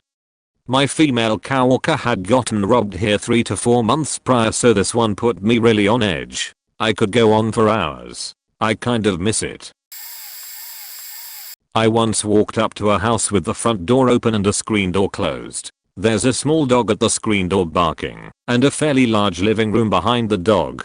I waited a bit, because I figured the dog would alert whoever lived there, but no one's came to the door. So I ring the doorbell, still nothing. I decide to knock really hard, and in the back of the living room is a tanning bed. Suddenly it flings open and the top, less drugged out 50-something-year-old lady comes to the door. She had gigantic fake boobs, and wasn't even using words. I told her the total, while awkwardly looking to the side as much as possible, and she takes forever to hand me the money, while doing this creepy laughing and mumbling. Anyways, I get the money and leave, and tell everyone at my store what happened, and they all think I'm lying. The next week she calls again and specifically asks for me, and everyone starts to somewhat believe me. This time, she comes out, topless again, but this time with some old dude with his arm around her. She's still doing the weird laughing, and has all like, "You like what you see? She told me you got to see everything last time. Why don't you come over once you're off?" I was like, "No thanks, I'm dating someone and have plans." And she was all pouty and has like, "Your loss." It was so creepy, and while her jugs were definition poppin', everything else was way too creepy and weird to even make me consider going there. Well, I'm a tad bit late to this party, but I figured I'd throw my 2 cents in here. I have 2 stories, and I'm on mobile so forgive me. Story 1. We had this lady who would order every 3 days or so. I'm talking religiously, which isn't all that weird. But it was always the same order, always roughly an hour to 30 minutes before close. She would get 2 mediums, a cheesy bread, and a 2 liter of diet, every time, without fail. Which again, regulars aren't that bad, but this lady was on another level. But the juicy part is, that when you arrived at her door for delivery, you saw just how bad it was. Next to the door on one of those little tables, was stacks and stacks of empty boxes, just sitting there. And underneath it on the ground were a ton of empty 2 liters. Every time you came to the door. And she was always wearing the same clothes. Food stains and all. And beyond her front door, you could only see a chair and maybe a side table. But the carpet there was always dirty, definitely including animal waste. And a smell would permeate from the house. We eventually became accustomed to her order, and would do the delivery as quickly as possible. But a twist at the end came after we hadn't heard from her for a while. Apparently her husband was a traveling businessman who literally never came home, and her still came into the store asking about this lady. Apparently no one heard her from her for a long while, so they checked her credit card statements, and my pizza place was the only thing on there, ever. All this lady ate was pizza and cheesy bread. I always wonder what become of her, and often daydreamed about what a disaster the rest of her house must have been like. Story 2. Now this is by and far the wildest thing to ever happen to me during my 9 years of delivering pizza. I deliver in a nicer part of town, and this gated community is across the street from us. Nothing too special, your run-of-the-mill gated suburban development, stuffed with houses. But anyways, I get a delivery there, to a house I've never been to. No big deal, I'm a pro. I walk to the door, and see the screen door shut, but can see into the house, because the front door is open, albeit very shadowed. I ring the bell, and see a dog start to bark, but no sign of human activity. I start to look around, because I'm just curious. The window to I'd assume a bedroom or office to my left is partially open. I can see trash, and one of those old school cube-shaped computer monitors, and also some candles. I think it's weird, because we're well into the 2010s at this point. I couldn't tell you the last time I've seen one of those. Again, whatever, shake it off. Now I'm back to the rooms I can see through the screen door. Now I'm realizing I'm looking into a hoarder's house. Not the worst I've ever seen, but there is clutter and stuff everywhere, with a definite path for walking. Around this time I notice the dogs start to bark again, looking down what I would assume is a hallway at a human coming towards me. I wasn't at all prepared for what I saw turn the corner. It's a lumbering, neckbeard type male. I can't tell what he's wearing exactly, but the closer he gets, it's setting in. He's in a black thong, what looks to be the remnant of a short nightgown, torn around his midsection, and one of those turtleneck things. I can't think of the name of them, but the thing's wallow it wears in BBT. And to top it all off, some definite torn tights. nude colored fishnets. He grates me oddly, and I'm still trying to process this whole situation. He's friendly but acting oddly. I think he can sense how off I am, because he then tells me why he's dressed as such. He claims his mom won the lottery, and she was hazing him for part of her winnings. He went on a whole spiel about how she was in a sorority in college and this is how she has her fun. I'm not buying it, and I'm hella freaked out. This dude is towering over me, and I'm 6'2" on a good day. He's easily pushing 7 feet and outweighs me by quite a bit. So this coupled with his dress, I'm flabbergasted. He keeps trying to hold a conversation with me, but I'm just trying to get out of there. I end it as quickly as possible and return to the store. As far as I know, he's never ordered from us again. Those are my 2 favorite stories, but I do have a couple other favorite customers, especially the 20-ounce lady. I have a couple from delivering pizzas for over 5 years, but this is one of the most memorable. I usually opened and would work 10 AM to 7 PM. It was one of my first orders of the day, so it wasn't very busy, and I was the only driver on. I pull up into the dead-end street, and there's about 5 cop cars. It wasn't really odd, it's a pretty bad part of town. I gather my hot bag and start up the driveway. Then I notice yelling and banging coming from the house. I stop halfway up the driveway and finally notice the cops are on the porch of my delivery trying to force their way inside. I then notice that they were not adorning the normal sheriff uniforms, but they were in all black tactical gear. I started walking backwards down the driveway because I wasn't about to walk into whatever sheet storm that was and was trying to not be noticed. The neighbors were outside at the top of their driveway and told me to come over to them. They were a really sweet old couple and told me the cops had been there for about 15 minutes trying to get into the house. I guess dude was in there making and selling meth, and I stumbled into a friggin' drug bust. The other side of the street had already been blocked off, but I just made it into the cul-de-sac before they blocked off the second entry into the subdivision. I sat there with this couple watching the cops trying to break dude's door down for a good minute before calling my boss and telling her what was happening. Usually when you open there is only one driver for the first couple hours, so I wanted to let her know I wasn't going to be back for a while and she might need to call someone in early. The couple ended up buying the pizzas from me, and I was stuck there for about another 20 minutes until they pulled dude out screaming and fighting like a feral cat. Don't do meth, kids. I have another one. We had a lady order a pizza, a large pepperoni, a good ways away from our store. So I delivered it to her. I know for a fact I had the pizza. I saw it in the box. Everything seems fine. She's really nice and tips decently, and she seems pleased with everything. And I head back to the store. A short time later my manager comes over mad at me telling me I delivered that lady an empty pizza box. I refute it and say no way, I saw it.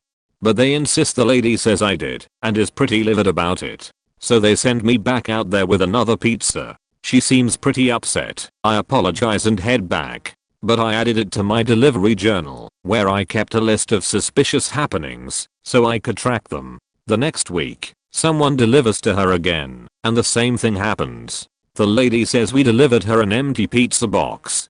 Thing is, both times, the lady had a perfectly clean brand spanking new pizza box with no sign of a pizza ever having been in it, and it had a delivery sticker on it, but she kept the box both times. So we take her a new pizza again. Now I've got 2 checks in my journal. Next week it happens again. Same lady, same story. So I tell my boss, look, I don't know how she's doing it, but I guarantee you this lady is stealing from you. We are sure we delivered her pizza both times. So I tell her to take it herself and insist on getting the empty pizza box. And she does, and brings the pizza box back to the store. I look at it, and sure enough, the delivery sticker has been peeled off the old box and put on a new clean box. You can see the paper tears from the previous box and them not matching up with the new box. We have the lady's name, so on a hunch, I start calling other pizza stores in our chain asking them if she ever worked there. Sure enough, she used to work at the next store closest to us, and so we inquired why she left. She was fired for stealing stock/inventory. So this lady stole a big as pile of empty pizza boxes so she could run this con repeatedly. We called the cops and explained to the sheriff what was happening and gave them all our evidence/information and blacklisted her. No idea if they did anything about it or not. I have another one. We had a lady order a pizza, a large pepperoni, a good ways away from our store. So I delivered it to her. I know for a fact I had the pizza. I saw it in the box. Everything seems fine. She's really nice and tips decently, and she seems pleased with everything. And I head back to the store. A short time later my manager comes over mad at me, telling me I delivered that lady an empty pizza box. I refute it and say no way, I saw it. But they insist the lady says I did and is pretty livid about it. So they send me back out there with another pizza. She seems pretty upset. I apologize and head back. But I added it to my delivery journal, where I kept a list of suspicious happenings, so I could track them. The next week, someone delivers to her again, and the same thing happens. The lady says we delivered her an empty pizza box. Thing is, both times, the lady had a perfectly clean brand spanking new pizza box with no sign of a pizza ever having been in it, and it had a delivery sticker on it, but she kept the box both times. So we take her a new pizza again. Now I've got 2 checks in my journal. Next week it happens again. Same lady, same story. So I tell my boss, look, I don't know how she's doing it, but I guarantee you this lady is stealing from you. We are sure we delivered her pizza both times. So I tell her to take it herself and insist on getting the empty pizza box. And she does, and brings the pizza box back to the store. I look at it, and sure enough, the delivery sticker has been peeled off the old box and put on a new clean box. You can see the paper tears from the previous box and them not matching up with the new box. We have the lady's name, so on a hunch, I start calling other pizza stores in our chain asking them if she ever worked there. Sure enough, she used to work at the next store closest to us, and so we inquired why she left. She was fired for stealing stock/inventory. So this lady stole a big as pile of empty pizza boxes so she could run this con repeatedly. We called the cops and explained to the sheriff what was happening and gave them all our evidence/information and blacklisted her. No idea if they did anything about it or not. Not really faked up, but a shitty situation for both parties involved. There's a house we delivered to regularly. Guy was always super nice. He had an obvious medical condition because his feet were always wrapped up and he was always in the same spot in the house. He had something wrong with his legs, cause his thighs were abnormally large, like, for lack of a better word, obese, but his body was normal. Anyways, we delivered every so often, and we always had to walk in the house and place it on his table for him. I don't know what happened, but out of nowhere we send a driver, and he comes back puking. I asked what's wrong and the dude said it smelled like a dead body in there. I told him he was being dramatic cause we've been delivering there for a while now. Fast forward a week or so, I get the house. I knock, he says come in. I open the door and get blasted by the stench of something so foul I thought I was gonna lose consciousness. I hold my head down and pray he has the money ready. Take the cash without counting it, wish him a good day and leave. I can't describe the smell. I've only ever seen in movies by the way they react to dead bodies, but it had to have been close to that. We ended up calling them and saying that it's against policy to go inside due to safety of our drivers. They never ordered again, and I feel bad, but he must have been nose blind to the smell. About 10 years ago I used to deliver pizzas. A woman called the pizza shop and claimed to have a coupon for a large pizza and a 2-liter for $9. I told her we didn't have that deal any longer, but she was very persistent claiming there's no expiration date, even though there is, so I just give it to her for that price, because it's not worth arguing over. She wanted it delivered. I told her the total with the delivery fee and tax comes to $11.07. She started complaining saying the coupon says it's $9. I explained that there's a delivery fee and tax. She agrees. I pull up to this disgusting motel. I still remember the name of it. I'm talking about the type of place that you feel dirty just driving on the property. It's run down, uneven pavement, it has trees surrounding the property, overgrown grass, and each motel is like its own little sheet brown colored miserable cabin. I'm pretty sure they had hourly rates at this place. To give you little more perspective, as a driver I would almost always leave my car running, or turn it off, and leave the keys in the car. This place, I rolled my windows up, and locked the door. I knock on the motel door and this woman opens the door, and tells me to come inside. There's a guy in this tiny room too. They're on something. I don't know if it's meth or crack, or what. I just want to get the fuck out of there, so I give her the food, and tell her the total, and she gives me like $8 in change and a few singles. I count it out and I'm like, it's $3 more dollars. She starts beaching saying it's only $9, and then I say, it's $11.07, but even if it was $9, you're still short. She's mumbling and complaining as she's digging through a bag, and I eventually said something like, don't order from here again, and I just left and ate the $3. I have a few other stories too if anyone is interested. I did delivery for 6 months for a mom and pop shop and I loved it. The people, the food, and the customers, most of the time. One of the other drivers had the worst luck. In the same night he was bit by a dog, and then later he was greeted at a different house with a shotgun in his face. As for me, I always delivered to the most white trash $1 tippers on this side of the South. But what always got me was this mysterious woman who would constantly order maybe 3 to 4 times a week, and she would never greet you at the door. Instead she would leave an envelope with cash and a decent tip hanging on the door. The first time I went there the envelope had fallen on the ground, so I knocked on the door. She comes out and sees me and only says these words, "You're not supposed to be here." My response was, "What?" And then she pointed at the ground to the envelope, then took the food from me and quickly closed the door.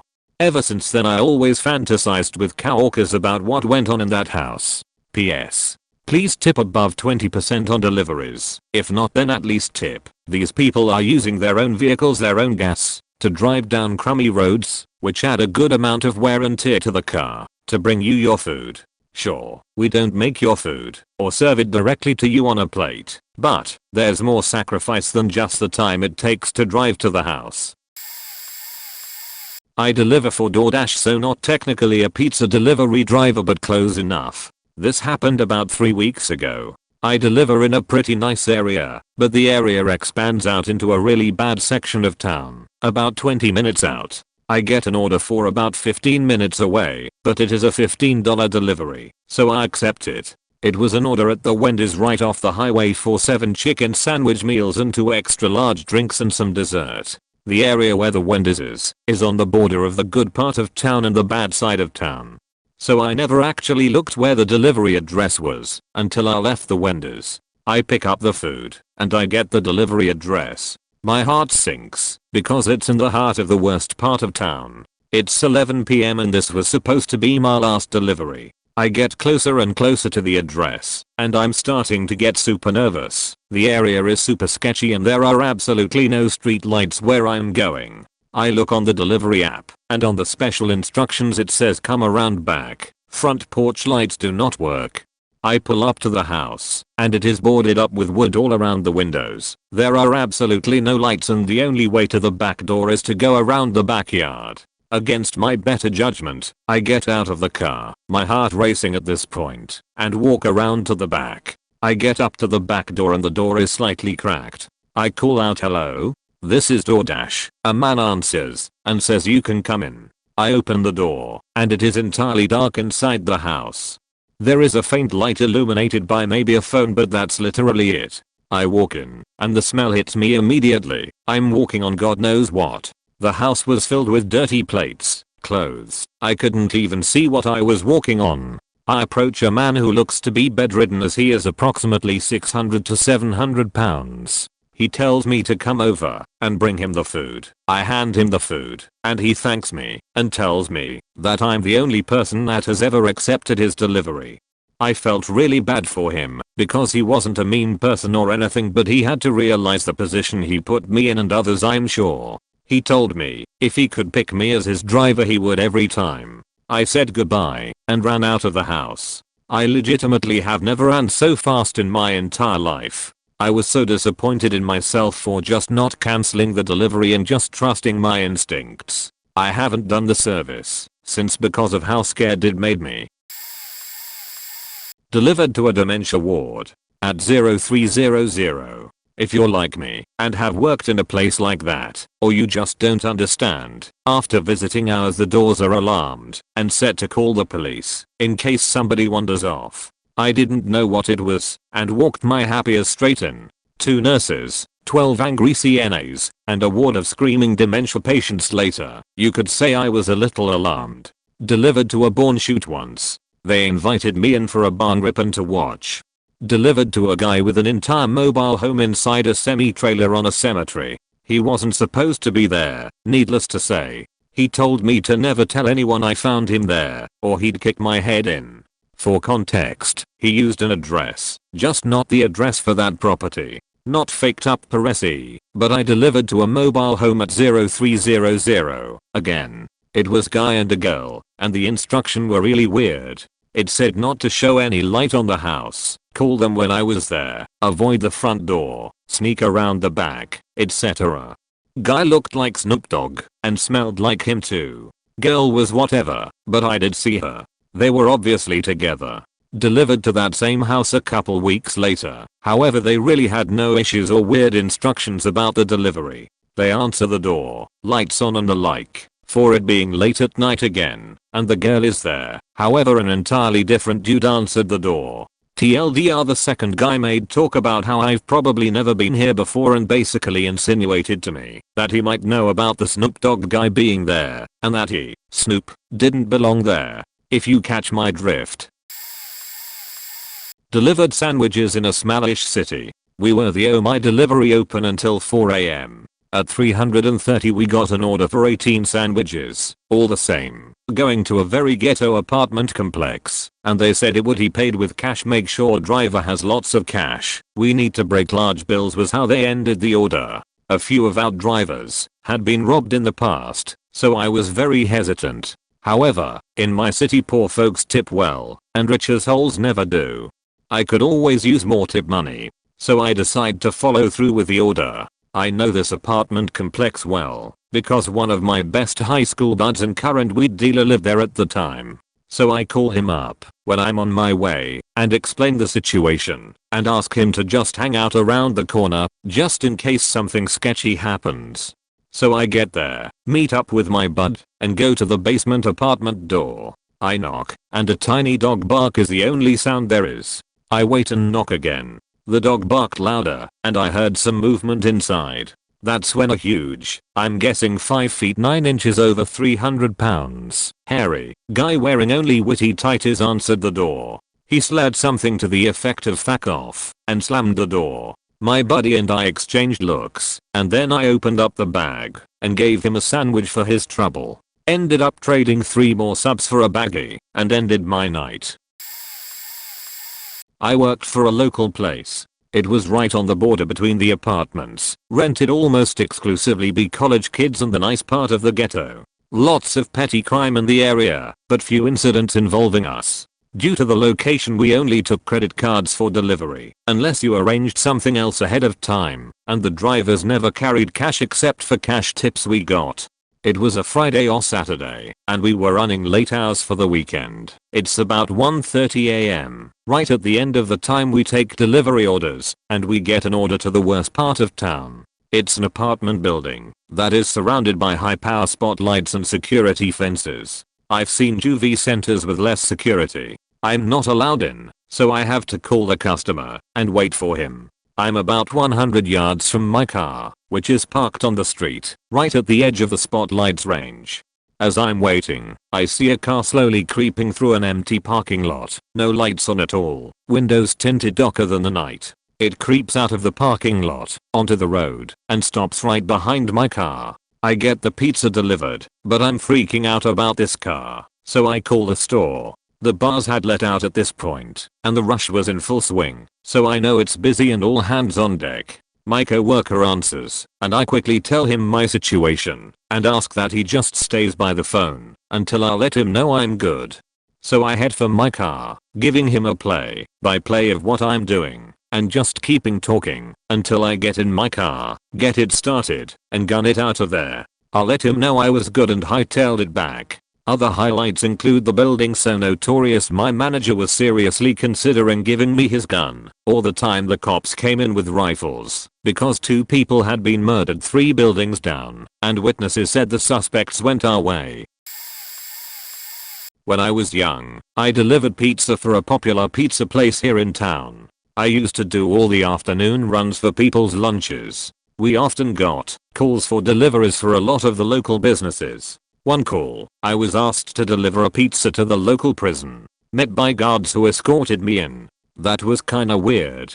But, honestly, my most memorable delivery that I will never forget, I was asked to deliver to an address I've never seen before, and there were delivery comments saying, when you turn in the driveway, stop and turn off your car immediately.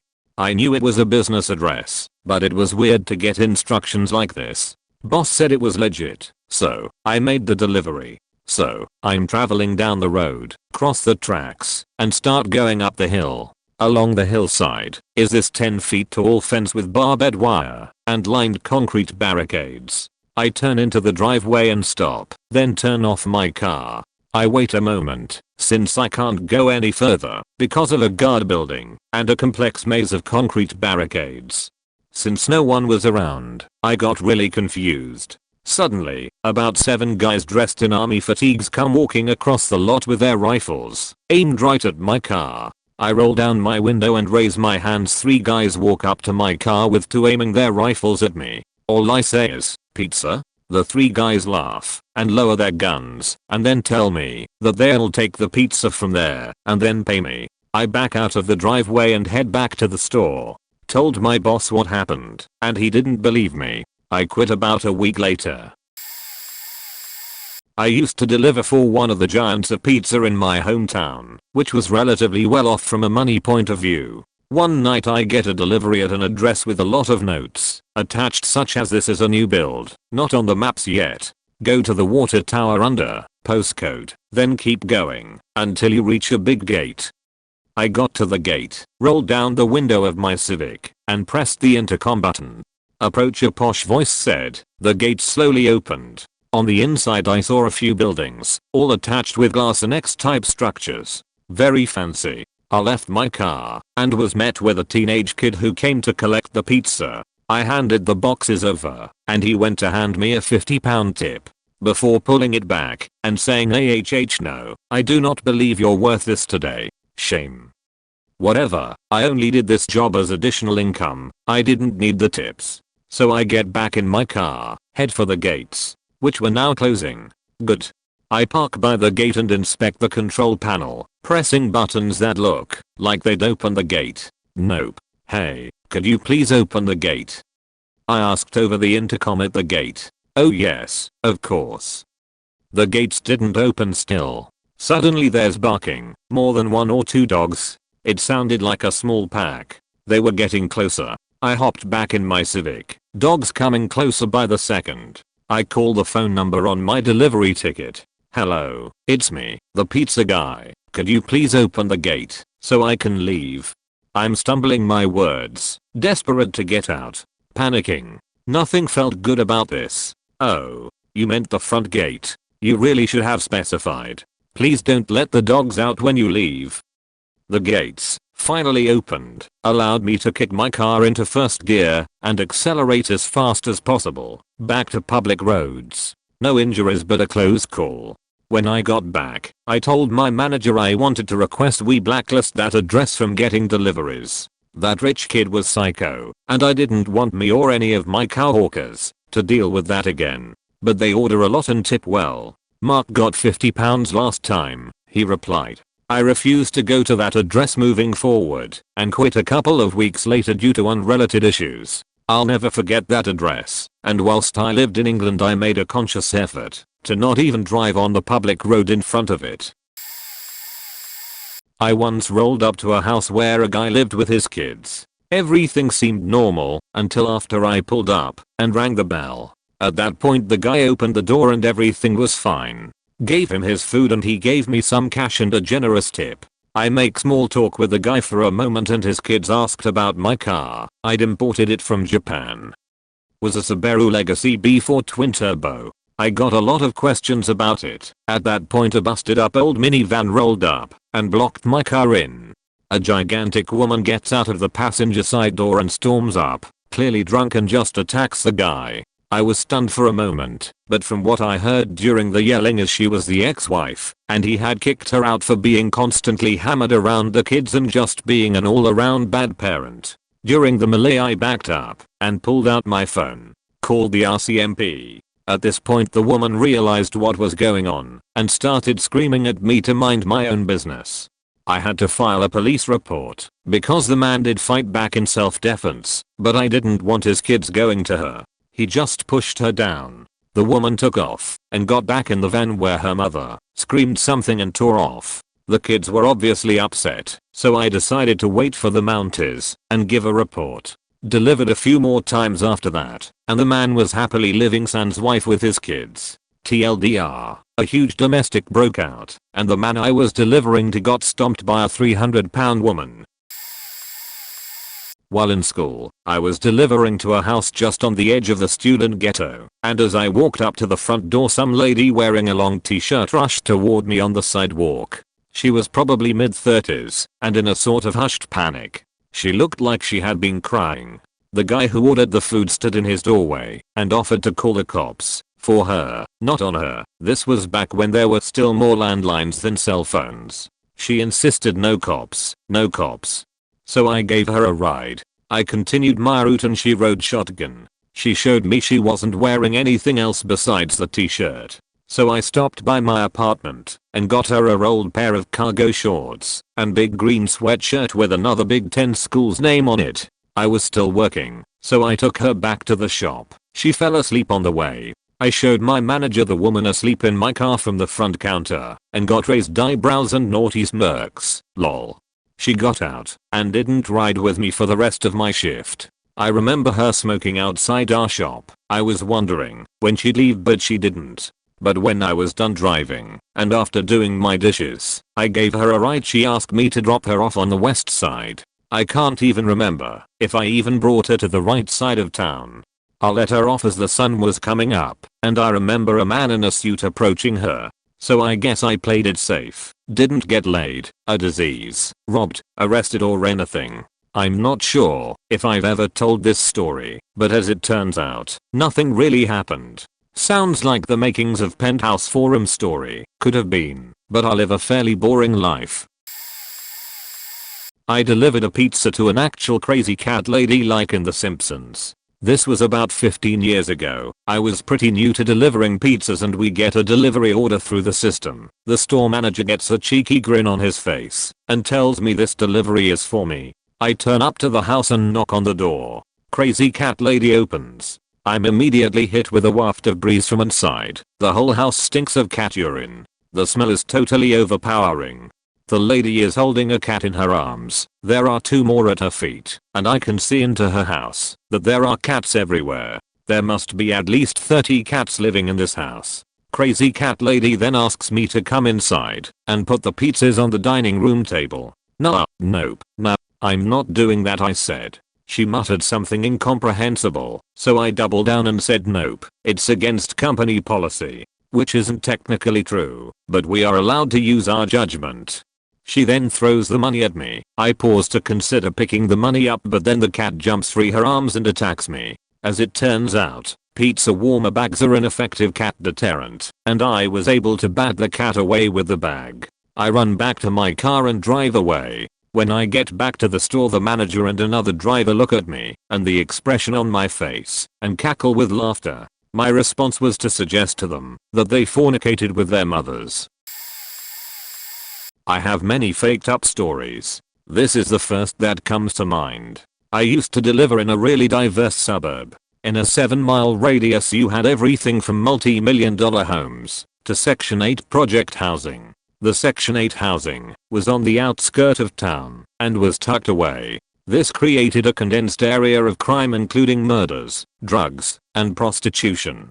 Firefighters and first responders needed police escorts when responding.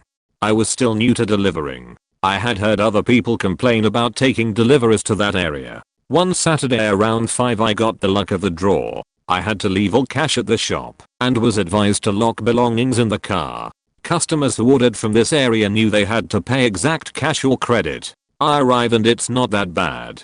There are kids running in the parking lots. People chilling in the outside corridors. Seemed like a poor neighborhood, but nothing too wild.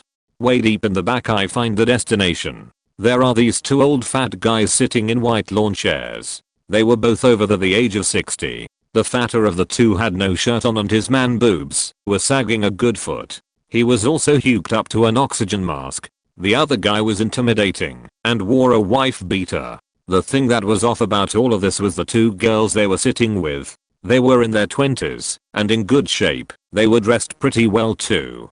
I get closer to the group and I see that one girl is nodding off. She keeps coming in and out of consciousness. The other girl looks like she's feeling real good. I do the standard delivery thing. While handing over the pizza to oxygen mask guy, wife beater guy says, "I just got out of prison a couple days ago. We are celebrating. You want in?"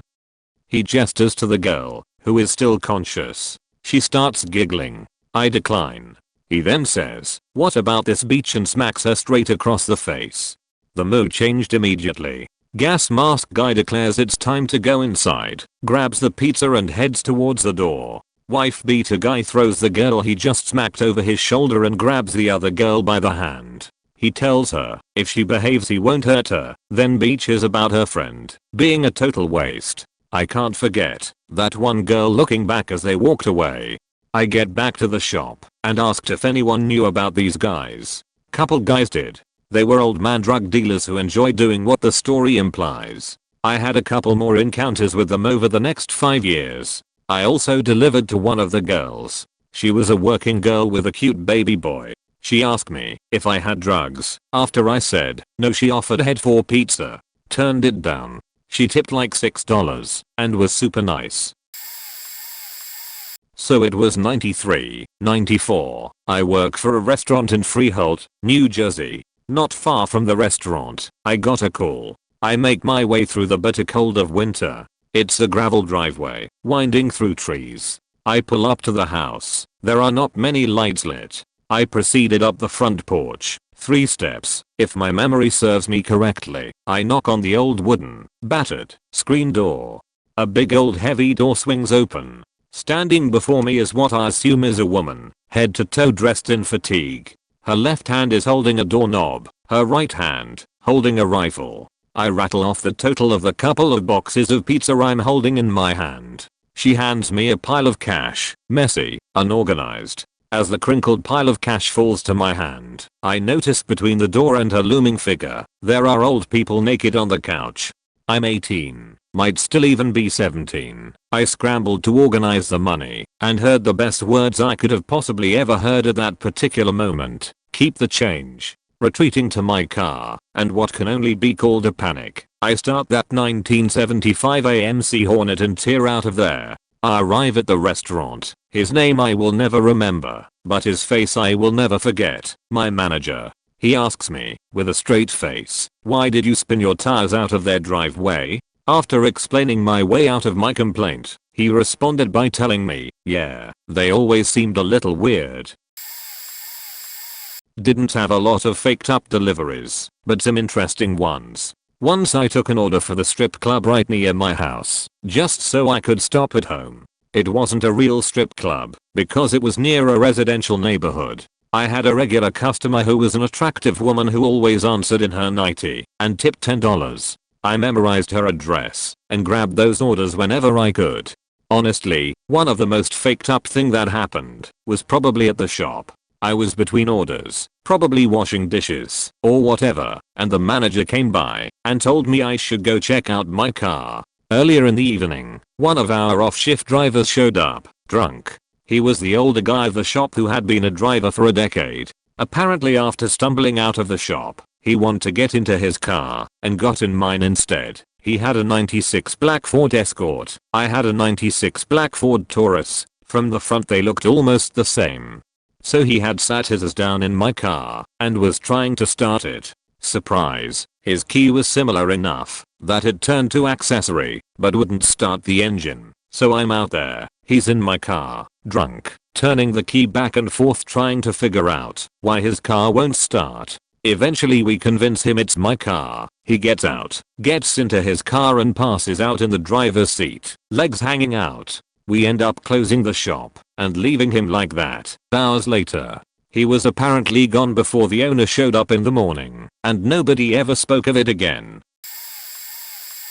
Delivered to what I'm pretty sure was the local chapter of the Aryan Brotherhood. It's about 11:30 on a Friday night. We get an order in, and I don't recognize the address or road. Go look it up on the map and find that it's in an area of town that I didn't even realize had a road through it. Thought it was all just woods there. Anyway, get out to the place and it's an old rundown trailer with the telltale signs of white trash living there. Junked up yard, few different vehicles missing various parts, sketchy looking front porch I'm not sure will support my weight. Nothing unusual really. So I get out and go knock on the door. Guy that answers is shirtless and his chest and back are covered in Nordic tattoos. He tries to make a little conversation with me while he counts out crumpled up dollar bills and change. Apparently he had just gotten out of the hospital. Didn't say why he was in there, but he looked like someone had beat the absolute fuck out of him. There's posters all over the wall opposite the door of what appear to be skinhead bands, and in the center a nice, prominent, black and white SS sign. The Nazi kind. I didn't take time to look around much more than that. I got back to the store and tell my manager about it and tell her that while I was okay, probably not a good idea to deliver out there anymore in case one of the black drivers get the order. Pretty sure she ignored me but whatevs. I was working at a family-owned pizza place. It was the last delivery of the night, a little after 9:30 p.m., and I was the closing driver. The person who got the pizza paid with a card, so all I needed was their signature. I drove out to the place. It was close to where I lived, and right around the corner from an elementary school. When I drove up, I think it might have been one of those duplexes. Either way, it was pretty dark out. The house was dark on the inside, but I could see some light through the blinds. Almost like the person inside had all the lights turned off and was watching TV. I walked up the door and knocked on the screen door. No answer. I don't remember if I tried ringing the doorbell or maybe I was trying to find one, but either way, all of a sudden I started hearing like grunting. Then like a sort of screaming grunt.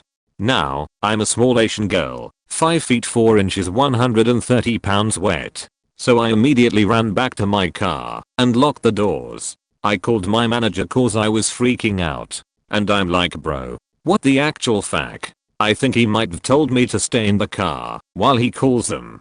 So I do, while staying on the line, and nothing happens in that time. He comes back and he tells me no one answered and to just knock on the door again, and if he doesn't answer just leave the pizza there since he already paid for it. I'm like, alright, sounds good. I'ma stay on the line though. I walk back up to the door, phone against my ear, large pepperoni pizza in my hand. I go back up and knock again / ring the bell, whatever. Nothing happened. I didn't hear anybody, no light changed in the window, nothing. So I left the pizza at the door and literally ran back to my car. I hopped in and sped my ass out of there. I've had a big if other scary, funny, annoying stories from my time as a delivery driver. But that delivery scared me to my core. I wondered whether I should drive by in the daylight, but I couldn't get myself to. I never had another delivery out there again. TLDR, I delivered to what we had all thought was an abandoned sanatorium. That was the stuff of local legend growing up. The small town I grew up in had a village to the north that was known for two things, one of the county's better rugby teams, and an abandoned sanatorium. None of my generation had ever actually seen this place, and most of the older generations hadn't either. TBF, it was really out of the way, even from the village, at the end of a 2-mile lane that only went there, but its reputation was that it was that far away because of all the 24-hour screaming from its inhabitants and the danger they'd pose to the locals if they ever got out. You know, classic horror movie blood smears on the walls local legend among kids stuff. Years later, I get a delivery to the place. I've no idea what's going on, but I figure maybe there's a groundsperson who still looks after the place. It takes ages to find, and when I do, it's even more a cliché than I could have imagined. It's surrounded by 4-meter metal fencing with barbed wire at the top and electric lines, and once the person on the intercom buzzed me through, I had to drive for a further 5 minutes around what can only be described as large complex of derelict Georgian manors, before arriving at the very last one. The only one that still had windows and working doors. I'm buzzed through a second gate, and I pull up.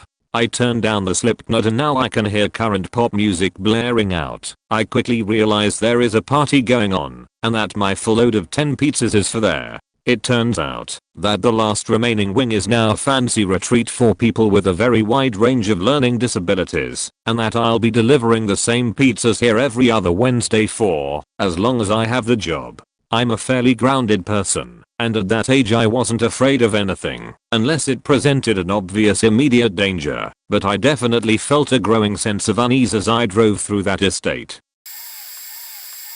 Okay, I got one. This was several years ago. The docket had the address, but also had directions. Something like boatyard near marina. Go to end of driveway and toot horn. So the boatyard was basically a paddock with a couple of dozen 30 feet to 50 boats on stilts. It had been raining, so the ground was nothing but mud. It's dark, wet, and a little eerie. I drive to the end of the driveway and toot my horn. Nothing. Toot again. Then I see a light come on in the cabin of the boat right in front of me. Someone appears on the deck with a torch and makes his way to the ladder. Now that he's in my headlight beams, I see a late middle-aged man. Dark scruffy hair, but balding. Wearing white, jocks and singlet, and that's all. He made his way down the ladder whilst holding the torch and walked barefoot through the mud towards my car. I got out. I gave him his pizzas and he gave me a 20. Minimal talk and he didn't want change, and I got back in my car and turned around as he was making his way through mud back towards the ladder to his boat. As I was getting back on the main road, I suddenly thought, how the fuck did he climb that ladder again with 2 pizzas and a torch? But the memory of that delivery stuck with me. And a couple of years later I started playing GTA V, and at some stage, that memory came back, and I realized that he was the spitting image of Trevor Phillips from Grand Theft Auto V. Never got another delivery to him. I guess that was the strangest delivery. Not like scary or even bizarre faked up. I used to deliver in a small town area in eastern Long Island in the late 90s. Knew most of the regulars who ordered every week or every few days. One winter, this woman started ordering and continued every few days. As time went forward, she looked more and more disheveled, and the living room I could see from the door was more and more cluttered with just random belongings. I asked my boss, who was a Tony, so he knew everything about everybody in the area, if he knew her, and told him it looked like she was slowly going insane or something. It turned out her husband just up and left her one day and left her with a big house and a bunch of bills. After he told me, it became apparent that she had no running water or electricity.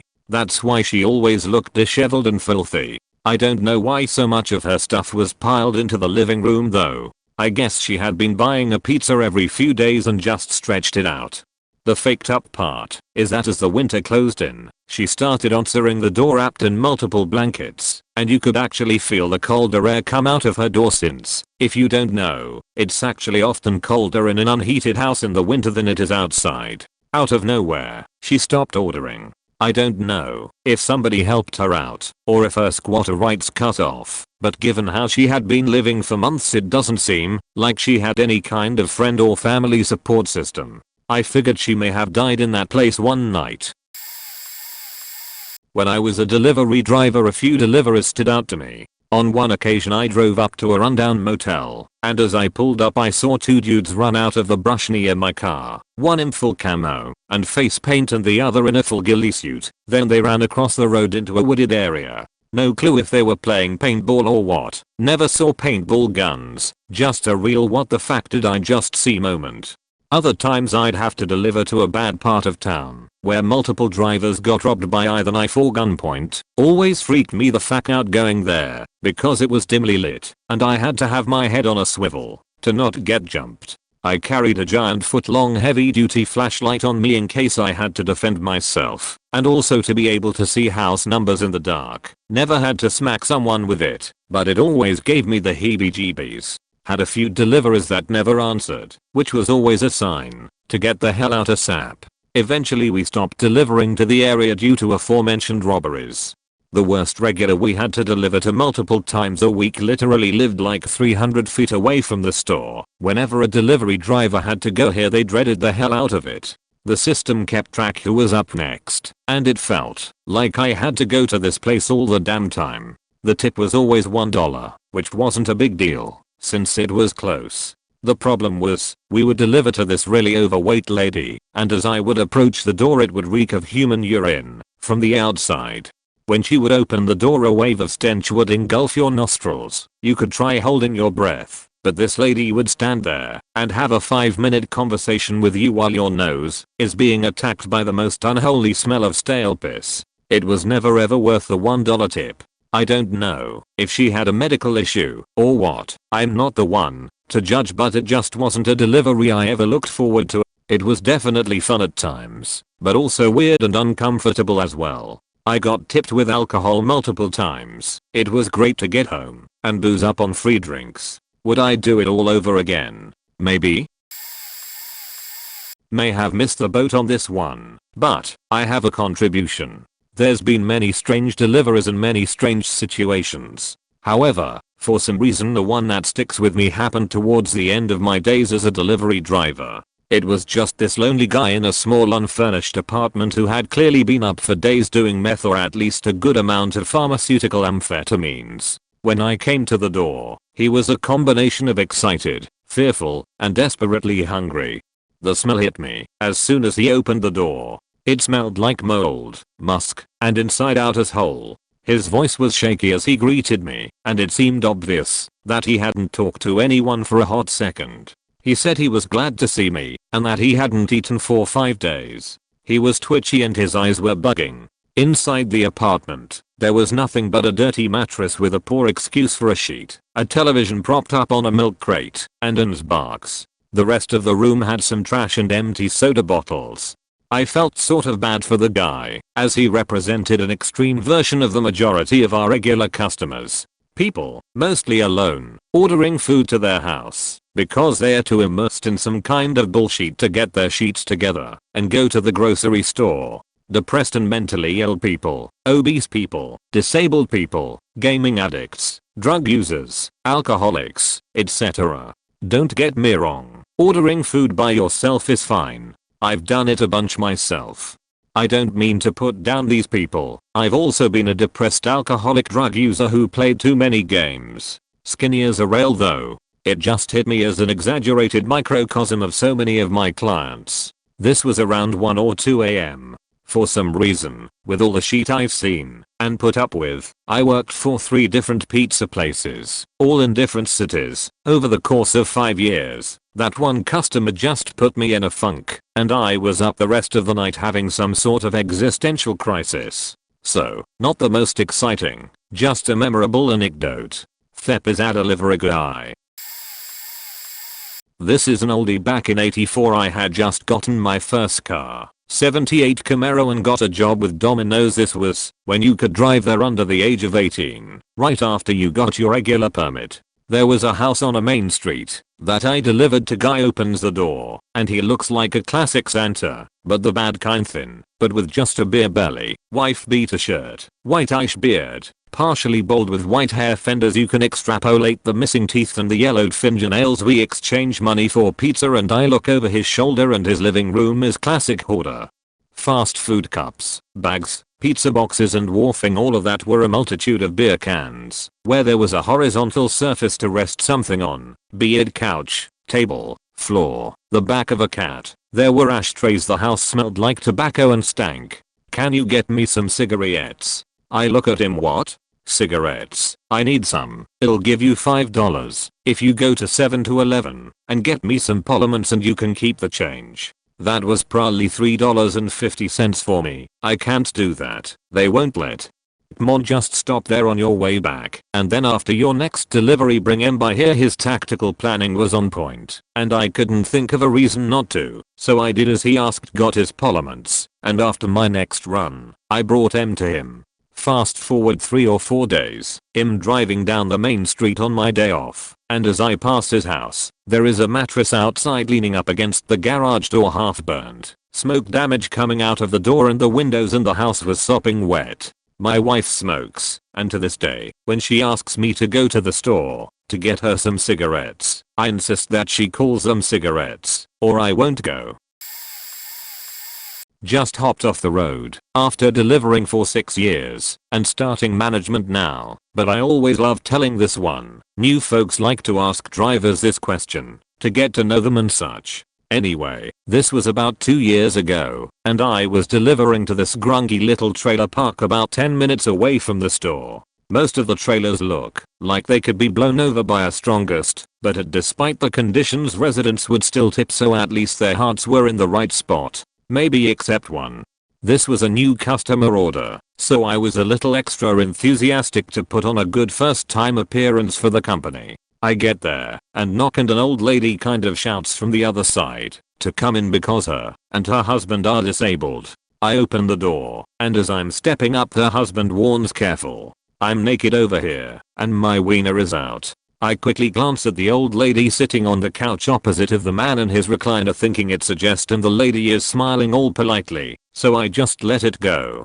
As we're exchanging the money for the pie, the man warns again, make sure you don't look over here, I'm naked. And I kind of think he's serious this time, but while overthinking I start to turn around to the door and I accidentally turn left, so I'd have to face the man in the turn, instead of right, face the wall then the door in the turn, and I just saw it. Yep. He was naked. Shriveled old man Wang, just hanging out without a care in the world. I nerve-wracking forced myself to hustle out the door and immediately called my GM to explain the situation, in which he responded with a resounding roll of laughter. It took me a few hours to get over it, and it eventually became the fun icebreaker for new employees I use to this day. NSFW, I've been delivering pizzas for 8+ years. I've been in some pretty interesting places and situations, but this one event sticks out. Like way out. It was a typical late night, right before close delivery. It was 10:45, and we close at 11. We get a call from the local, pay by the hour hotel. The order is simple. Medium pizza with 10 wings. So I load up my delivery and head to the hotel. I get there, grab my pizza bag and head inside. I greet the half asleep front desk lady and head to the stairs to get to the second floor. Now upon getting halfway up, which is only about 15 steps, I can hear her. Harder daddy. Yeah daddy. Fat me harder daddy. It's not uncommon to hear people faking. I know it's a pretty aggressive word, but this place is notorious for it. It's a, my wife thinks I'm at work kinda establishment. Anyways, it's not surprising, but it's the loudest I've ever heard, and in my mind I'm thinking, please don't let this be the room I'm delivering to. I get to the top and start walking down the hallway. I'm looking at the room numbers as I'm walking. I'm counting down as I walk. Room #201, 202, 203, 204. The lady is getting louder and louder. OHH yeah, smack my ass. 205, 206, 207. Oh baby your cork is so big. 208, 209.210. That's the room I'm delivering to. The door's propped open with a flip-flop. It's a room. She's being taken to Pleasure Town right in front of me. I'm disgusted. I was in shock. I wanted to look away but couldn't. It was like watching 2 sacks of potatoes tied together by a thick string fall of the truck onto the highway. All I could do was knock on the door. The women squeaked with giggles. The man, visibly exhausted, says Arshit. I watch him as he races to the corner of the room to put on his underwear.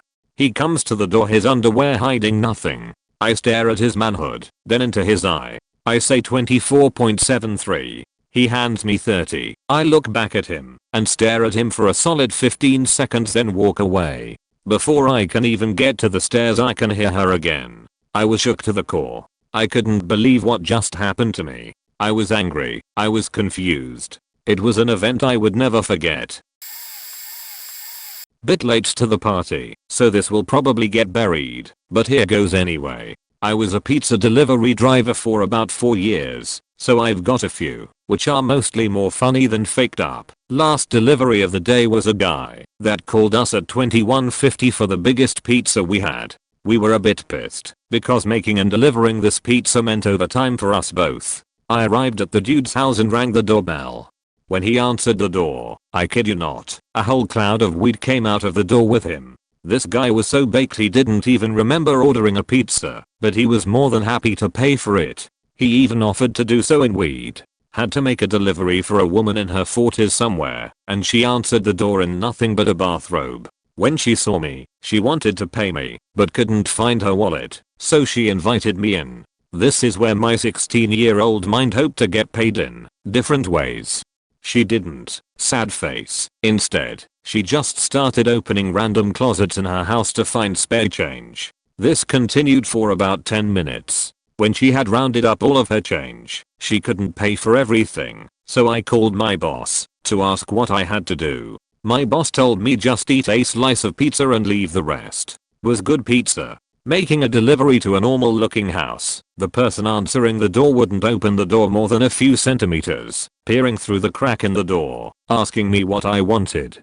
I told him I was just delivering his pizza. He slammed the door in my face. I was walking back to my moped when the door opened again, just a crack again, and he told me to put the pizza in between the crack in the door. I told him that this would fuck up the entire pizza, but he wouldn't open the door more than he had, so I said fuck it, and just slid the pizza in there. He paid me with a €50 bill, and slammed the door in my face again. The pizza was about €15, so that's the story how I got my biggest tip ever. Manager of a Pizza Hut had a driver of mine deliver to a hotel room. They were shooting a porn there. Had a customer ask for a female delivery driver and told them that's not how things work. Special instructions on one was to an alleyway. Sent 2 drivers, the second one I knew had a permit to carry. Played it off as a new hire doing a ride along. Turns out it was just a homeless guy and we sent him another free. Had a customer scream at a driver of mine and call the cops for stealing her money.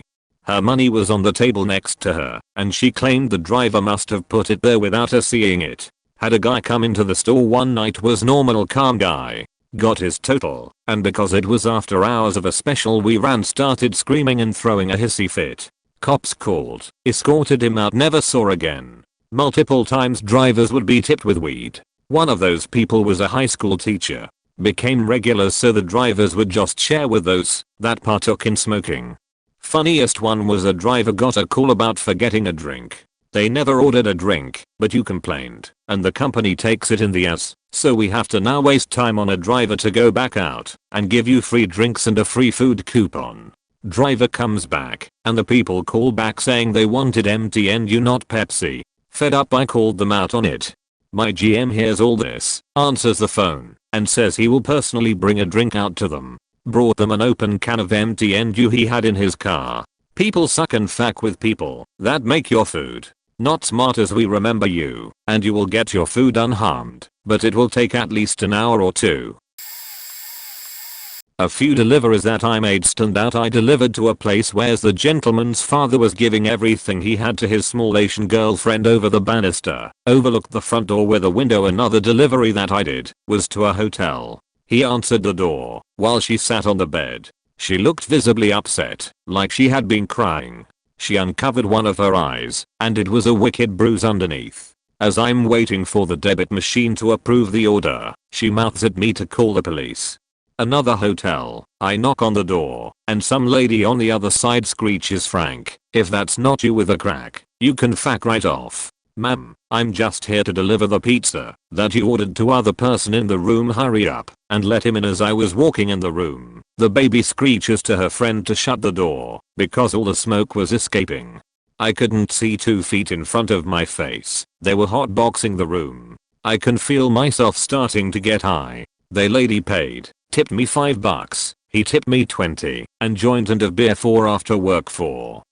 Another hotel, gorgeous brunette in a lace lingerie set asked me if I was there for 15 or 30. I realized then that she was a prostitute. She offered me a very generous tip. Raises eyebrows. I probably would have taken her up on her offer if A, I didn't have any more deliverers, or B, I didn't have a girlfriend. All 4 deliverers were within a 5-minute driving circle. The most faked up one in recent memory was late at night delivering to a seedy motel. I immediately didn't want to go because this motel is well known for having drug users there. I'd just come back from a short maternity leave and also wasn't feeling as strong as I used to, honestly. I get to the motel and walk up to the room, like 10 feet from my car. First guy answers the door and I knew immediately he was whacked out of his faking mind. Huge pupils, a bit sweaty, grinding his teeth like meth heads are apt to do. He left his door wide open, and I see second guy pacing around on his phone looking pissed, talking to someone. First guy's yelling at second guy how much the total is. Second guy comes out and immediately starts to walk in circles around me, high as fuck also. He starts going on about how his old lady is a cunt and ordered this pizza from another state but didn't put it on a card. Neither have money. Second guy is sketch as fuck, and so I'm trying to back up and leave without making him lose his shit, since he's already agitated. But he follows, circling me still. I'm like, listen man, I can't go back without money for this, so how about I just give you the dessert and soda and tell my boss I lost it? Yeah, we're buddies, I'll help you out man. The boss won't care as long as he sees the pizza or money come back. Meanwhile I'm praying I'm not about to get stabbed or robbed in this parking lot over goddamn pizza. That seemed to placate second guy, so I handed the stuff on to him and got the fuck out of there. Told my boss I wouldn't deliver there ever again. This is kinda long, so I put a TLDR at the bottom. I've been a delivery driver at Mountain Mike's, and I have plenty of different stories, but this is the most faked up one I have ever had, and probably will ever have. This took place sometime in October. It was about 3 and an online order comes in for just one large pizza. We make the pizza, and I head out to deliver this thing. I figured it would be a pretty easy delivery, not too far, so I'd go out, come back, and be heading home in no time. I get to the house and ring the bell. This young teenage girl answers the door. She looks kinda confused and then tells me they didn't order any pizza. So I look at the receipt and ask her if she knows the person who ordered it. She tells me no, and after asking her parents, both by phone, neither of them ordered it. I call the number on the receipt a few times and get no answer. On about the 3rd or 4th call, I hear someone pick up. At first it sounded like they were in a car, then slowly moved to sounding more like static.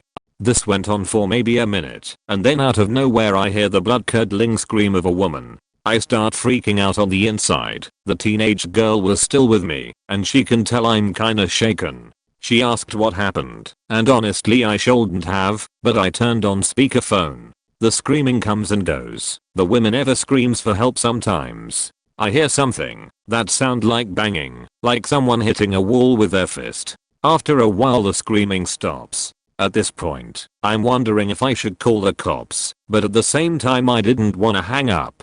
The girl's dad comes home with a friend in tow. I still have speakerphone on, and out of nowhere this weird calliope music starts playing. Thank God a clown didn't laugh cause I was losing my shit by this point. Anyway, I tell my coworkers and they were able to reach the person who ordered the pizza and gave me the right address. It was just a street over. The dad and his friend from before had heard the end of the call and were filled in on the situation. As I'm getting in the car, they offer to escort me to the house. I'm a girl, and after all I just heard, I kinda wanted them to come with me. But I told them I'd be fine, and I have a pocket knife in my car. I leave and make it to the house. Now remember this is in the middle of October. This house was done up for Halloween. It had caution tape and a bunch of realistic looking statues / mannequins covering the lawn. I walked up the driveway, and it only got creepier as I got closer to the front door. I couldn't see the door before then, because there is a wall in front of the door that has an extension of the roof. There are more realistic decorations, most notably, a bunch of dangling severed heads leading to the door. I get to the door and ring the bell, and about 3 dogs run up and start barking at the window by the door. It scared me a bit at first, but then I looked through the window and noticed what I thought was a candle. I thought it was lit, but now I'm not sure. There was also a large white truck in the driveway, so I assumed someone was home. I waited for a bit but no one came. Then the dad and his friend from the other house came up the driveway and checked around the house for me and confirmed no one was home. So I called my co-workers again and they told me to just give up and come back. I go back to work and tell them everything and I don't think they believed me cause most of them laughed it off. But I was genuinely shaken up by all of this. It was all running through my head over and over. The screaming of that woman. Had I just heard a murder? I never found out what the hell that was all about. Edit. TLDR went on a delivery. Possibly heard a woman being murdered. The house was covered in creepy morbid decorations. Once delivered to a guy who requested I pick up cigarettes for him on the way. I didn't oblige. I was in a hurry as usual and just took the food straight to him. Sans cigs. I arrived at the door to greet a very agitated looking man. Almost seemed like he was tweaking tbh. Once I tell him I didn't get his precious, he got very red and upset and told me he hadn't had a cig in days and didn't even want the food, just the cigarettes. I head back to my car and I look back to see the 2 liter of Sprite flying through the air toward my car in the street. I drove away ASAP. Another time delivered to a house way out in the countryside at about midnight. The place was more or less a log cabin. The porch was only lit by a dim red light and inhabited by 2 grotesque straw scarecrows. I was sure someone was going to jump out to spook me as it was around Halloween, but instead I just had a laugh with the customer about his spooky porch setup. Another time I attempted to get a customer's order to him late at night, but 3 separate times he gave me the wrong address. Finally I make it to the correct address and the customer is standing motionless smack in the center of the cul-de-sac. Although I was thoroughly creeped out and a little irritated, I greeted this long-haired spaced out teenager in the cul-de-sac. He tried sheepishly to take the warming bag, but I reminded him that he doesn't get to keep that lol. Later learned that he was a high school classmate who was known to have taken too much acid at once and was indeed perma-tripping, which definitely explains his behavior.